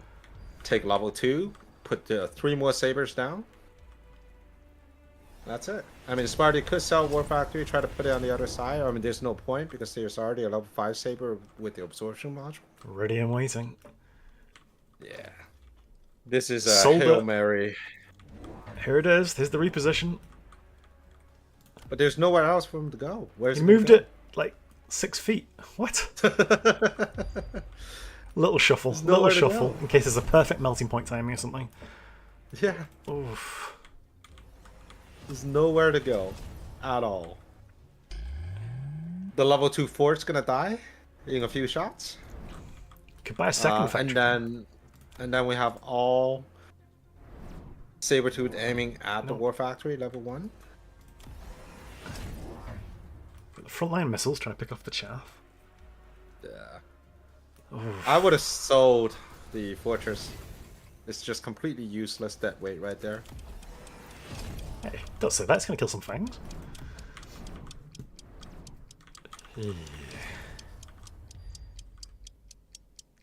Oh no, time ran out with 150 in pocket. Oh. Yeah, that War Factory would never get to the tower. And with that, that will be the final hope for Goes up Sparty, in flames. Just look at how fast this War Factory you know dies. what? If Sparty can get through the tower on the far right, No. the only offshoot that's left So is many one Saber-teeth. marksman. There are three marksmen. And some fangs. Couldn't get to the tower though. Yeah, that's the problem. Yeah. Never answered the chaff. And Not then- taking Vulcan was a huge mistake. I'll be honest, I'm liking the Sabertooth range and double shot. It's just so much power. Gets the tower. That's huge. Oh wait, oh wait, oh wait. There's only one sniper left. Oh, It's gone. Oh. Is he still in it? Missile picks Still off a in few it. of the fangs, Yeah, takes out the still second in tower. He's still in it. No way. Even with the War Factory dying in the opening seconds of the round. Oh. But again, Sparty's loaned and has a non-efficient maintenance War Factory, so again he's down 500 gold for this round, so he's lost 1,000 gold over the last 2 rounds. That's painful. This is painful. Shield your eyes, children. We don't want to watch this round. It's okay, he was floating 150 gold in the last turn though, he's still got a chance. He's still got a chance.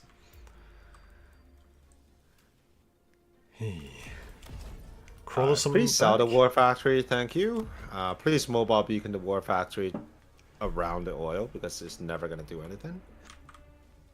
You got replicate on the crawlers. You can probably do Hail Mary with the crawlers too. You can probably put drill on the crawlers and just see if it can poke it through in the end. It's got replicate, but it's been matched. Only Fangs spots a gap in the formation. Has some flanking crawlers going and the summoning crawlers. There's the mobile beacon you were looking for. Nice, nice. Yeah. But it's But straight into a it's, level 5 Sabertooth. That's so close to level 6. It's 19 XP away from level 6. Ah. Second War Factory. But did they know about third War Factory? It's got range and launcher overload, so it's doing a lot of work. But last turn... So now it can actually match somewhat with the Sabertooth. I mean, the Sabertooth still outranges the War Factory. So it's still going to die. Oof. There's just not enough chaff. You got 1 crawler, 2 crawler, and that's it. And then the next target is the War Factory. And there's missiles waiting for those crawlers.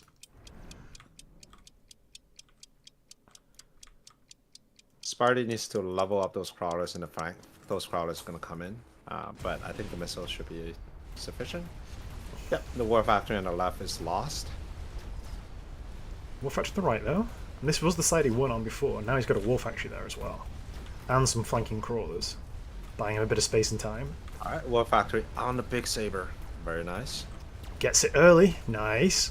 Center War Nice. Factory still doing work as well. Tanks Ooh, diving in that's front. Sneaky tank. saying, "Get down, Mr. President, I'll take that bullet for you." But then it goes down anyway, despite the valiant tank. Oh, Ooh, this is exciting. this is close. He's still got chaff left as well. And it's still got one marksman with upshoot, and if you get that marksman, you win the round. Hey, he's still in it to win it. Hey, Sparty. Wow. Oh, lost a missile though right at the end. That's sad. Hey.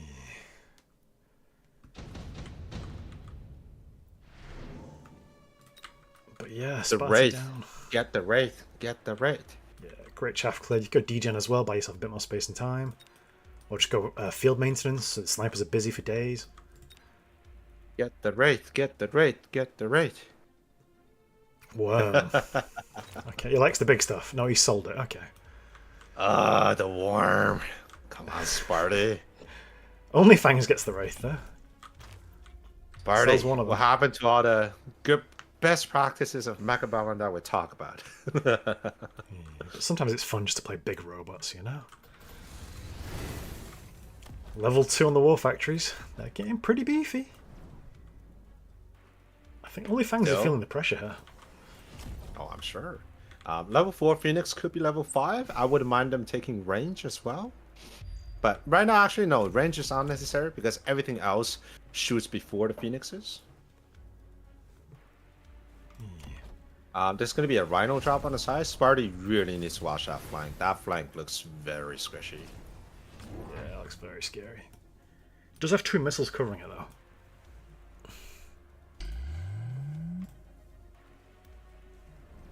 Yeah.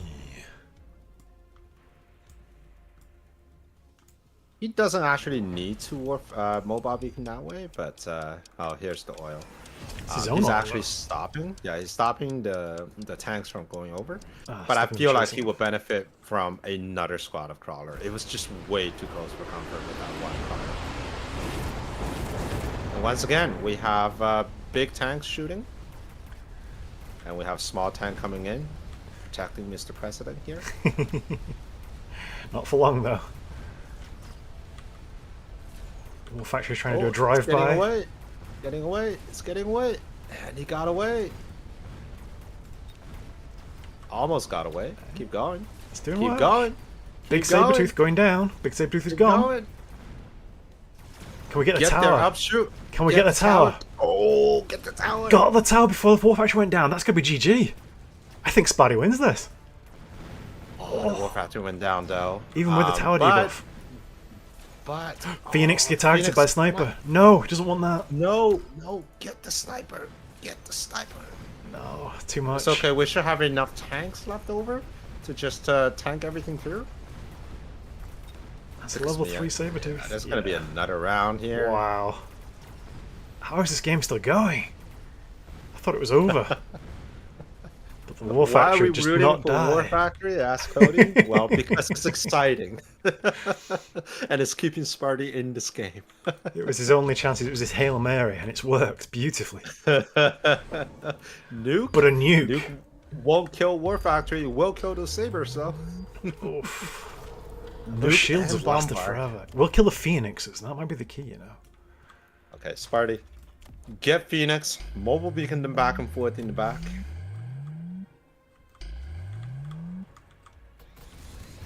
I feel like at this point, Sparty could just put down the 3rd War Factory, and instead of mobile beacon to the side, he could just go head on into that tower. But right now, this is good because that oil is going to stop any units from going in. But he needs to pop the shield, though. He has nothing to pop those shield. Yeah. And that mobile beacon path looks a little wonky. You're not going to pop those shields. He's taking your advice. He's taking quantum reassembly on the Phoenixes. But he only has the one set. So the nuke will kill them. Oof. I'd like to see some more Phoenixes somewhere else on the board.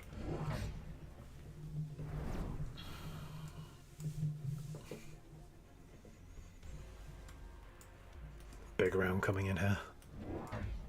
So many Sabretooth.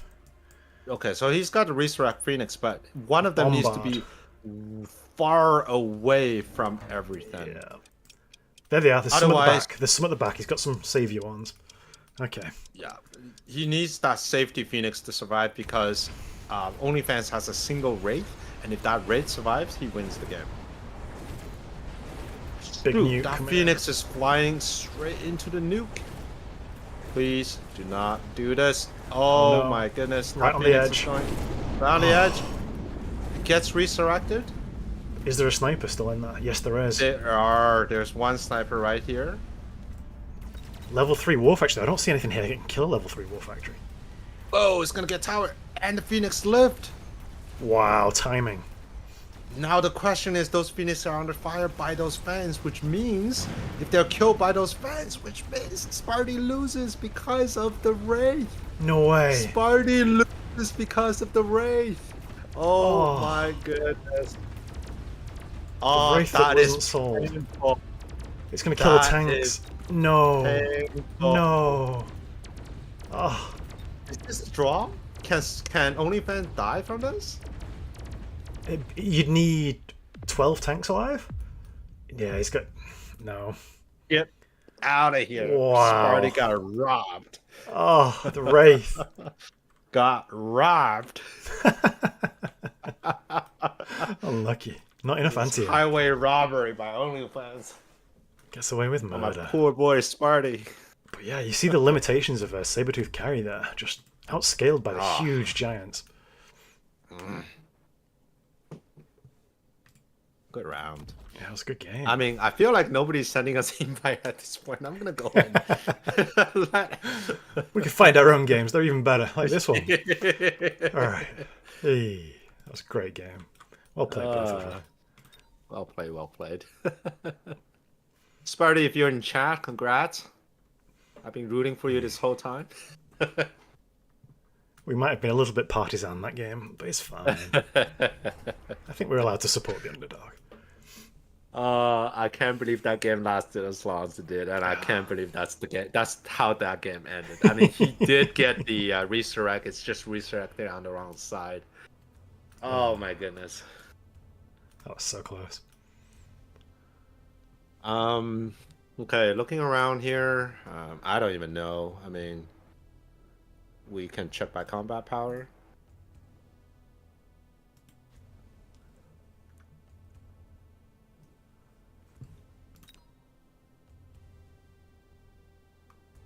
Gutius Prime? Who is that?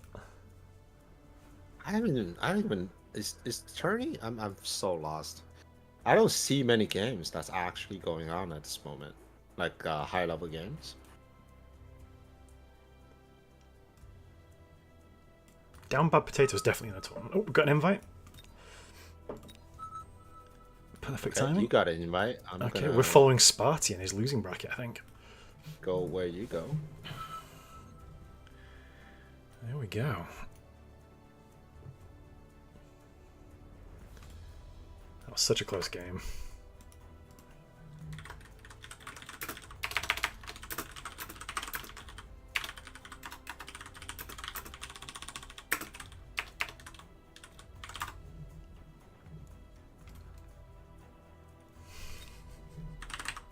I thought he had Phoenix production. Oh, unlucky. I did wonder why he went Quantum Reassembly and then didn't buy any more Phoenixes until the last second.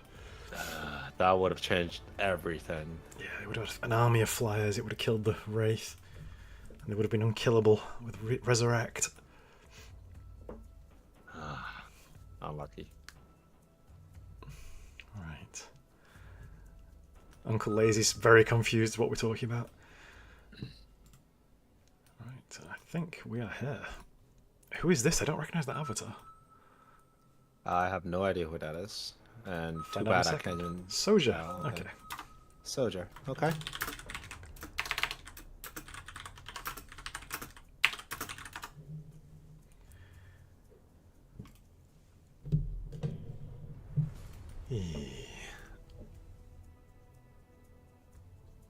Get rid of the public chat here. Everybody just talks way too much.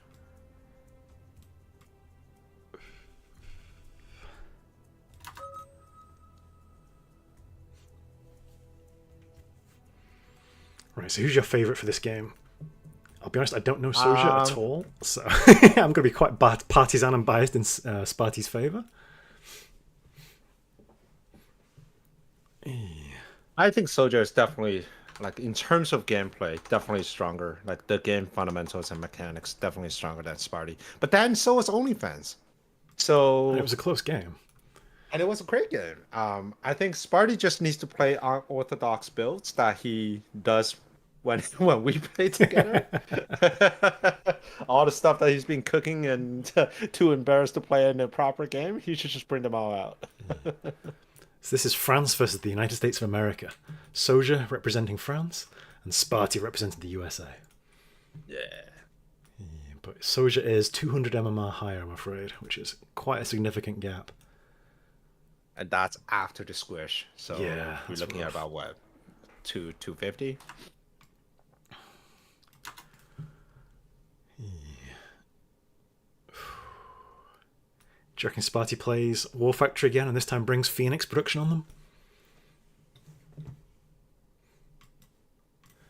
Or does he stay Combat Factory like last time? Or has he sworn off factories for the rest of his life after being robbed at the end of the game?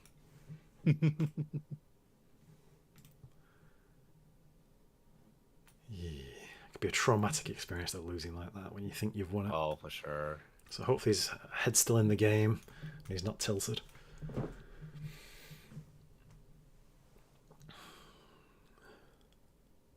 Oh. 20 seconds left. Alright chat, who do you want to win? Are you biased like me in Sparty's favour?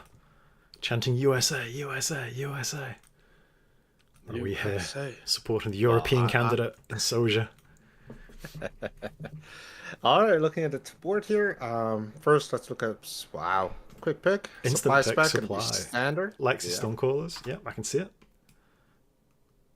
All right, Soja playing respect to Sparty here. I'm going to hide this chat here so we don't Yeah. get any spoilers. Okay. Looking at Soja's board, he could definitely go aggro. Again, like ball crawler. I think that's definitely doable. But all the other cards seem Elite. so crappy. What is this? Elite into spiders, into stonecallers. I guess blue. Does he buy a blue Crawlers? spider? Or does he go blue crawlers? Blue spider is actually not that bad. Yeah, it can survive some Into Stonecaller heads. level 1 stonecallers, there's naturally not that bad. Go all in on one side, like just full commit. Let's see what he does. Watch him just take 2 snipers now. Standard spiders. Okay. I think he goes blue crawlers down the back line. Yeah, That's blue my crawlers, expectation. yeah. Yeah.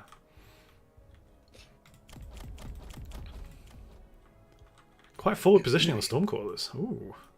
Sparty's thinking of going aggro again. These type of positioning actually works snipers. really well with. Called You called it. Called blue it. Snipers. But I thought you were totally calling it as a joke. I kind of was, but it came What's the precognizant. point of blue? What is this? He wants to What is one-shot this? those arc lights, but they won't, because the arc lights have got 4,400. Oh, they will. Interesting. They will, but Sparty's gonna get chaff, right? I hope so. Yes, unlocks Crawler. There we go.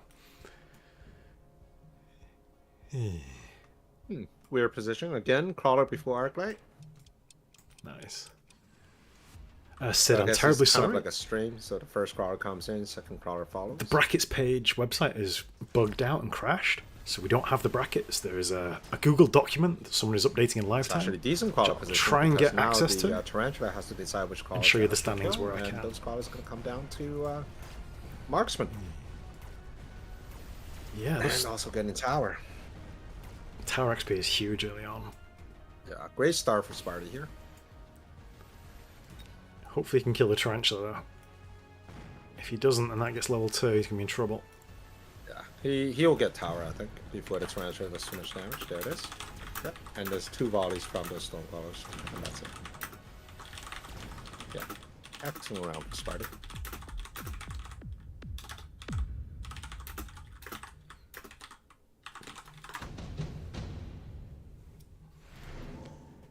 Right. We lost so many Instant hit. instantly. Wow. Yeah. For both players. Yeah, Both you really plays didn't using understand. aggressively. Didn't understand the blue marksman. Like, what's the point? Guessing he was hoping there'd be, I don't know, aggressive arc lights. No, you won't punish aggressive arc lights with blue snipers. Don't honestly know. Maybe just thought I need some anti-air and got anti-air. But Sparty is supply specialist. I guess he could have gone early Phoenix as early Wasps. Neither player are responding to the wasp swarm at all. If I close my eyes, I just pretend it's not there. At least we got one squad of fans, but those wasps will go to the other tower, which is a pain. And if I were Sparty, I would put a missile there. He does have 50. There it is. Thank There's you. the missile.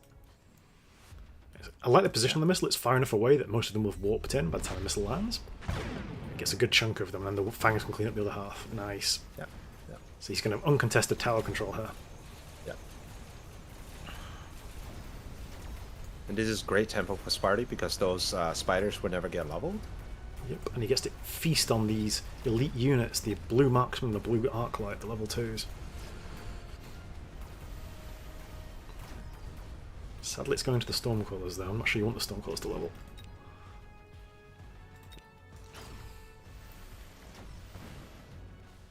He wasted so much work there.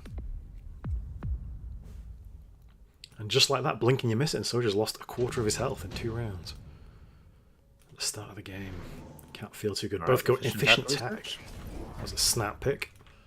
Yeah. So looking at this board is actually quite inducive to a point of war factory. Like you notice the way that these crawlers are positioned, that's exactly 7 squares all the way to a midline. So that's going to be a war factory right there if Sparty wants to. I mean, right now there's no need for a corner war factory, but if he wants to, he put a corner war factory and then an extra set of crawlers at the shallow flank. I mean, he could go war factory. There's virtually nothing here. Yeah, like against elite specialists, they're always a little bit behind on numbers of bodies on board, and a war factory picks off high HP targets pretty quickly, so I wouldn't mind it. Yeah. So I definitely would expect that. On the other side, very slow moving chaff there. Now the Arclights do have range, so they can do a little bit better. And being level 2, they can also do well into level 1 Arclights. Sparty did level up those 2 Stormcrawlers. How do you feel about that? I'm not a fan of early levels on Stormcrawlers, I'll be honest. Only if you're shooting into Giants, really, or level 2 Tarantulas, but he sold the Tarantula it's shooting into. I think it's a bit of a waste of money. I agree with you. That's 200 you could have spent on a war factory. When you're playing to giant specs, you just need to know that while you can comfortably bring out giants at round 4 or 5, they can't. They have to wait till round 7 to reliably bring out a giant. Yeah. But blue snipers do get a couple of kills this round, at long last. And the Stormcrawlers are struggling. Distracted by a few crawlers. Nibbling away. I'll probably start sell one of them.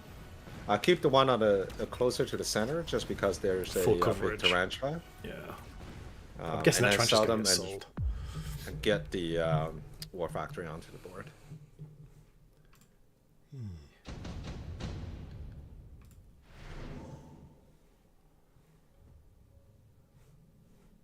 Wasps, okay.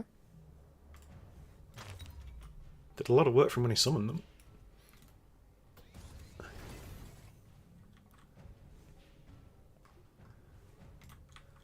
Ooh.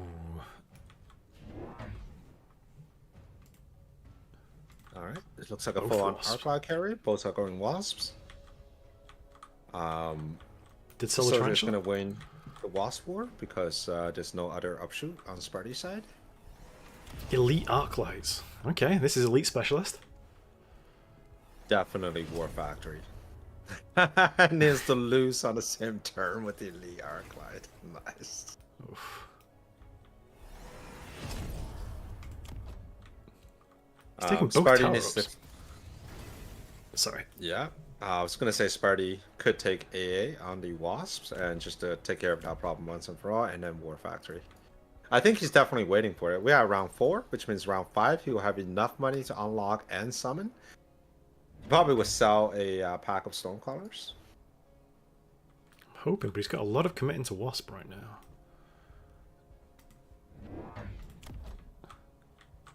Liking his chaff depth, though. He's got so many crawlers.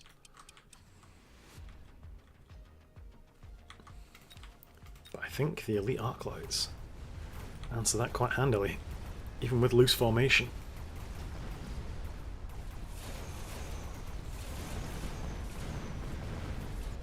Wasps run into each other head to head.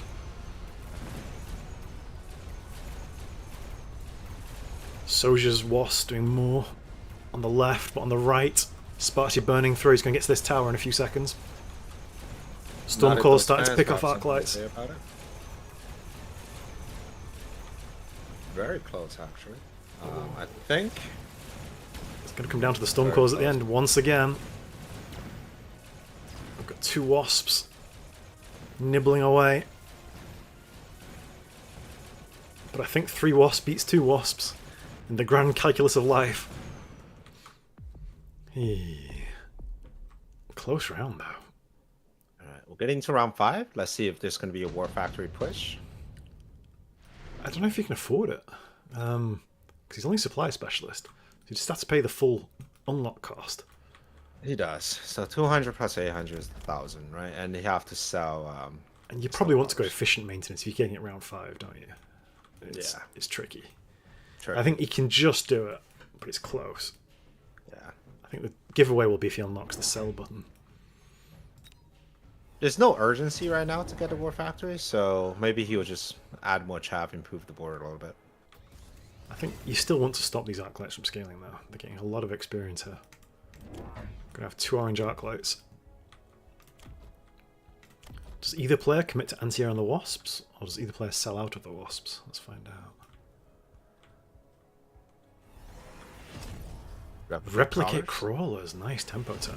And anti-air. Anti-air. There we go. And range base. So both players committing to keeping the Wasps. Anti-air has a slight advantage because it allows them to one-shot Wasp, where range you still have to 2-shot. It also gives you preferential targeting as well, if there's nothing closer. Whereas base range Wasps will get distracted by crawlers. Here we go again. The Stormcrawlers are kind of outlived their usefulness. In fact, I don't know if I'm reading this wrong. Oh no, because the round just reset. I was like 0 damage. 0 damage. The round just reset. Yeah. Thousands coming in now. I think it's the Wasp getting battle. Destroyed. Yeah. Ooh, the Wasps are getting stuck on the crawlers a little bit more. But on the left hand side though, is in the dominating lead here. Pulling the Wasp from the mid line across though, into the tower. I think the Arclights are struggling. Yeah.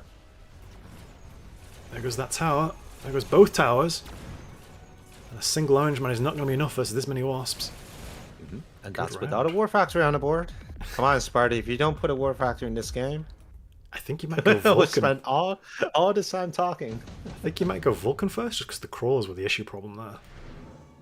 We'll see. Laser sights. Ooh. Works great on a Vulcan. Can even go on a Wraith, but we already have... yeah, I wouldn't pick it into the Wasps. Anti-air on the Arclights. Wow. Interesting. Laser sights for both players. Leveling the Wasps on both sides as well. Why is he going to put the laser sight? He's got 1200 in pocket.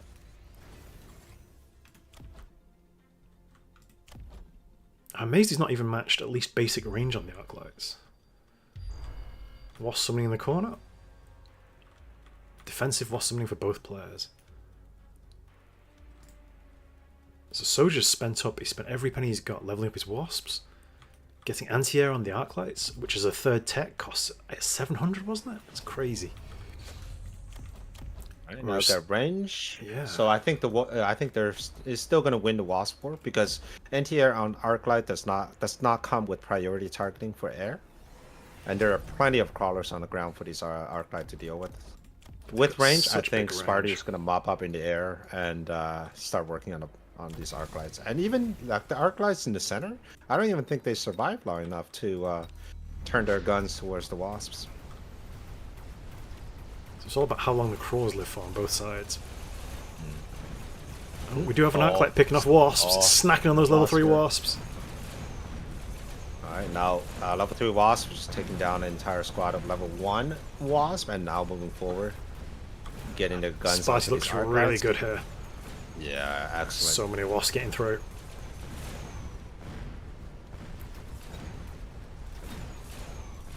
But the left side Arclights are getting so much experience from this encounter. Tower falls. Saves the day. But it's a very close round. Very close. Barely a round. scratch. Come on, Sparty, you need a giant. These Arclights are just scaling a little too hard. Sabertooth could be a good answer. Ooh. I would not pick Mustangs into an Arclight carry game. I would probably go Overlord myself here, Sparty, but no, he's gone Sabertooth. Okay. For the money value, maybe? I'm not sure. Yep, he sold one of them. I wouldn't mind keeping them, but again, War Factory. Worms. There's worm nothing. Yeah, there's worms. With Melting Point. Sudden strike. Interesting. Not sure how I feel about that. Unfortunately, Soldier's taken Melting Point this turn. And Melting Points are pretty good versus worms, as long as the worms aren't hitting them in the face. It's a question of how much chaff has he got, and I don't like Soldier's chaff. It looks a bit thin. He's fleshed it out with a bit more. 2 more sets of crawls coming in. 3 more sets of crawls coming in. There we go, he reads my mind. Straight for the tower with the worms. Do you reckon they'll get there? I think they'll get stuck.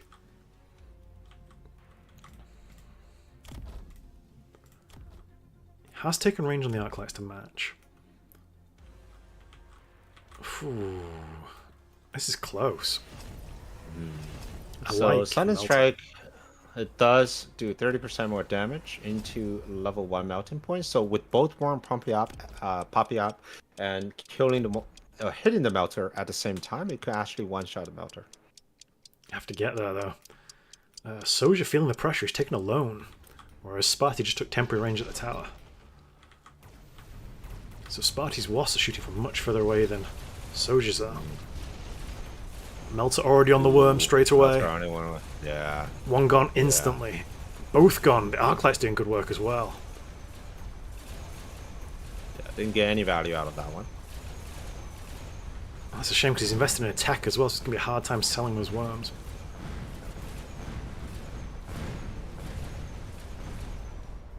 Melter's just soaking up a lot of damage, but not enough. But the Arclights, I think the Arclights are going to reign supreme here. The Stormcallers firing rockets in vain, picking off occasional units, but not finding the meat of the enemy army. Sparty's struggling. That Sparty hasn't put on any EM stuff, because right now the only anti-air that's holding the Sparty's carry unit, which are these wasps, are the Arclight. So have just a row of level 1 marksmen with EM, 1 for each Arclight, will actually change facing straight how this across game it. plays out. Yeah. Yeah. The problem is the Arclights have got 160 meter range now. Oh, well, that's alright. I mean, that's what chaps are for, right? Okay. Javelin to pick off the Melting Point.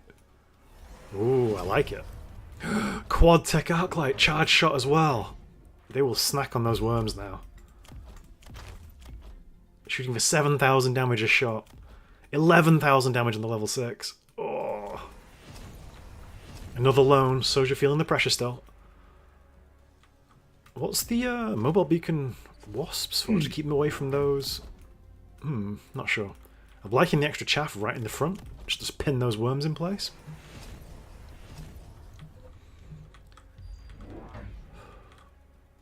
So we have triple tech wasp versus quadratech arclight. Oil? Okay. Oil getting rid of the chaff on that side, so that kind of answers why those wasps were flying over. I think I like the fire. They're getting rid of the melting point on one side and then trying to put pressure on the other side as the worms are getting towered. So that's the idea. Javelin takes out the melting point, but the worms are just stood in the middle of no man's land, eating damage.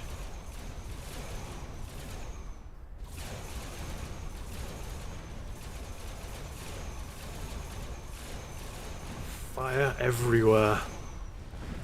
If I'm Soja here, I'm probably considering underground threat on my crawlers to make them survive the fire a little bit. A lot of damage coming through. These wasps are not going to be stopped here. What a difference the fire makes. You only get that for 1 round, at least on the with the oil, anyways. Well, unless Belek says, here you go. We'll find out. There we go. Second oil. No, it's Unit units. drop here. Ooh. None of these Mustangs are out great. against Scorpions could be good with range.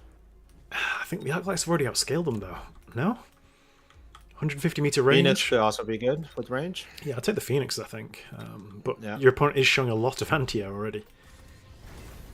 Ooh, Soja takes the Scorpions just as warm bodies to put in front of his Arclights. Try and contain those worms a bit quicker. Both players going for These Scorpions. worms, let's see here. One of them is really not doing too much, so might consider maybe getting rid of the worms at some point. I mean, now both of these 2 worms are going to kill like a handful of crawlers, and both are just going to go down. So And those crawls not would a have great died investment. to the wasp behind them anyway, so it's not exactly earning you much. I think I would sell these. Or look for a reposition. It's kind of hard, though. I think he's just unlucky that he took Melting Point at the same time he took Worm. There we go, still one of the worms. Okay, we got EM on the Stormcallers, which is going to be great. And Launcher Overload. Quad Tech Stormcallers. Quad Tech Stormcaller. That is Just as the crawlers are coming in with the flank. distracting them on the opening shots. Hasn't gone Subterranean Blitz on the crawlers for Soja. Doesn't believe in it anymore after the nerfs. Another lone yet again. Sparty's matched the lone as well. Cheeky missile to pick off the front row of crawlers. Oof. So many crawlers. The whole field is just skittering along.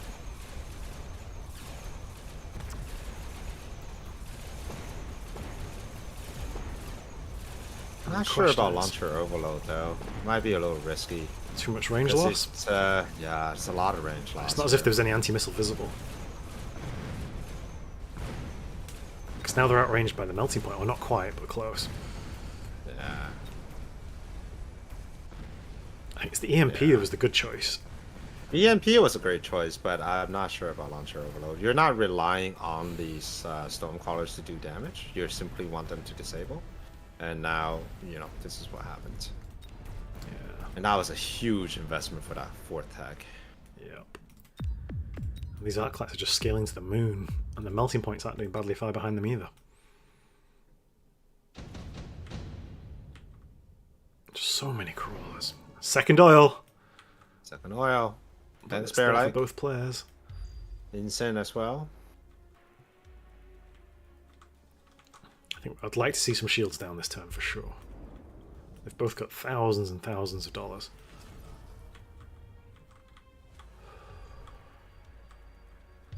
Will he sell the second worm? Wasp summoning again? Wow. How many Red Star Arclights is this? This is crazy. Honestly, I'd probably sell the no. Marksman. Sparty, let's get the shield going. Oh, is he greeted? Here's Underground. And that means most of these crawlers are going to survive. That's big. It undoes all the good work that the fire on the Stormcallers made before. Impact drill on the crawlers? Doesn't match the replicate on the flank though. Still no shields.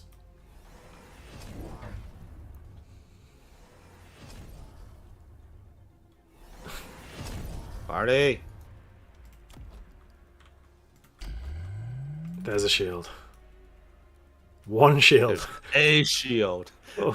I've just received an invite from Salt Monkey, but this game is not over, so I'm not going to accept it.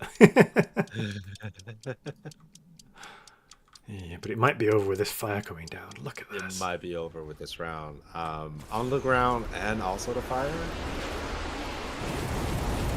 Big swing. I mean, the crawl's not actually getting through the full oil, but they're getting through the small patches quite handily.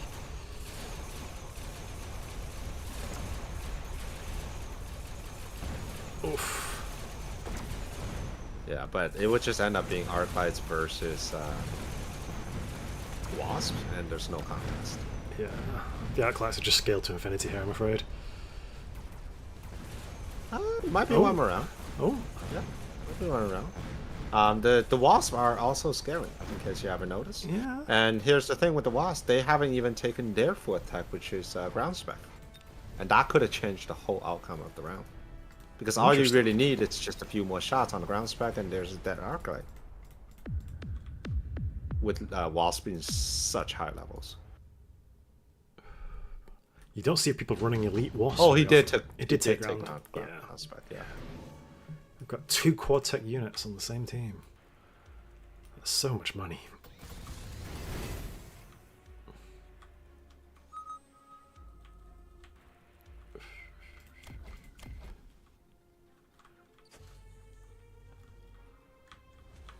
The invite's getting more insistent.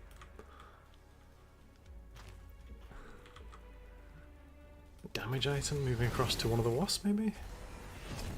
Low and temporary range. Difficult game to win this one, though.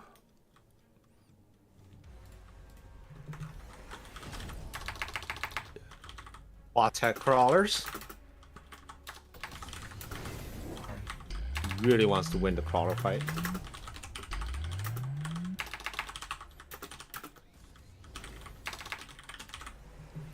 Big fortresses on the front line with shields. Shields. I guess And it's buy a just bit big of space. shields. Why not just put more shields? Why go cheap shield when you can go expensive shield? Because the melting point's going to go straight onto those. Ouch.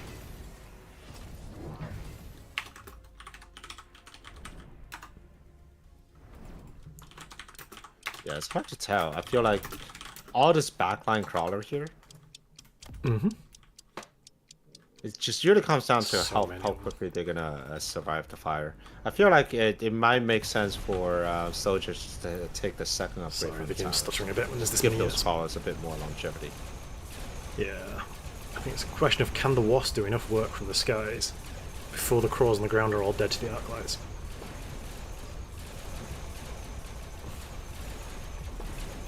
Alright, the crawlers are all dead. Now the real round begins. Yeah, that's a real round begins. I love those late arriving fans here. I think they... Ah, the wasp, they're just getting decimated. Even with the laser sights not keeping them safe. Gone. No. Oh, Gone. all the wasps swatted from the skies.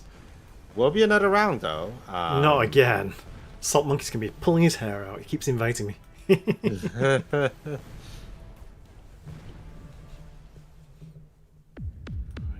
Wow, such a close game. Going to round 12. What could Sparty do? What about Javelin? What about shielded fangs? Okay, but they're gonna run into his own fire is the problem. That is the problem. And the wasps just run ahead. And yeah, so there's a Jav. Won't kill the melting point though, it'll get it low. There's an Iron Beam. And both Iron Beam sides. is pretty undodgeable for Shields, yeah. Unless you've got Sparty. improved. more forts. Yeah, it doesn't matter because the Wasp are gonna get it, and that's tough. That's really tough. Hopefully the wasps get pulled sideways by the flank, but it won't be I'm enough. surprised nobody started to spam missiles just yet, because that could be fun.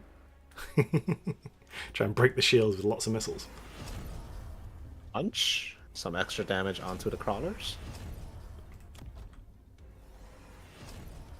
I mean, at this point, both players have so much money, they can just play whatever they want. Yeah, but you're trying to find an answer to long-range melting points guarded by 1,000,001 crawlers and supporting Sparty huge is arclights. counting the Iron Beam to be on the side with the items. So there's the mind game going on. Soldier is purposely ignoring the side with the 2 wasps with items. Okay. Big brain plays. Alright, oil on the side once again. Ooh, this could hurt. Pulling wasps into the iron can, but it's probably going to be long gone by then. Here we go. Here we go. First Iron Beam missing completely on that first squad of wasps. Oil ignites. Second wasp though. They might get the entire squad here. Yep, getting the whole squad. Gets the fortress as well. Yep. Oof. But we got wasp coming in on the flank here.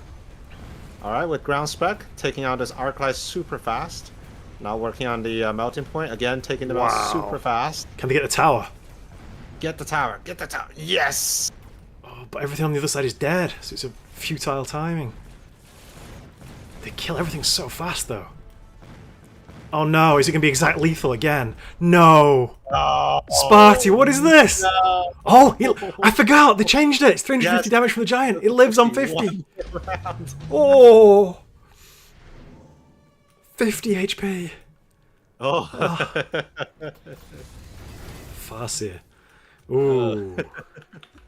Big Wraith. I'm not sure I picked Big Wraith into Melting Point, though. Yeah, level 9 Arclights are just crazy. Fuel maintenance and get a mobile beacon. Degen on the Wraith? Degen? For what? It's not going to get into range of these Arclights. I mean, it's got 100,000 health, which sounds like a lot, but these Arclights are shooting for 17,000, 14,000, 15,000 every shot. I don't see it surviving 5 shots. Farseer is a great option, but Farseer right now, I feel like they're kind of... I would have liked to have seen the enhancement radar, but it doesn't have it. It doesn't run enhancement radar. Ooh. I don't see what this Wraith is going to do at all. No. I like the Fortress Rocket Punch. It's so much extra chaff clear on the board. As they get low, they'll punch a little hole in the crawlers. Buy a bit of space and time.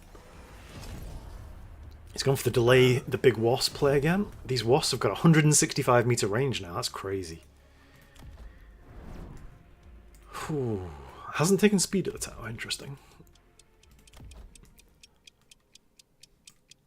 So many crawlers. Right, I dare not move the camera now. I'm going to get massive frame drops. Here we go. Alright, things are moving. Things are going. Fire's landing. We've got to wait for the crawlers to all disappear. And the real round can begin. Everything standing still killing crawlers for the first 30 seconds. Oh, Melting Point connects on one of the fortresses.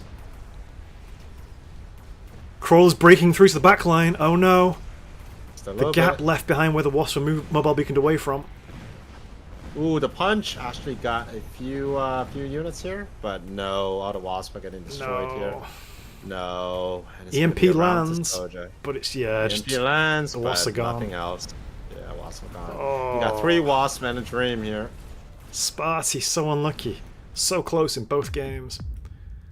Oh, that was tough. That was tough. I think the decision was the improved worm turn, where it took both worms, and it just straight into a melting point. That's where it all went wrong. Oh, torture. Unlucky Sparty.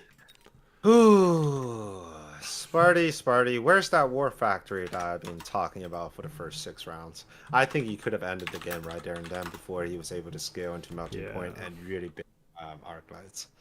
Anyways, I'm going to let Uncle Lazy know that we're ready. Okay, I've just sent him a message as well. I've been screenshotting the final results of each game, just as proof as well. Alright, but yeah, this level 9 arc lights are just so hard to answer. Laser sights on the wasp, tried to keep them in it, but just wasn't enough. Because 165 meter range on the wasp sounds impressive, but then there's an arc light shooting from 193 meters away. That's crazy.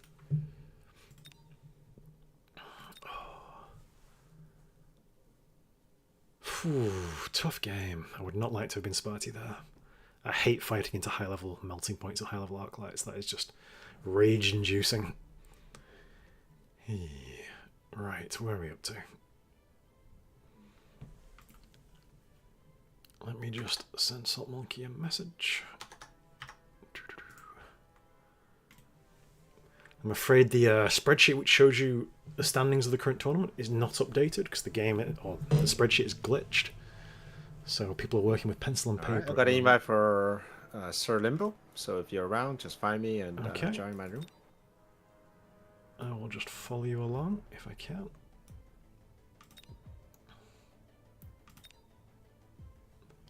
Oh, room is private. I cannot join by that method. I should be invited. Oh. When the game goes live, I can just spectate you, though. It's fine. Yeah. I'm biased. You can see I've got friends with Gucci's Sparty. in my room, so I guess it's going to be another multi-stream here. That's So we're all right. getting... How many games do we cast for this group? Like 3 already? I'll be honest, I wasn't sure when the groups changed. Without the overview spreadsheet, it's kind of hard. I'll see if I can pull it up and work it out backwards. Change scene onto the browser. Pull up the browser with... Oh. Nope. Okay, can't do that. Sorry, guys. Back into the game.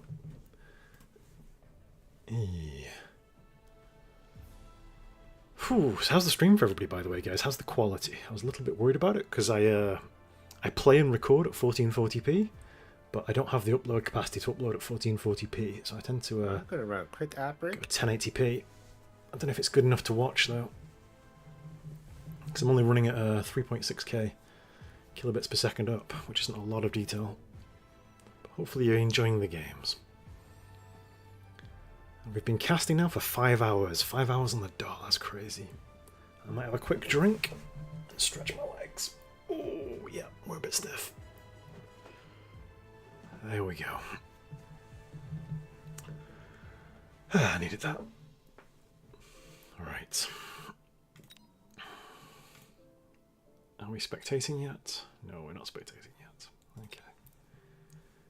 I'll just do a quick apology to Salt Monkey, because I'm sure it's infuriating if you send invites to people and they don't join.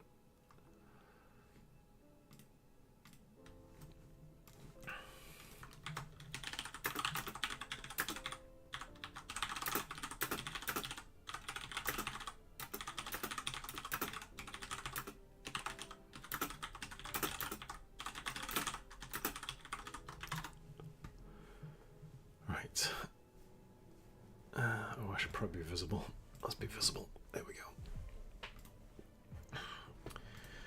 Yeah. I'm afraid a lot of the work of the tournament is behind the scenes that I can't show you guys. I'm sorry about that. What I will do is I'll dive into Clint Leakwood versus Dionis, I think, while we're waiting. Because I see Stoney is still not in game. Yeah, so I'm just going to dive into this one. Because Clint is a legend.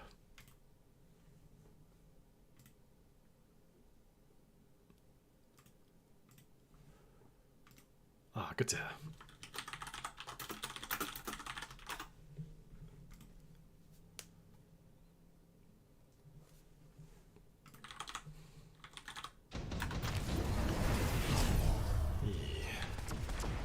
So we have round 4, Clint, aerial specialist with assault scorpions. I like it, it's one of my favourite upgrades. Versus Dionis, who's on giant specialist, who's already got Vulcan and Overlord out on round 4. Clint on the back foot here. These giants doing a lot of work. This does a lot of chaff left as well. Level 3 Typhoons though. Oof. Just not enough damage. Has a tower taken. Where's Clint's final unit? Oh, they're up here fighting on this tower up here.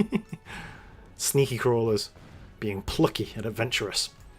But I'm afraid there's a lot of enemies on the board. Hey, Darren, if you're around, Hello. can you say something in public chat? Salt Monkey is looking for you again. Okay. I need to enable public chat again. 2 seconds.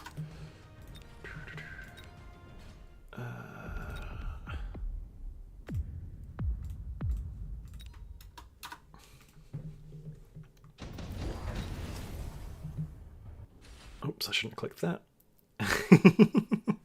Now I'm in a loading screen for 10 seconds. Sorry guys. There we go. Typing now.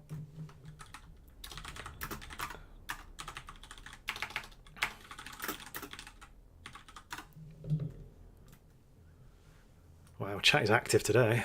6,000 people online, that's awesome.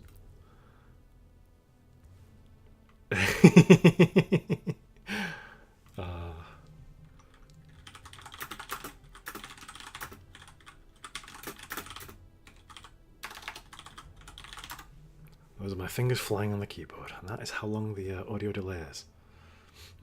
Alright.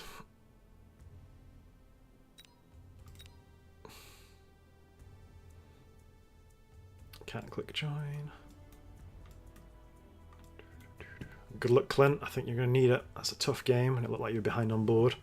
Do it again. Okay.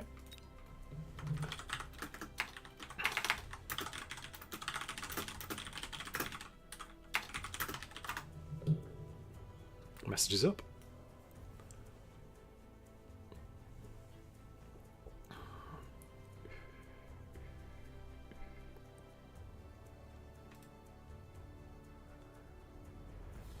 Random question, does Salt Monkey have me blacklisted or something?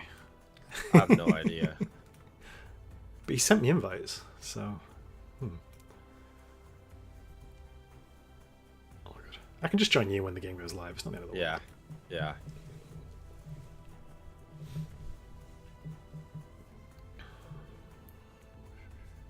I don't want the tournament to waiting for me, dude. Just go.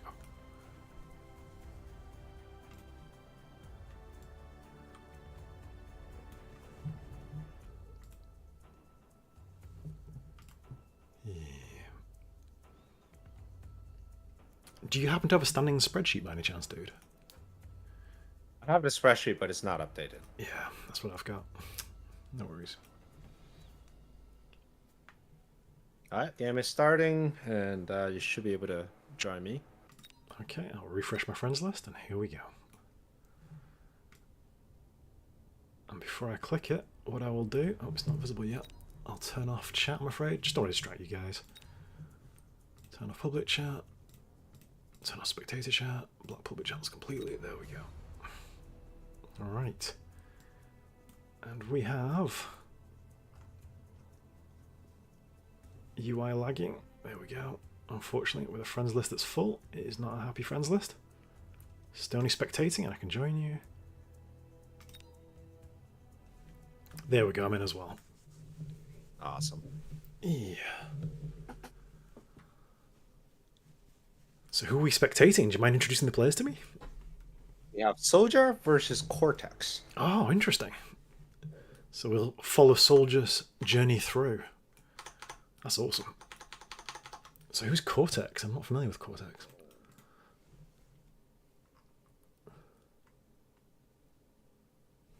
Another French player. Oh, so it's France versus France. Oh no. Team killing each other. Only one can progress. Cortex finished last season at 1960 MMR. Yeah. While nice. Soja was 2100. So there's definitely a little bit of an experience discrepancy here. We'll have to see.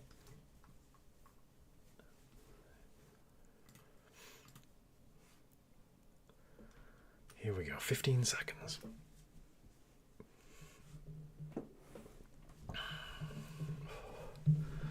So of the builds we've seen so far, what would you say was the strongest we've seen? I think it's still that Vulcan play that we saw, because it's quite high tempo, and it's got scaling to the late game. Oh, here we go. The Vulcan play, if yes Wing Big is still an attorney and keep doing that standard Vulcan play, that could be very strong. I think I like Soja's Fire Badger start here. If you want the early Stormcallers, if you'd rather play aggressive, the Rhino Specialist works well. Fire Badger start it is. Standard. And Cortex. Cortex, he does have two very good aggro packs. And he takes the aerial. One of them. Yeah. I love the aerial. You don't have to unlock for the Wraith, which means turn 2 Wraith into Ball Crawler. Or turn 1 on Phoenix as well. Or turn 1 Phoenix. Bit cheeky though, and you lose out on a unit drop. Right. So instead, it's just going to be Arc Lights. Very aggressive positioning. This is going to be aggro into standard defensive. I'm not sure I'm a fan of putting the arc lights right in front of where you think the Stormcalls are going to go, because it's almost certain the Stormcalls are going to be by the towers, right? So surely the arc light's going to get shot. Yeah, but most of the time people like to put the stone crawlers on the inside of the towers. Okay. And I feel like that's where those crawlers are going to be.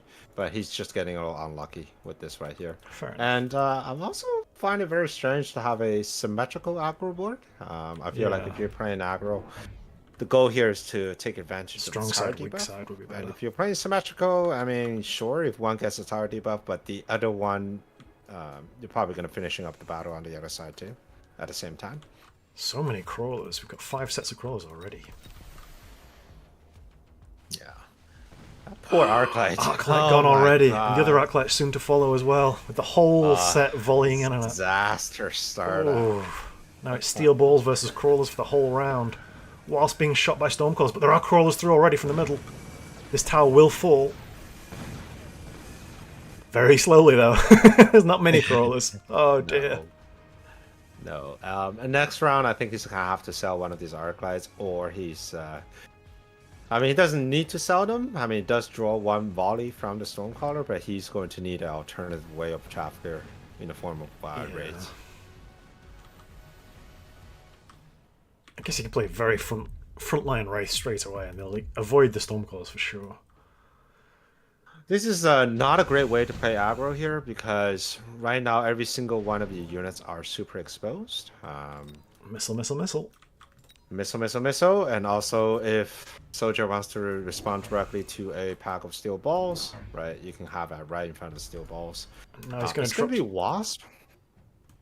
Wasp is a strange choice, considering right now you need chaff clear, and Wasp does not answer chaff clear, and it's also mediocre in terms of damage dealing. Rhino in the back line. Oof. Completely unguarded tower. That's going to be a painful timing. Has pressured the flank with some crawlers. Trying to buy a bit more space and time to pressure this west side tower. If I'm Cortex, I will be thinking twice about keeping your steel balls on the field as well, because right now they're really not contributing to anything. Even if you remove all the chaff, left with just Stormcallers, Fire Badger, and a single Marksman, I mean, your steel balls are still pretty much overkill for those units. Yeah. Take them Arclight's out, going save the again. money. Both Arclights get some shots off this time. Surviving a little bit longer, but yeah. Rhino in the back line, taking its time, burning through some crawlers before it gets to the tower. I think the sniper will be dead by then, though. Oh no, crawlers. Oh, huge slowdown right in front of the sniper. It's not what you want. Fangs there to clean up the wasps. This is tough. Yeah, poor unit choices in the beginning, and not selling out units that don't work. Those Arclights in trouble from the get-go.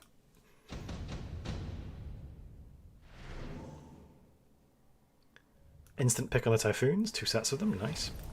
They could work, and also if you get them shield, they can actually tank the first barrage, which gives the aggro player a lot of room to move forward. I'm not sure I want to throw the Typhoons straight into Stormcallers, though. Not yet.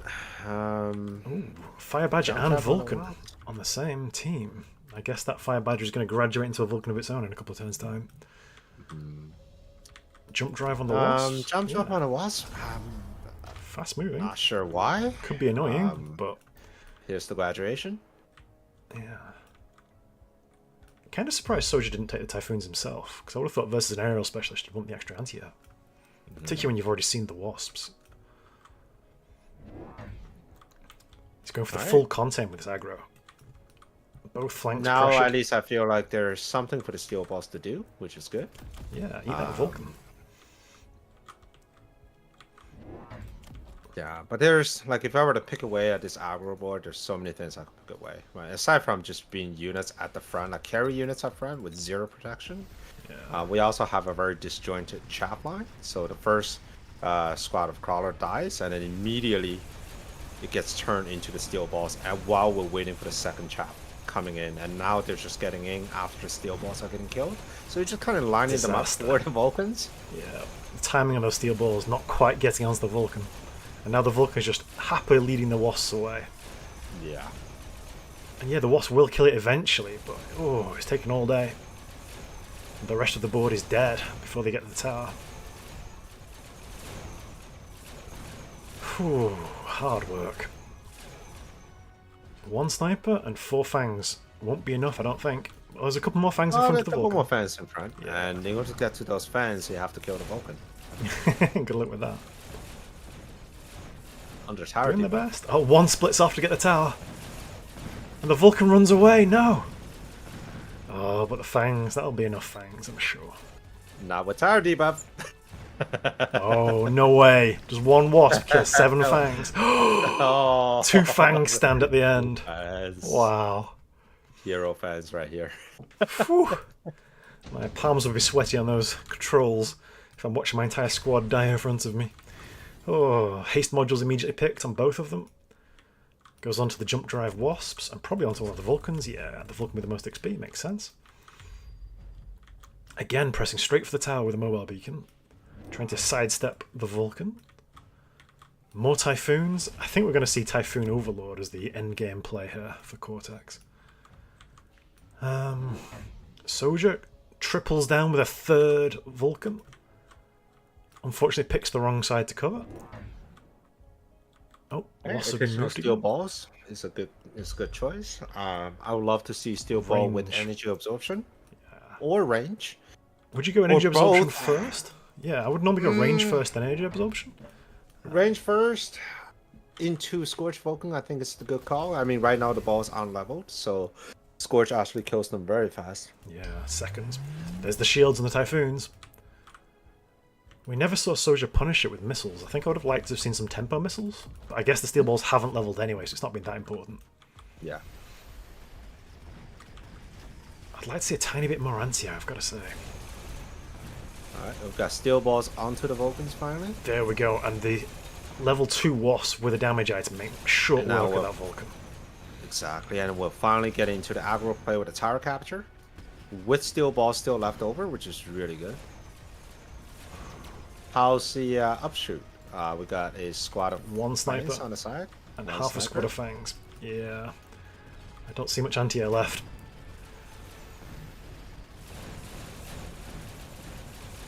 Steel balls are going to get Steel levels balls from on this. target. Yeah. And this is where aggro really starts to scale. I like it. Yeah. Those Wasps are going to be level 3. Yep, they are. And the Typhoons, not quite leveled. Yeah. Rough start, Somehow. but things are getting back on track here. Yeah. Instant pick on a Farseer for Soldier, and I think for Cortex, there's a lot of good options. Overlord could be a good option. I was gonna say the There it is. Mustang could be also a good option here. So, priority right now, he's got 450 left in pocket. Would you take chain guns on your Overlord or range and lifesteal on your steel balls? Which one do you go for first? I think I would go with range on the steel balls here. Yeah, just me because there's too. more steel balls on the board, more impact to be had there. He's got But instead lifesteal. it goes with Okay, lifesteal. fair enough.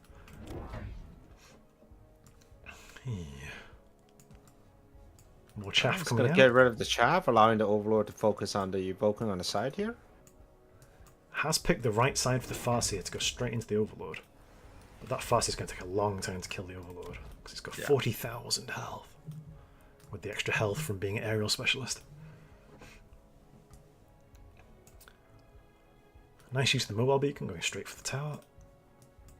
Trying to skirt around the outside of the Vulcan, but with the range of the Vulcan now, I think it will actually latch onto the steel balls on the way past. More pressure on the flanks.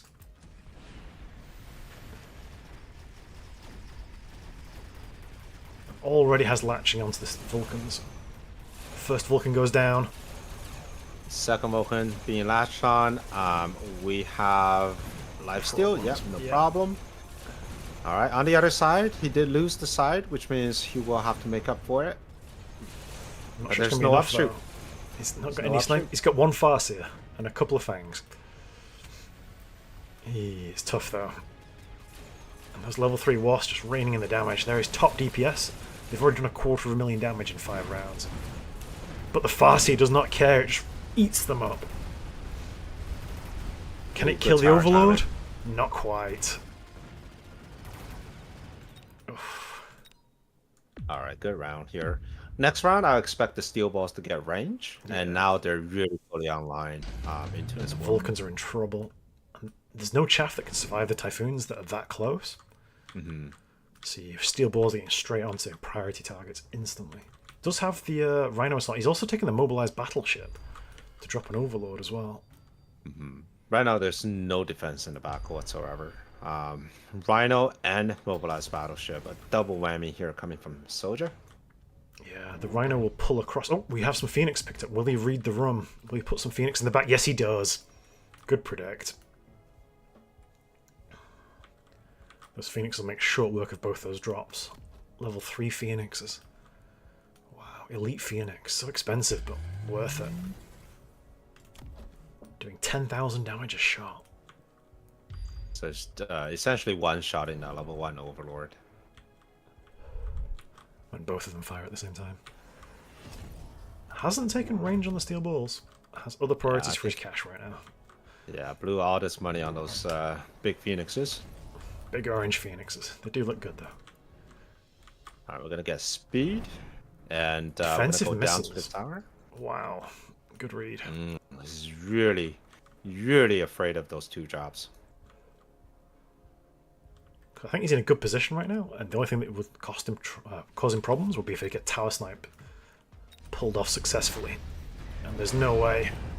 Goomba Stomp Rhino does kill some crawlers, but Overlord in the backline, yeah, goodbye Overlord in the backline. Oh my, it did take out one of the Phoenixes. I was not expecting that. One of the Phoenixes. The steel ball was not able to connect onto the target at the front, and the Wasp ball died out from the Farseers. Nice. So this is a good turn for Soja. While we were looking at the backline, his front line was holding. And the that Vulcan survived as well, and we also have snipers getting onto some very juicy targets. like to see anti-air on those snipers as soon as possible, I've got to say. Good round. But how much Now of we're that gonna get red steel balls. was because Cortex put all his attention on defending those flanks and preventing those unit drops from causing him mischief? Yeah. Oh, I'd like Advanced Missile here, I've got to say. Advanced Missile device, when you're defending against aggro, that would pop those shields instantly. Has taken it.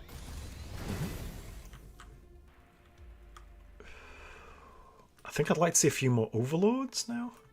We'll go Photon. Nope, he's selling the Overlord. Okay, committing to Phoenix. Fair enough. Makes the same effect. Mr. Phoenix, Typhoon with Mech Rage for chaff clear.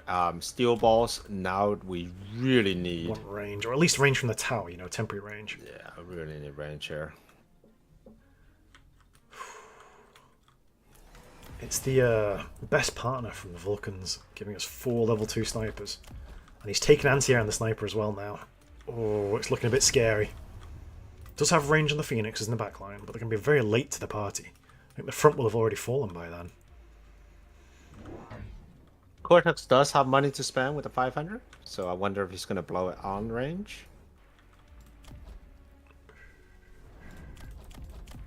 Go really nice onto the steel balls. He probably could use a few more packs of steel balls as well, but for now I think it's just going to focus on chaff clear, paving the way for the Phoenix to do the damage we need to. So we have Advanced Missile device from Soja, but he's only bought 1 missile. But it will do a lot of damage to these shields. 2 missiles, there we go. 3 missiles, there we go. Okay. I don't think the Typhoon shields last very long. The fire from the oil is going to be good, though. The Vulcan's already cleared the flank. Oh no! Disaster, the oil is not ignited.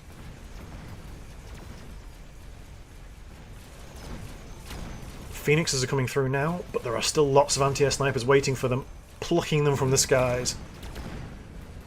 Vulcans just make their presence felt. Level 2 Vulcan can deal with almost anything. Whoa. Range and Scorching Fire, that's a complete turnover turn.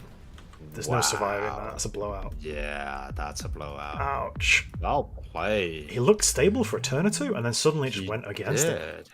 Yeah, I thought Cortex had a pretty good round, or is going to have a pretty good round, but I think once we got all the level 2 Vulcans, level 2 just Vulcan. really destroying everything. And the steel balls never got range, so No, never was able to latch onto the Vulcans at all. But even if they were, level 1 steel balls is not going to out-heal level 2 Vulcan with Scourge, so that's a bit of a problem. I think the Typhoons are great in the mid-game, but once they get outranged by the Vulcans, the chaff clear line just moves up completely and pushes against them. And with the missiles popping those shields, the Vulcans can deal with Typhoons pretty quickly, actually. That Scorching Fire, so much damage. Yeah. Like, we have 100,000 damage from one Vulcan, 90,000 from another, 60,000 from a third, and 50,000 from the final. That's a lot of damage. Whereas the Typhoons barely did 10,000 damage apiece. Ouch, that's painful. Yeah, for sure. So I think the key decision here was the Wasps on turn 2. Even though they were his top DPS unit, they didn't scale very well into the endgame. The only tech they had on them was Jump Drive, which meant they shot over the top of the steel balls they were trying to follow and died. As soon as there was any anti-air on the board with the Farseers or the Snipers, they were just in trouble, caught in no man's land. Yeah. I liked his opening position. I just think he was a little bit late to the party with those Phoenixes at the back. I think he spent too much effort defending against those drops and not enough effort killing these Vulcans on the front line. Yeah. All right. So that is that. I think I'm gonna pause my stream for now. I'm gonna grab some dinner. Might be back later. Yeah, food break. And I've already let Uncle Lazy know. So oh, perfect. if you okay. I just sent him a connect with screenshot. him, and then he'll be able to connect with you. Cool. Well, it was a pleasure casting with you. I've Great always fun, wanted to do this. Always wanted to do this. Ever since I first watched your stuff on YouTube. Dude, always you're very wanted to kind, do it very with kind. you. You're a much bigger So, YouTuber than I am. So this I'm is like a enjoying dream come all your true. work. Meeting my idol. Casting with No, my never idol. meet your idols. Never meet your idols. We can never live up to your expectations. It's been a pleasure, dude. Good work. It's been a pleasure. Thanks for all your and, insights, dude. Yeah, no problem. All right, I'll see you around. See you, dude. Take it easy. All right, guys, it's just me now. I'm not sure what's going to happen here. Because I think we have finished the group stage, from my understanding. Ooh. We can have some sneaky listens. Sneaky listens. No, does he know? Do I cough on Discord to let him know that he's still on Discord? I don't know. Still in channel? What I'll do is I'll drop out of the Discord channel. See ya. There we go. Just so we're not being too sneaky. Right. I have no clue what's happening here. So, it's kind of difficult when we don't have the brackets to show folks, so we can't see who's winning and who's losing. I'll just drop a message in.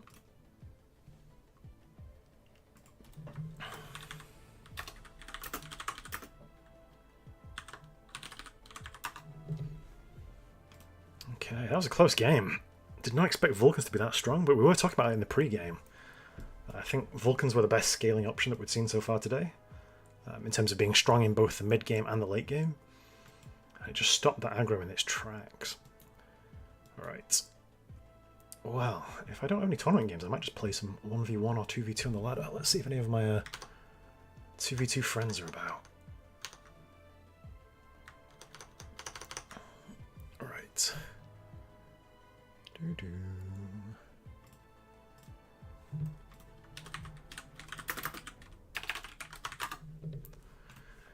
Okay, who's online? Need to earn some more combat power, get my season rewards going.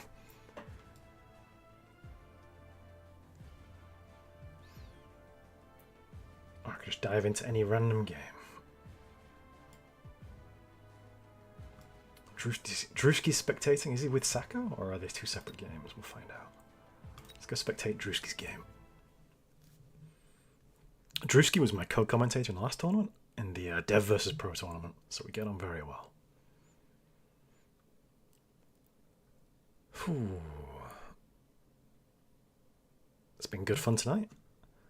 Seen a lot of good games. I think you do get a feel for the meta over time.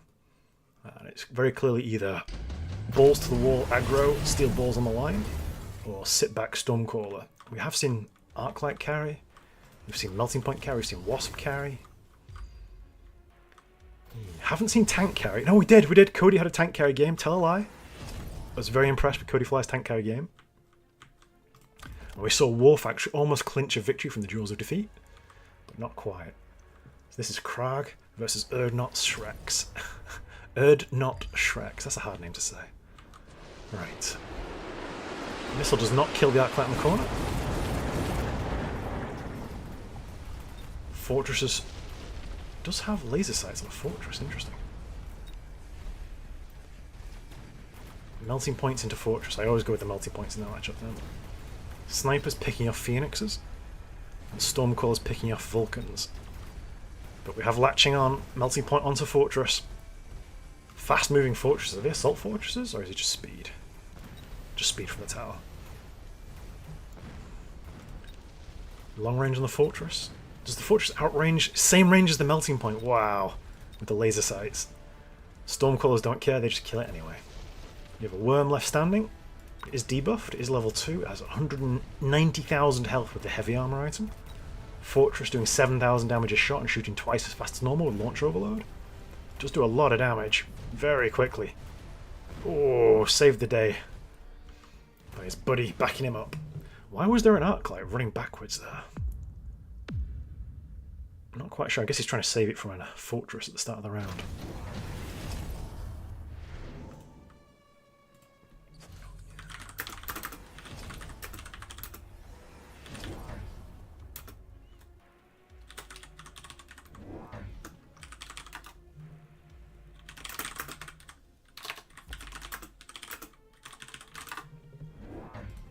Here we go.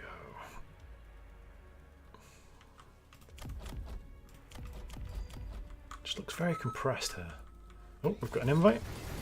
Uncle Lazy inviting me to a lobby. I am not turning that down any day of the week. Let's go and watch. Unrivaled Super Hottie, nice. So what I need to do is return to lobby on this one. There we go. So we're watching Unrivaled Super Hottie versus Sastasha. Or Sastafa? Yeah. There we go.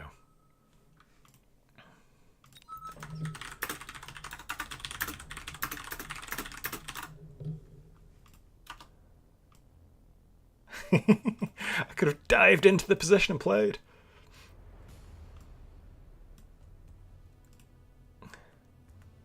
Alright. Hey guys.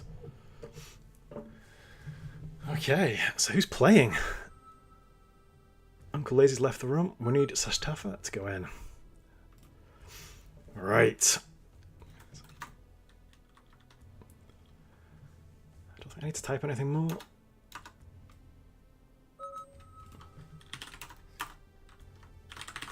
Ready when you are, guys.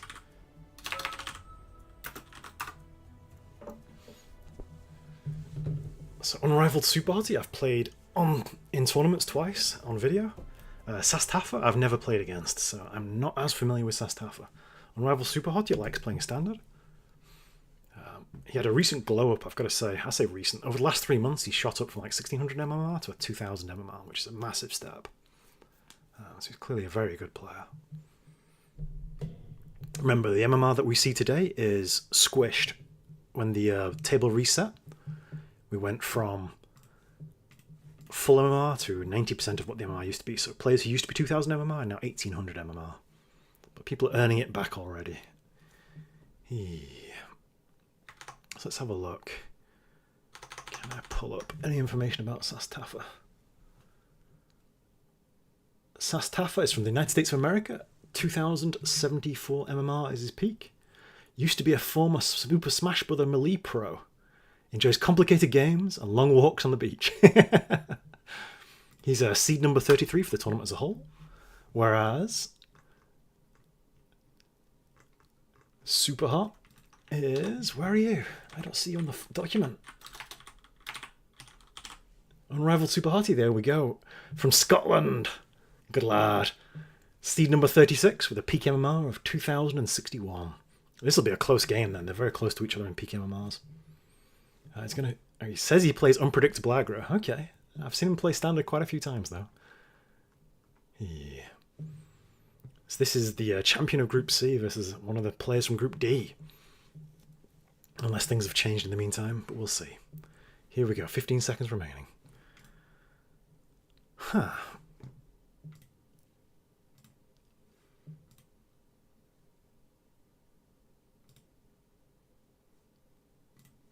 Alright, and our starting cards. Ooh, I like the quick supply there with tanks and snipers. It's one of my favourite starts, though tanks are a bit weaker these days. Cost control with tarantulas and crawlers is nice as well. We have an instant pick for Unrivaled Super Hottie with crawlers and steel balls, so he's going to play aggro, almost certain there. Sastafa What are you going to go for? It went supply specialist. Steel balls as well. Steel balls are popular today, even though they got nerfed in the recent patch, needing 10% more XP to level up. They're still one of our most favoured starts for most players who want to play aggressive, just because they move so fast and they can laser down a tower even while debuffed. Okay, here we go. We have big groups of crawlers, strong side, left side. How will Sastafa cover the table? I hope I'm pronouncing that right. Sastafa? Yeah, it must be.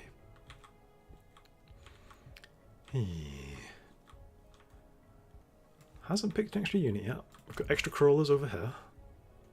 Still sitting on 200. More crawlers as well, so we've got lots of chaff for Sastafa. I'd like to see him go strong side, left side as well. Yes, I'm liking the look of it. We're going to get a headbutt where both players play aggressively on the same side. Don't you dare put the other balls over here. No, good. Here we go. Right.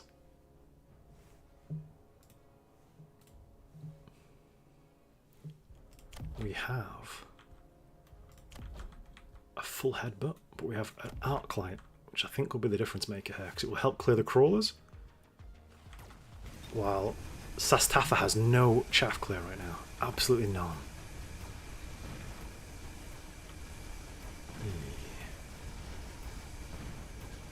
Steel ball on steel ball action. Lasering away happily. And yep, the arc light makes all the difference. Clears that chaff, and while these steel balls are busy shooting at crawlers, these ones have broken through. There are 2 fangs making a break for it for the tower. But I'm afraid this tower will fall first, while these fangs fall afoul of this arc light. Oh, tough game. One arc light makes all the difference here. Steel balls love lasering towers, gives them a nice chunk of XP. But none of the steel balls have reached a level up yet. It's one of the key things you look out for when playing against steel balls. You do not want them to get level 2 in a tanking item like a heavy armor or a amp core, because then they become a nightmare to kill. We have our fire badges picked up instantly for Sastafa. Unrivaled Super Hottie is going to go for... I'd like to see the marksman, I'll be honest. Nope, fire badger as well, makes sense. We are in a head-to-head and he needs some chaff clear. Yeah, okay. Fire badger to fire badger, great minds think alike, but fools rarely differ. I never know which one I am. Right, here we go. More crawlers. On the flank to pull these guys sideways, interesting. Any pressure over here? Not yet. Any pressure over here? Not yet. Okay, we have a level 3 marksman. That's going to be one-shotting everything. I think perhaps the fire badgers can survive it? Yeah. Does 6,000, almost 7,000 damage. The fire badgers have 10,000 health. It's all about the chaff and the chaff clear here. I think I prefer Sastafa's position here, with the 2 sets of fire badgers. I think that overpowers the extra health that the single arc light gives you. Oh, a bit of a lag there, sorry guys. I think my PC is running at 1,000 degrees C right now. I've been streaming for 5 and a bit hours. Right, we've got fire burning through the steel balls. I did not see this flank coming through. We just had some cheeky crawlers. Snuck through after we checked. We do have some wasps as well in the back line. I need to zoom out a bit more so we can see things clearer. Ooh, tower timing. Fire badger struggling against the whole horde. Orange man does not care. Walks away with swagger. So both players went for a flank play. We had wasps over here and crawlers over here. Oh. No, it wasn't actually flank, it was just very forward in the corner positioning. Haste module from Rival and Super Hottie. I'd like to see a bombard, I'll be honest, it's so much value. But haste module is nice as well. You can put the haste module on some fire badges, it makes it move at a similar speed to the steel balls, gives him more damage and better chaff clear. Both players going for the haste module. Wasps have been jump drived out. He's expecting an answer to be ready for them in the corner. Haste module on the wasps, okay, I like it. Could put them right here and go straight for this tower. More fire badgers. Even more fire badgers. This is fire badger steel ball mirror match. With the difference maker is going to be these wasps. What answer will we see? A missile on the line? It will catch this set of steel balls. If he levels them, they'll survive. If he doesn't level them, they won't survive. Level 2 arc light. That'll help punch through everything that's on the board.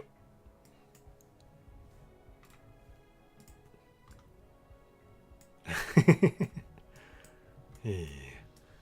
We have very much a full-on headbutt.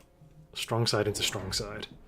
With just a tiny bit of pressure over here, but this tower's been leveled up to level 2, so it'll take a while for crawls to take that. Not seeing enough anti-air, I'll be honest. I think Sastafa needs more anti-air. I guess he's waiting for a better card to be offered, like some level 2 Mustangs. Watch the missile land, it's going to take out these. Oh, that's brutal. He was relying on those steel balls to kill off these fire badgers. Now these fire badgers are unleashed, but there are wasps in place to hold them off. Fire badger and fire badger action, and fire badger wins and fire badger loses. I don't know who. Unfortunately, there is just enough anti-air left with the fangs, and the tower timing is great for him. Sastafa's blue side are doing well here. Unrival Super Hottie gonna lose his orange man to level 1 fire badgers. Oh no, that's a whole level in one go for the fire badgers. Oh, disaster. Another tower timing. It's got a single level 2 arc light doing its last stand valiantly, but it can't hold the line. There's too many fangs, too many crawlers, too many fire badgers. It's only level 3, or only round 3 though. Yeah, that was with a missile, and you only just lost it with a missile and a tower sniper, so we shall see. Round 4, would you take the supply specialist? I'd be tempted by the efficient light manufacturing as well. We have a skip from Rival Super Hottie and Sastafa. We shall see in a second. Took supply specialist. Okay, makes sense. It's quite early in the game. Wasp jump dived across to try and take this tower. Has been leveled up as well though. It has 23,000 health. How are we doing? We're looking for more damage from the fangs. He's leveled them up. Leveled up the fire badgers as well. That's a lot of high damage fire badgers now they're level 2. Wasp straight through to the tower here. Damage per second from these wasps. I can't work that out in my head. 1.4 is not a nice number to divide by. Yeah. I heard a missile go down in the corner. Nice to take out these crawlers. 200 in pocket still for Super Hottie. I'll be tempted to take the tower ups. The attack and health up from the tower, because we're in a mirror match across the board. I'd probably sell these guys. They're just going to be feeding experience to these fire badgers. I like the Mustang pickup over here as insurance against the Wasp, but the Wasps have already said goodbye. But these Mustangs over here say hello. Get a few of them. I think the tower will hold? Question mark? 3 Mustangs against 3 Wasps? Nope, tower falls. Nice. Mustang burning through. It's all about the tower timings here. We've got fire badgers killing their counterparts, feasting on the Mustangs that we thought would hold the line versus the Wasp, but no, 3 Wasps is all it takes. Oh, a bit of a lag there. And we have, is it 1 crawler? 1 crawler survived the missile genocide in the corner. Yeah. Right, and how are we doing? We've got Scorpions, 2 Scorpions out for Sastafa. I'd like to line those up straight on to the Fire Badgers. Probably need to take range on them then. We'll see. I might just plug the hole with them. Oh, he sold the steel balls. He's bailing out from their headbutt. He's taking scorching fire on the Fire Badgers. I like that. It's good damage. Now each Fire Badger is doing 1,000 damage a second, and there's 3 of them, so 3,000 damage a second from these level 2 Fire Badgers. It's a lot of damage. But Scorpions don't care. Scorpions will kill these. We'll take 2 shots though. 10,000 damage, and the Fire Badgers have 11,000, almost 12,000 health. Fortress. Ooh. Dare you put it in the middle? He does. At risk of being picked off by steel balls though. Will help deal with the Fire Badgers. Hasn't sold the corner flank. Guess he's leaving them up in case he wants to put the Wasp back over here to avoid a missile play. But I don't think you're ever going to put Wasps through a Mustang set like this. These Mustangs are level 2 now. Where are these Wasps going to go? They've been pulled further back. Is he going to mobile beacon them or just use them defensively on the tower? Both players going for Fortress. Ooh, great minds think alike. For sure here. Both took the Scorpion from the cards and then bought Fortress themselves. Was there anything that pushed them into it? Neither of them have got Assault Fortress? Nope. Okay. Where are these Wasps going? The Wasps are just going to pick up the Crawls on the way past. But most of these Crawls are getting pulled backwards. Another cheeky missile. Full-on headbutt. A single fire badger deals with an entire set of Crawlers. Can we stop the Steel Balls from getting onto the high-value targets? Scorpions definitely can. Level 3 Arc Light is doing work. I'm afraid Scorpion is bigger and better than you. And now we have Scorpion plus Fortress versus just Fortress. But the Wasp sweeping in from the side. Doesn't have much anti-air left, just a couple of Mustangs and a couple of Fangs. But the Fangs will be enough. Oh, missile gets picked up by just a handful of Crawlers, it's not healthy. And then this Fortress, no! Falls. Oh, dearie me. Right, we have level 2 Fortress on this side. Storm picked up for Sestafa. I like it when things are this concentrated. A Storm here will do so much damage. What will Unrivaled Super Hottie pick? I would like the Storm again. Nope, he skipped. Big tempo loss here. I mean, Storm costs 350, and it's a 50 gold miss from not being able to skip. So overall it's 400 gold it cost. But it's probably worth it. It's probably going to get 400 gold's worth of kills here, and buy him a whole turn of tempo and more levels for his units. He's taken Barrier on his fortresses, assuming his opponent would also take the Storm. Instead, Super Hottie's going for Launch Overload and Range. He's going Carry Fortress with 4 of them. Ooh, that's a lot of damage coming through. So I think what's going to happen is we're going to see these Scorpions get sold off turn by turn and turned into Fortresses on the line. And I suspect next round we'll even see a Barrier picked up, even though it's super expensive at 900 now as a third technology. Each technology you buy makes your next technology on that unit cost 200 extra. So the Barrier normally costs 500, because he's already unlocked 2 technologies, it's going to cost 900. Huge commit. But on round 7 he'll have 1400 to spend. If he sells a Scorpion as well, he'll have 1700 to spend. And it's definitely worth it then. You buy Barrier and 2 more forts and you're laughing. Though, where's his Wasp gone? Has he sold the Wasps? No, there they are. That's a good tower snipe, though there's a missile waiting for them. Needs the Crawlers to catch the missile. Can the Crawlers get through to the missile? Go on, Crawlers, don't get distracted. Catch that missile. There are Fangs waiting as well. Yep, missile caught. And then can these Wasps make it through this set of Fangs? And at the front, the carry forts fighting through the storm. Doing good damage, but the level 2 fort in reply. Just double damage compared to base level fort as well. But Wasps have made it through, they beat the Fangs. This tower is going to go, but it'll take a while because it's a level 2 tower with 23,000 health. Fort's marching on. Tower does fall, timing is awkward, just as he was opening fire on this tower. But does get it, because the fortress hit so hard. Ooh, Sastafa loaned, while Unrivaled Super Hottie didn't, so Sastafa is down 300 gold next turn. And 4 Fangs is all it took to kill off those final Wasps. Eee, fortresses are scary now. All getting level ups as well. Ooh, we have a heavy armor picked up for both players. It's going to go on to the level 2 fort. Fort's leveling up and I'll put it in the center one. That's what I'd expect. I'd probably like to sell these steel balls if they're not doing much damage. But I guess he sold the Scorpion already. It was a good flank over here with a nice tower timing, but it wasn't enough. More forts coming down for both players. There we go, 2 more forts. Expecting trouble. He's spreading out his tank line. But I'm afraid a level 2 fort with range and launcher overload is so much stronger than just a base level 1 fort. Base level 1 fort shoots for 7,000 damage a second, has 50,000 health.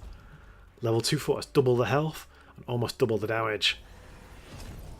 Whilst also shooting every 0.9 seconds, whereas the level 1 fort without the launcher overload is only shooting every 2 seconds basically. So yeah, tough game. Ooh, we have a A flanking fort push. It's not really flanking, but finding the gap fort push.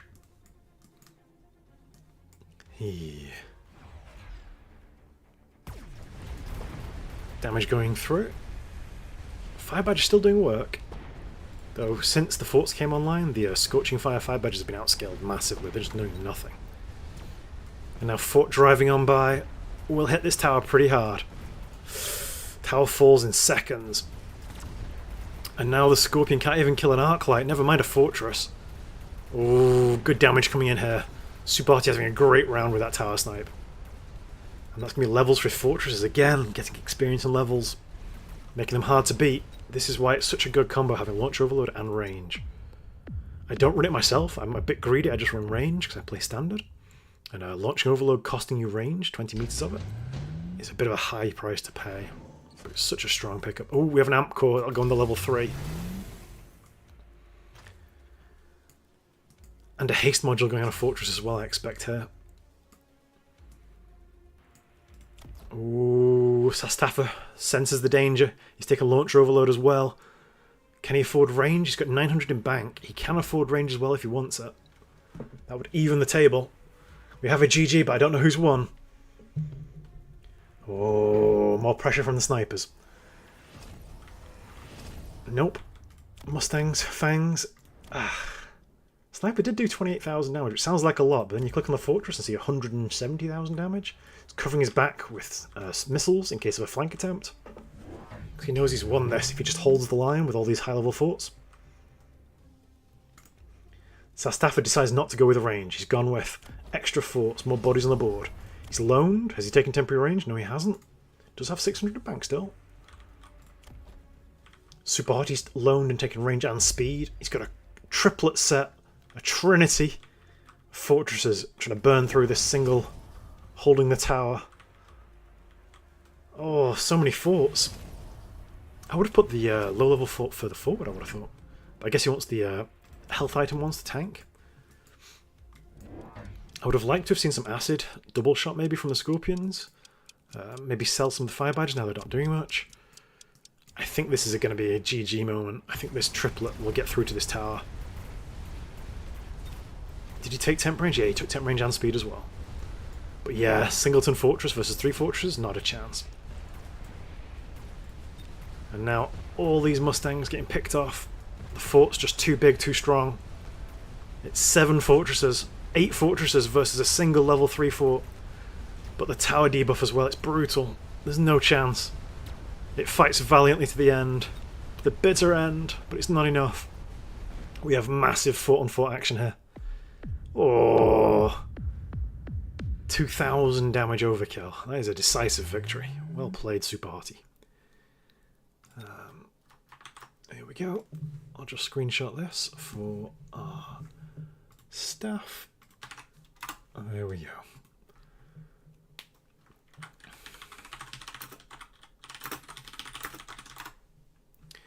Right. So I think the key choice here was going Carry Fortress for Unrivaled Sparty before Sastaffa got his Carry Fortress going online as well. Sastaffa was trying to go Tanking Fortress with barriers, which is nice for supporting your other units. But when there's this many fortresses on the board, shooting that quickly, doing that much damage, they're basically bigger, meaner Arclights. They're shooting at 0.9 of a second, the same as an Arclight does. So hard to stop this. You need to have melting points with EMP or melting points with lifesteal, but even then you'll struggle once to get damage items and health. Whew. Right, here we go. So I've updated the tournament stuff. So we're waiting on our next invite. What I'll do is I'll dive out of this one and see if there's another game going live until we get our next invite for our official tournament games.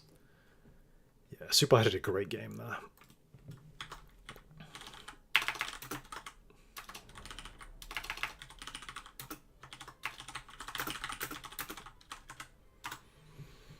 Okay, down bad potato or CrossFit?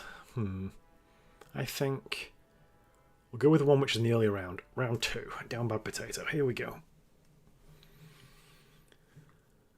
Whew.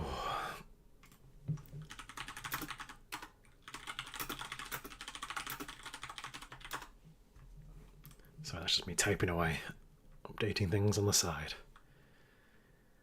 Hope it's not too loud and too annoying. I've turned the gain up on the microphone to make it easy for you to hear me. Hey, Super Hottie, I see you.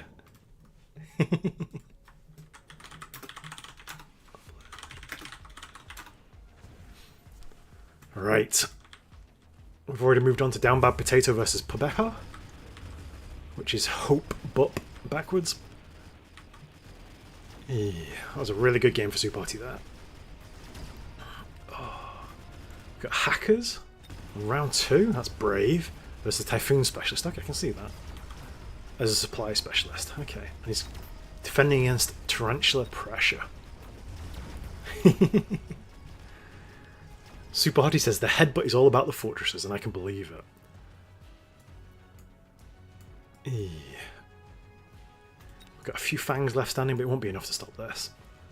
So Down Bad Potato's got a comfortable win this turn, but I think Pubeppa has a very strong position if he can get his Hackers rolling. Hackers are such a strong scaling unit, it's very difficult to stop them.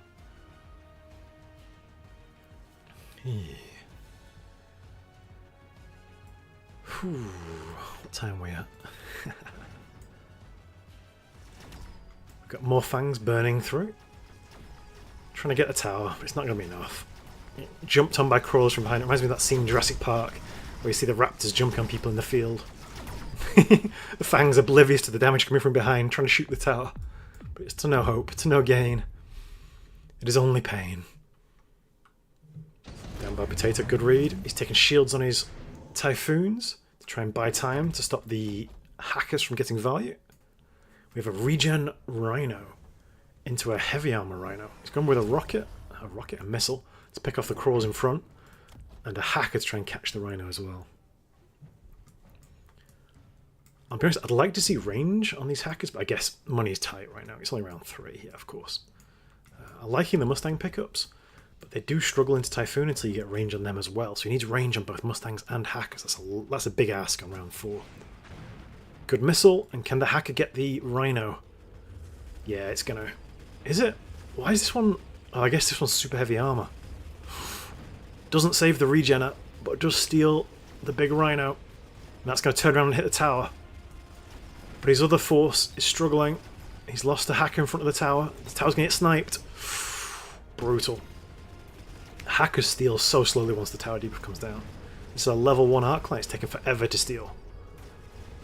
But he gets it. But he loses the Hacker in reply. That's a shame. Oh, just bad time. If he got that tower a second sooner, he would have saved this Hacker. But I guess these shields would hold too much damage. Has it leveled up? Yeah, the Hacker's leveled up from capturing the level 2 Rhino, and it saved him a lot of health, actually. But he's down to only 2,300 health on round 4. It's tough. Very tough. Right. We have Missile Strike for both players. I think I just missile her. I guess he's going to put Typhoons here to shield these. Yeah, that makes sense. So where do you missile then? Where do you use the Missile Strike? I think I might try and pick off one of the Hackers. I'll get it super low. Crawlers over here to distract this lot. That'll keep this Hacker busy for days. So I'm afraid this cluster over here are not going to be able to steal the Rhino anymore.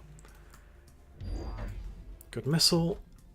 These Mustangs will be held in place. It'll probably clip the Hacker as well. No, the Hacker... Well, it will, because it'll come backwards and walk into it. Double shot Scorpion. Nice. Good answer to the shields.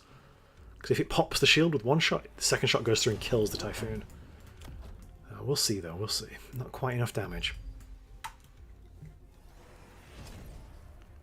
Cheeky missile over here. This corner over here is the problem. We've suddenly pivoted to this side being a strong side. The cheeky missile does not do as much work this time as it did last round. The regenerating Rhino is not able to save its own life. And the front door is getting hit pretty hard. Scorpion goes down before getting anything off on the shields. Hacker goes down with a level 3 Rhino. I'm afraid this is not looking good for Pubeppa. Oh, it's so painful. Tower goes, but he gets a tower snipe. Cheeky crawler's flank. I missed it completely. Ugh, disaster. But he's got so many units left alive. Even with the tower snipe, he still didn't manage to do much damage. That's terrifying. Ooh. Down to only 600 health on round 5. Not going to be an easy one here. Additional deployment slot. What are we going to get? More crawlers? More rhinos? Nope. What do we see dropped? I would like to see some matching crawlers over here. Just a missile does the job. I'm afraid this is doomed. I don't see what this can work as. I'd like this round to be sold and turned into something bigger and better. But he doesn't have that much money. He's got 1,000. And I guess if you sell it, you can get 1,400. What'd you go for against a level 3 rhino with a heavy armor equipped? A melting point? But it's too much chaff in the way. He needs chaff clear and melting point. It's difficult. I'm afraid I don't see a way back. More scorpions, maybe? Forward position scorpion, try and pop the shield. It's hard. Very hard. Typhoon's just locking down the front door with the shields. Hack a barrier of its own, but it might be too little too late. Another scorpion? Yep. Gonna pop the shield pretty soon. Needs a missile here. Yep. Good call. What else are we seeing? We're seeing another rhino. It's going whirlwind on his rhino. Okay. Interesting. So he's missing that and using a whirlwind rhino to clear this. But I don't think the whirlwind rhino saves it versus the bigger, better rhino, the level 3 rhino. I'm afraid this regen module is a cursed chalice. It's not helped it. Good missile. Whirlwind clears those. But now I'm afraid level 3 rhino. It is getting hit. Hacker might steal it. Ooh, that'd be a big steal if he gets it. It's close. Yeah, he's going to get that. Nice. Now we have 2 big rhinos coming through. And this one has whirlwind, which might slice and dice. Yeah. Charges through Typhoons, but his front door is broken. He's got 1 hacker left. Can he get this tower? Not while he's moving through treacle. The tower debuff is so harsh. He needs to save this hacker. This hacker is the key. Tower goes. He saved the hacker. But now he's got no way to break the shields, even though there's a tower debuff. Big rhino marches through. Oh, another hacker. Yes. Level 3 hacker now. Now it's getting a bit spooky. You see, if I am down bad potato here, I am selling this rhino or repositioning this rhino. If we get a redeploy. Nope. Efficient tech and a big EMP. That's the 200 cost EMP. It's huge. Yeah, more scorpions is definitely the key here. Possibly even take range on the scorpions as well now.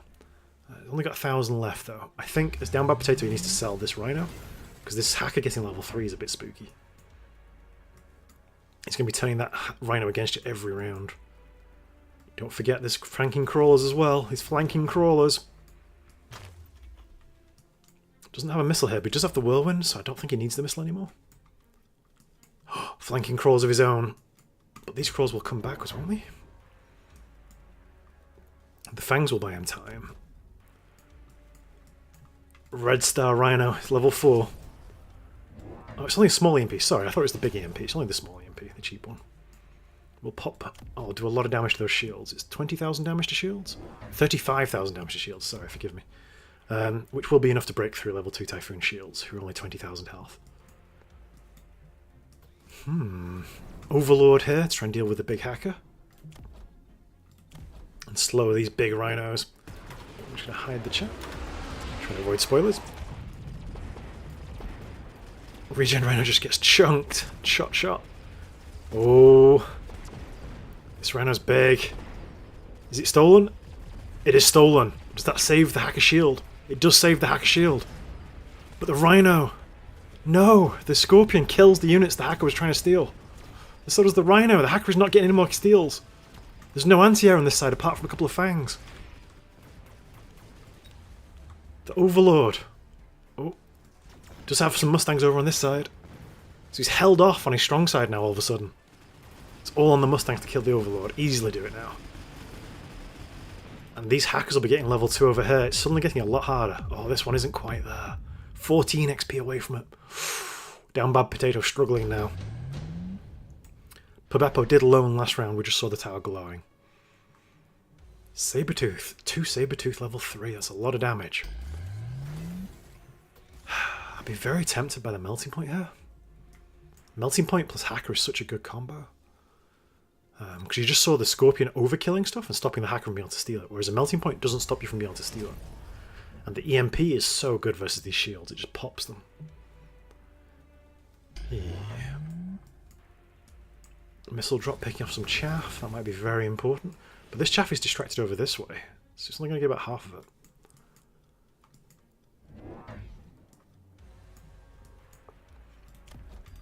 Typhoon's leveling across the board. We're having the GGs come out, but I don't know who's won this. Nice missile on the corner here. Has leveled the Hacker. Not seeing much anti-air. This set of overlords could be the key. I'd like to have seen cannons on these overlords. For 300, that's a super cheap investment, which would pop this Rhino before it even gets the whirlwind off.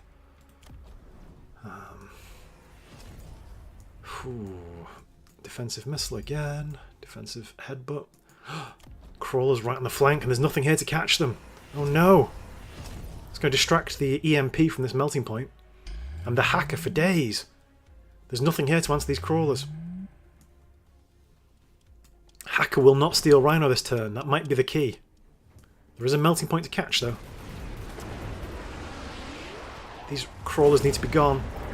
Hacker needs to get onto this Rhino fast. Nope. Rhino's coming straight through.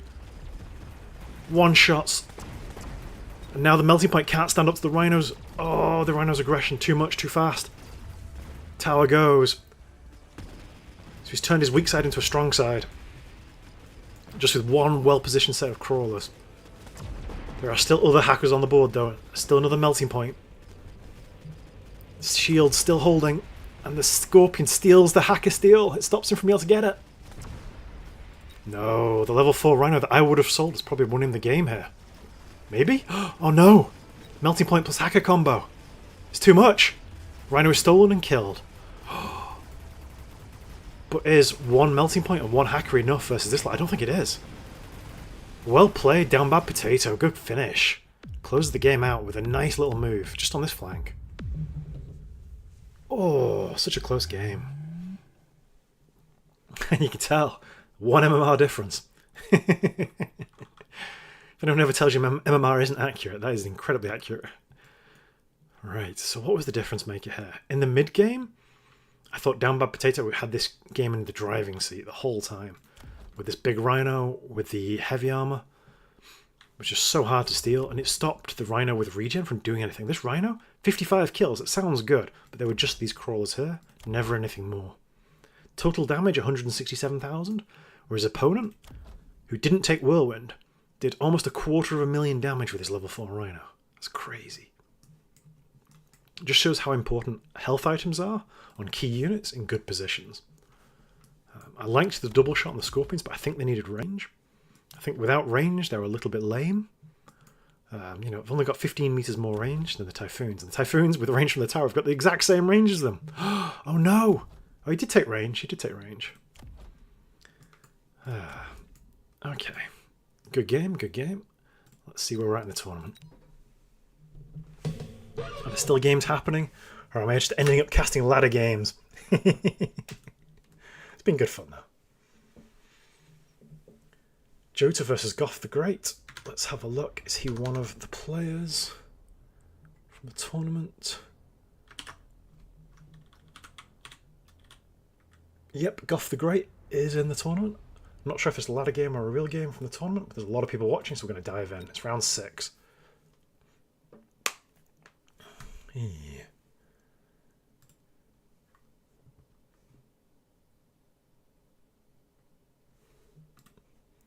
So I'm afraid I don't know where we're at. I don't know if this is a grand final, a semi-final, a quarter-final. It's a bit frustrating. Casting in the dark. I think my feedback for the tournament would definitely be that I'd like to have live updating brackets, and there needs to be a centralized Google document that everyone can see, not just one person's Excel sheet. Because I don't know where we're at, and that makes it very hard to explain narratives. We have War Factory. Ooh. No EMP sources on the board. Yota has Giant Specialist, an additional deployment slot. Fire Badger additional deployment slot. So we have a Giant Specialist who doesn't have a War Factory versus Fire Badger Specialist who does have a War Factory. The War Factory is anti-missile tech, but not efficient maintenance. It's going to cost him 200 a round from now onwards. But it's so powerful. providing that shelter for these phoenixes and the fangs around it. I think there needs to be a source of EMP to turn off this anti-missile attack. Still a lot of phoenixes on the left side. But Vulcan will struggle versus a war factory, even with Scorching Fire. Come on, dude. Go on, get that tower. Not tower. Vulcan, sorry, I'm tired. Right. Yeah, early hackers are tough to beat.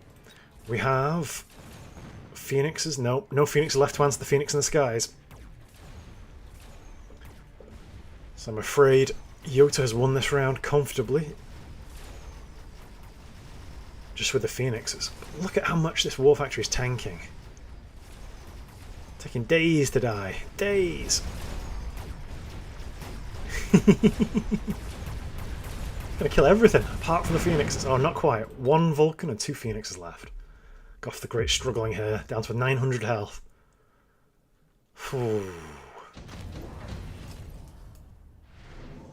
We have 2 fortresses picked up. 1 sold instantly. Yota sold his fortress. We have double war factory now. Does he go production tech or a combat tech on them? How much money is he floating? He's got 500 money in pocket. Yota's got 300. I would like to see... Oh, he doesn't have Phoenix summoning, so he can't answer the Phoenixes with Phoenix summoning.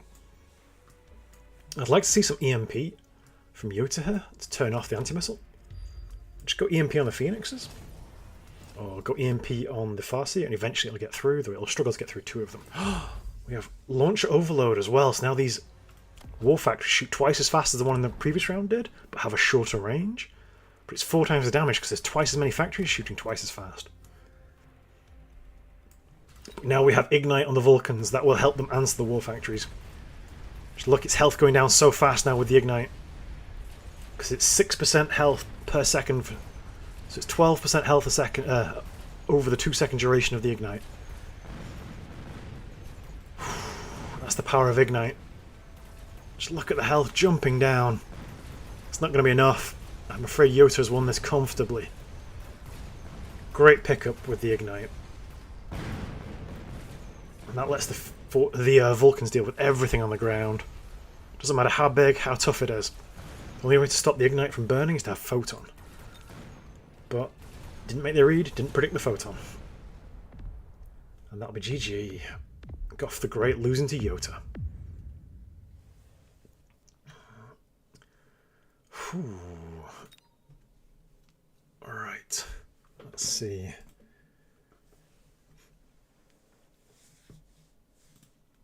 Alright. Drop a message to Uncle Lazy. Let's see if we've got any more games to come.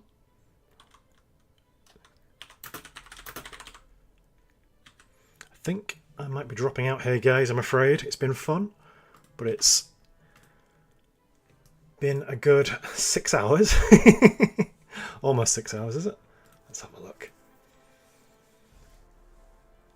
Yeah, it's been a long time.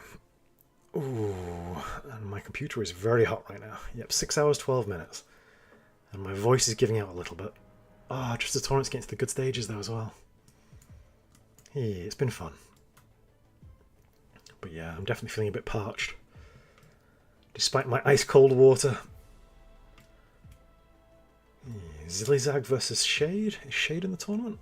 That might be one for us to watch.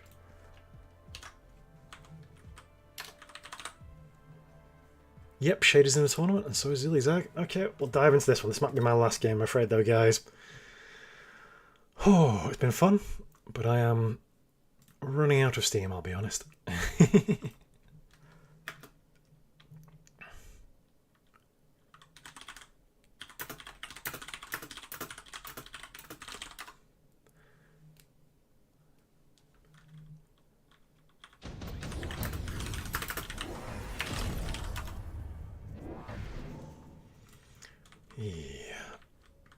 We have Shade playing as Farseer Specialist versus Zilizag on the red trunks with Typhoon Specialist. Round 3 already has an Overlord and his Typhoon's online. This is a big turn for him. Needs this Overlord to kill the Farseer. Still has Mustangs pressing in. And a Worm. Mustangs have range. Good call, but he's lacking chaff clear. These level 2 arc lights just pushing the chaff line way too far forward. Worm will be a problem though. Unless this nope, Farseer is doomed. Tower goes down, buying time. Overlord will answer the worm when it gets to it. Eee. Thanks guys, it's been a pleasure.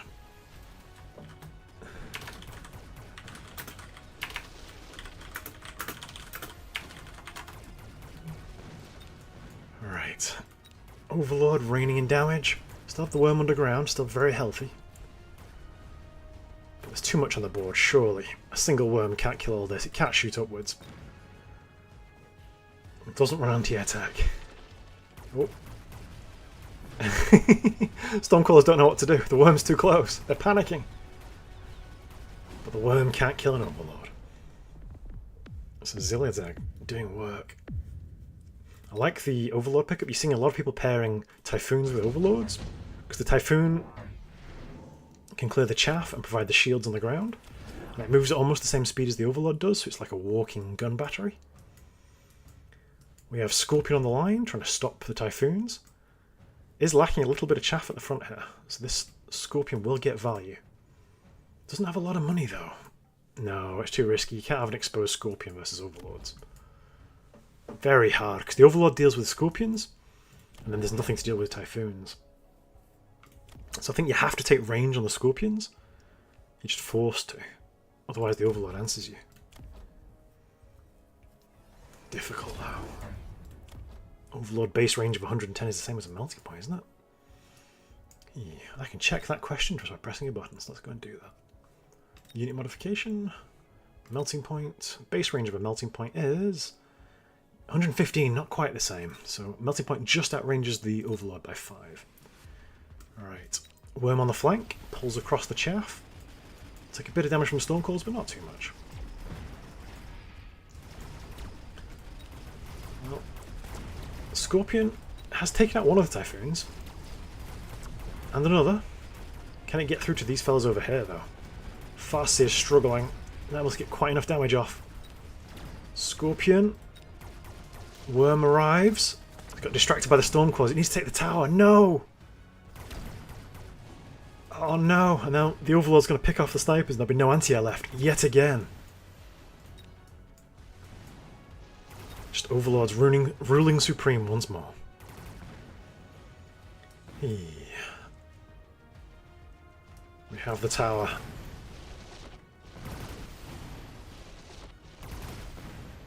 But it's not enough.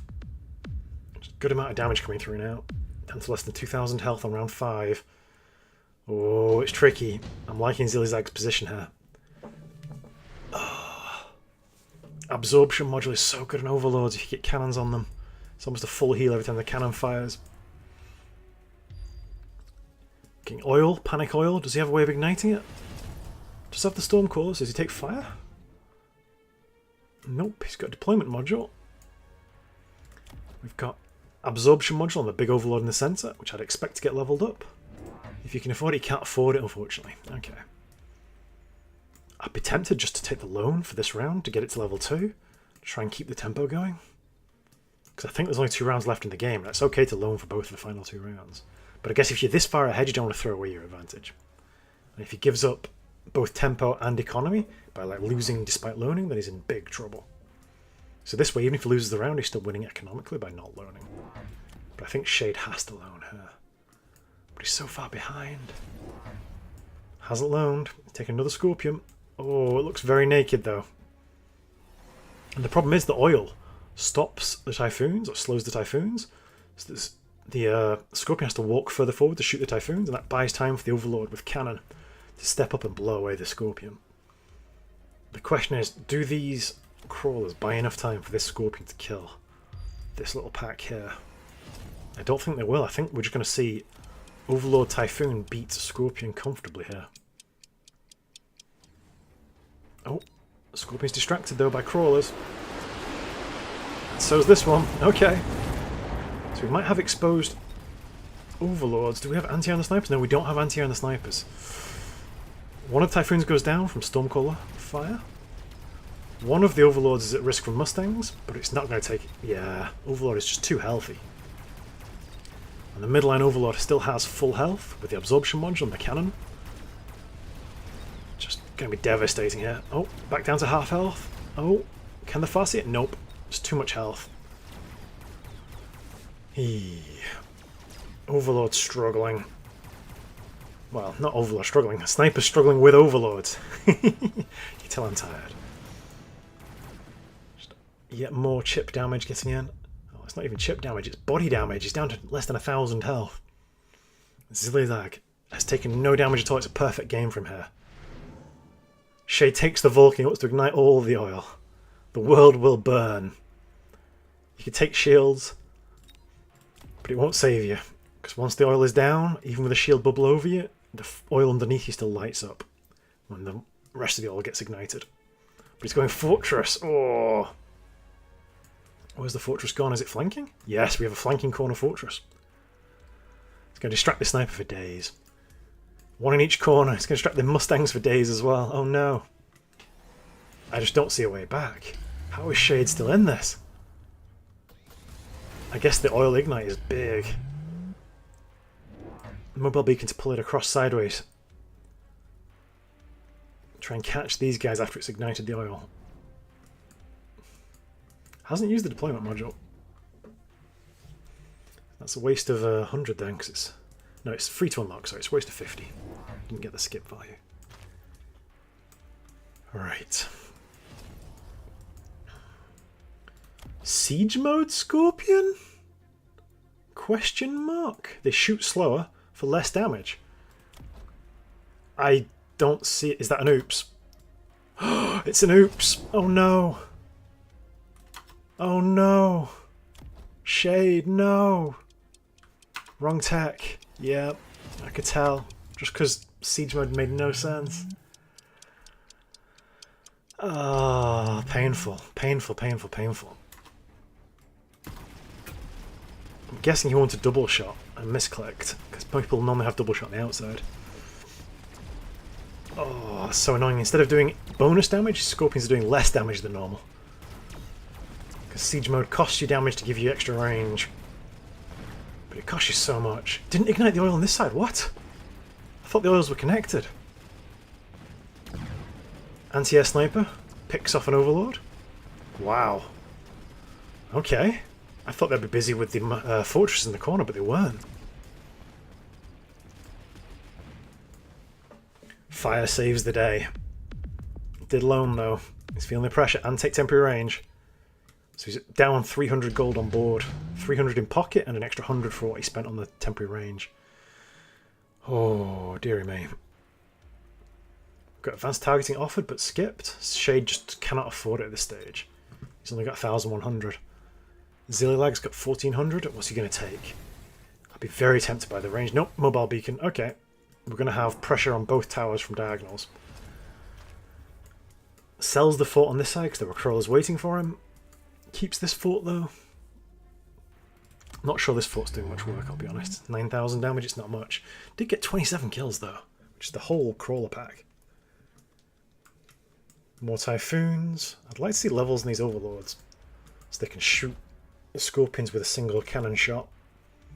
I'd like to see cheeky missiles to pick off the crawlers on the line as well.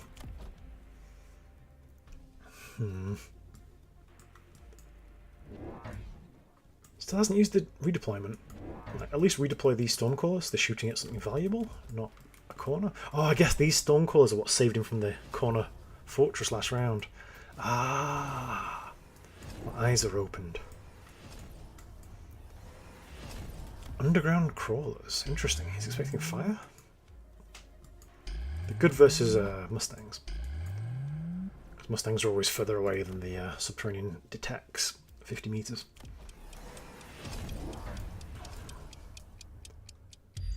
Alright, we have pressure on the tower. Hasn't shown to level the overlords, and now he does. Now he takes the levels. 150 left over in pocket. Didn't take range from the tower. Interesting. Guess he doesn't want to outrange himself from his cannons. His overlords. Oof. So much damage raining in. Scorpion's gone in no time at all. Yeah, I'm afraid Siege Mode Scorpions is not the right answer here. Needed double shot. Double shot and acid, maybe. To leave puddles on the ground. Isn't clearing the chaff fast enough either, so the snipers are not shooting overlords. And it's all over, I'm afraid. Overlord cannon does even more work. And I'll make yet another case that I think Overlord artillery needs to go down to 5-second cooldown rather than 3-second cooldown.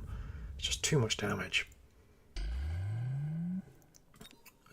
So Typhoon Overlord aggro is one of the meta builds right now.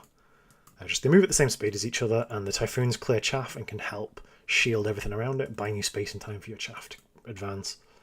The normal answer is range double shot Scorpion, but the Overlord deals with the Scorpion so handily. You end up needing so much chaff that it's just so hard to fight into it.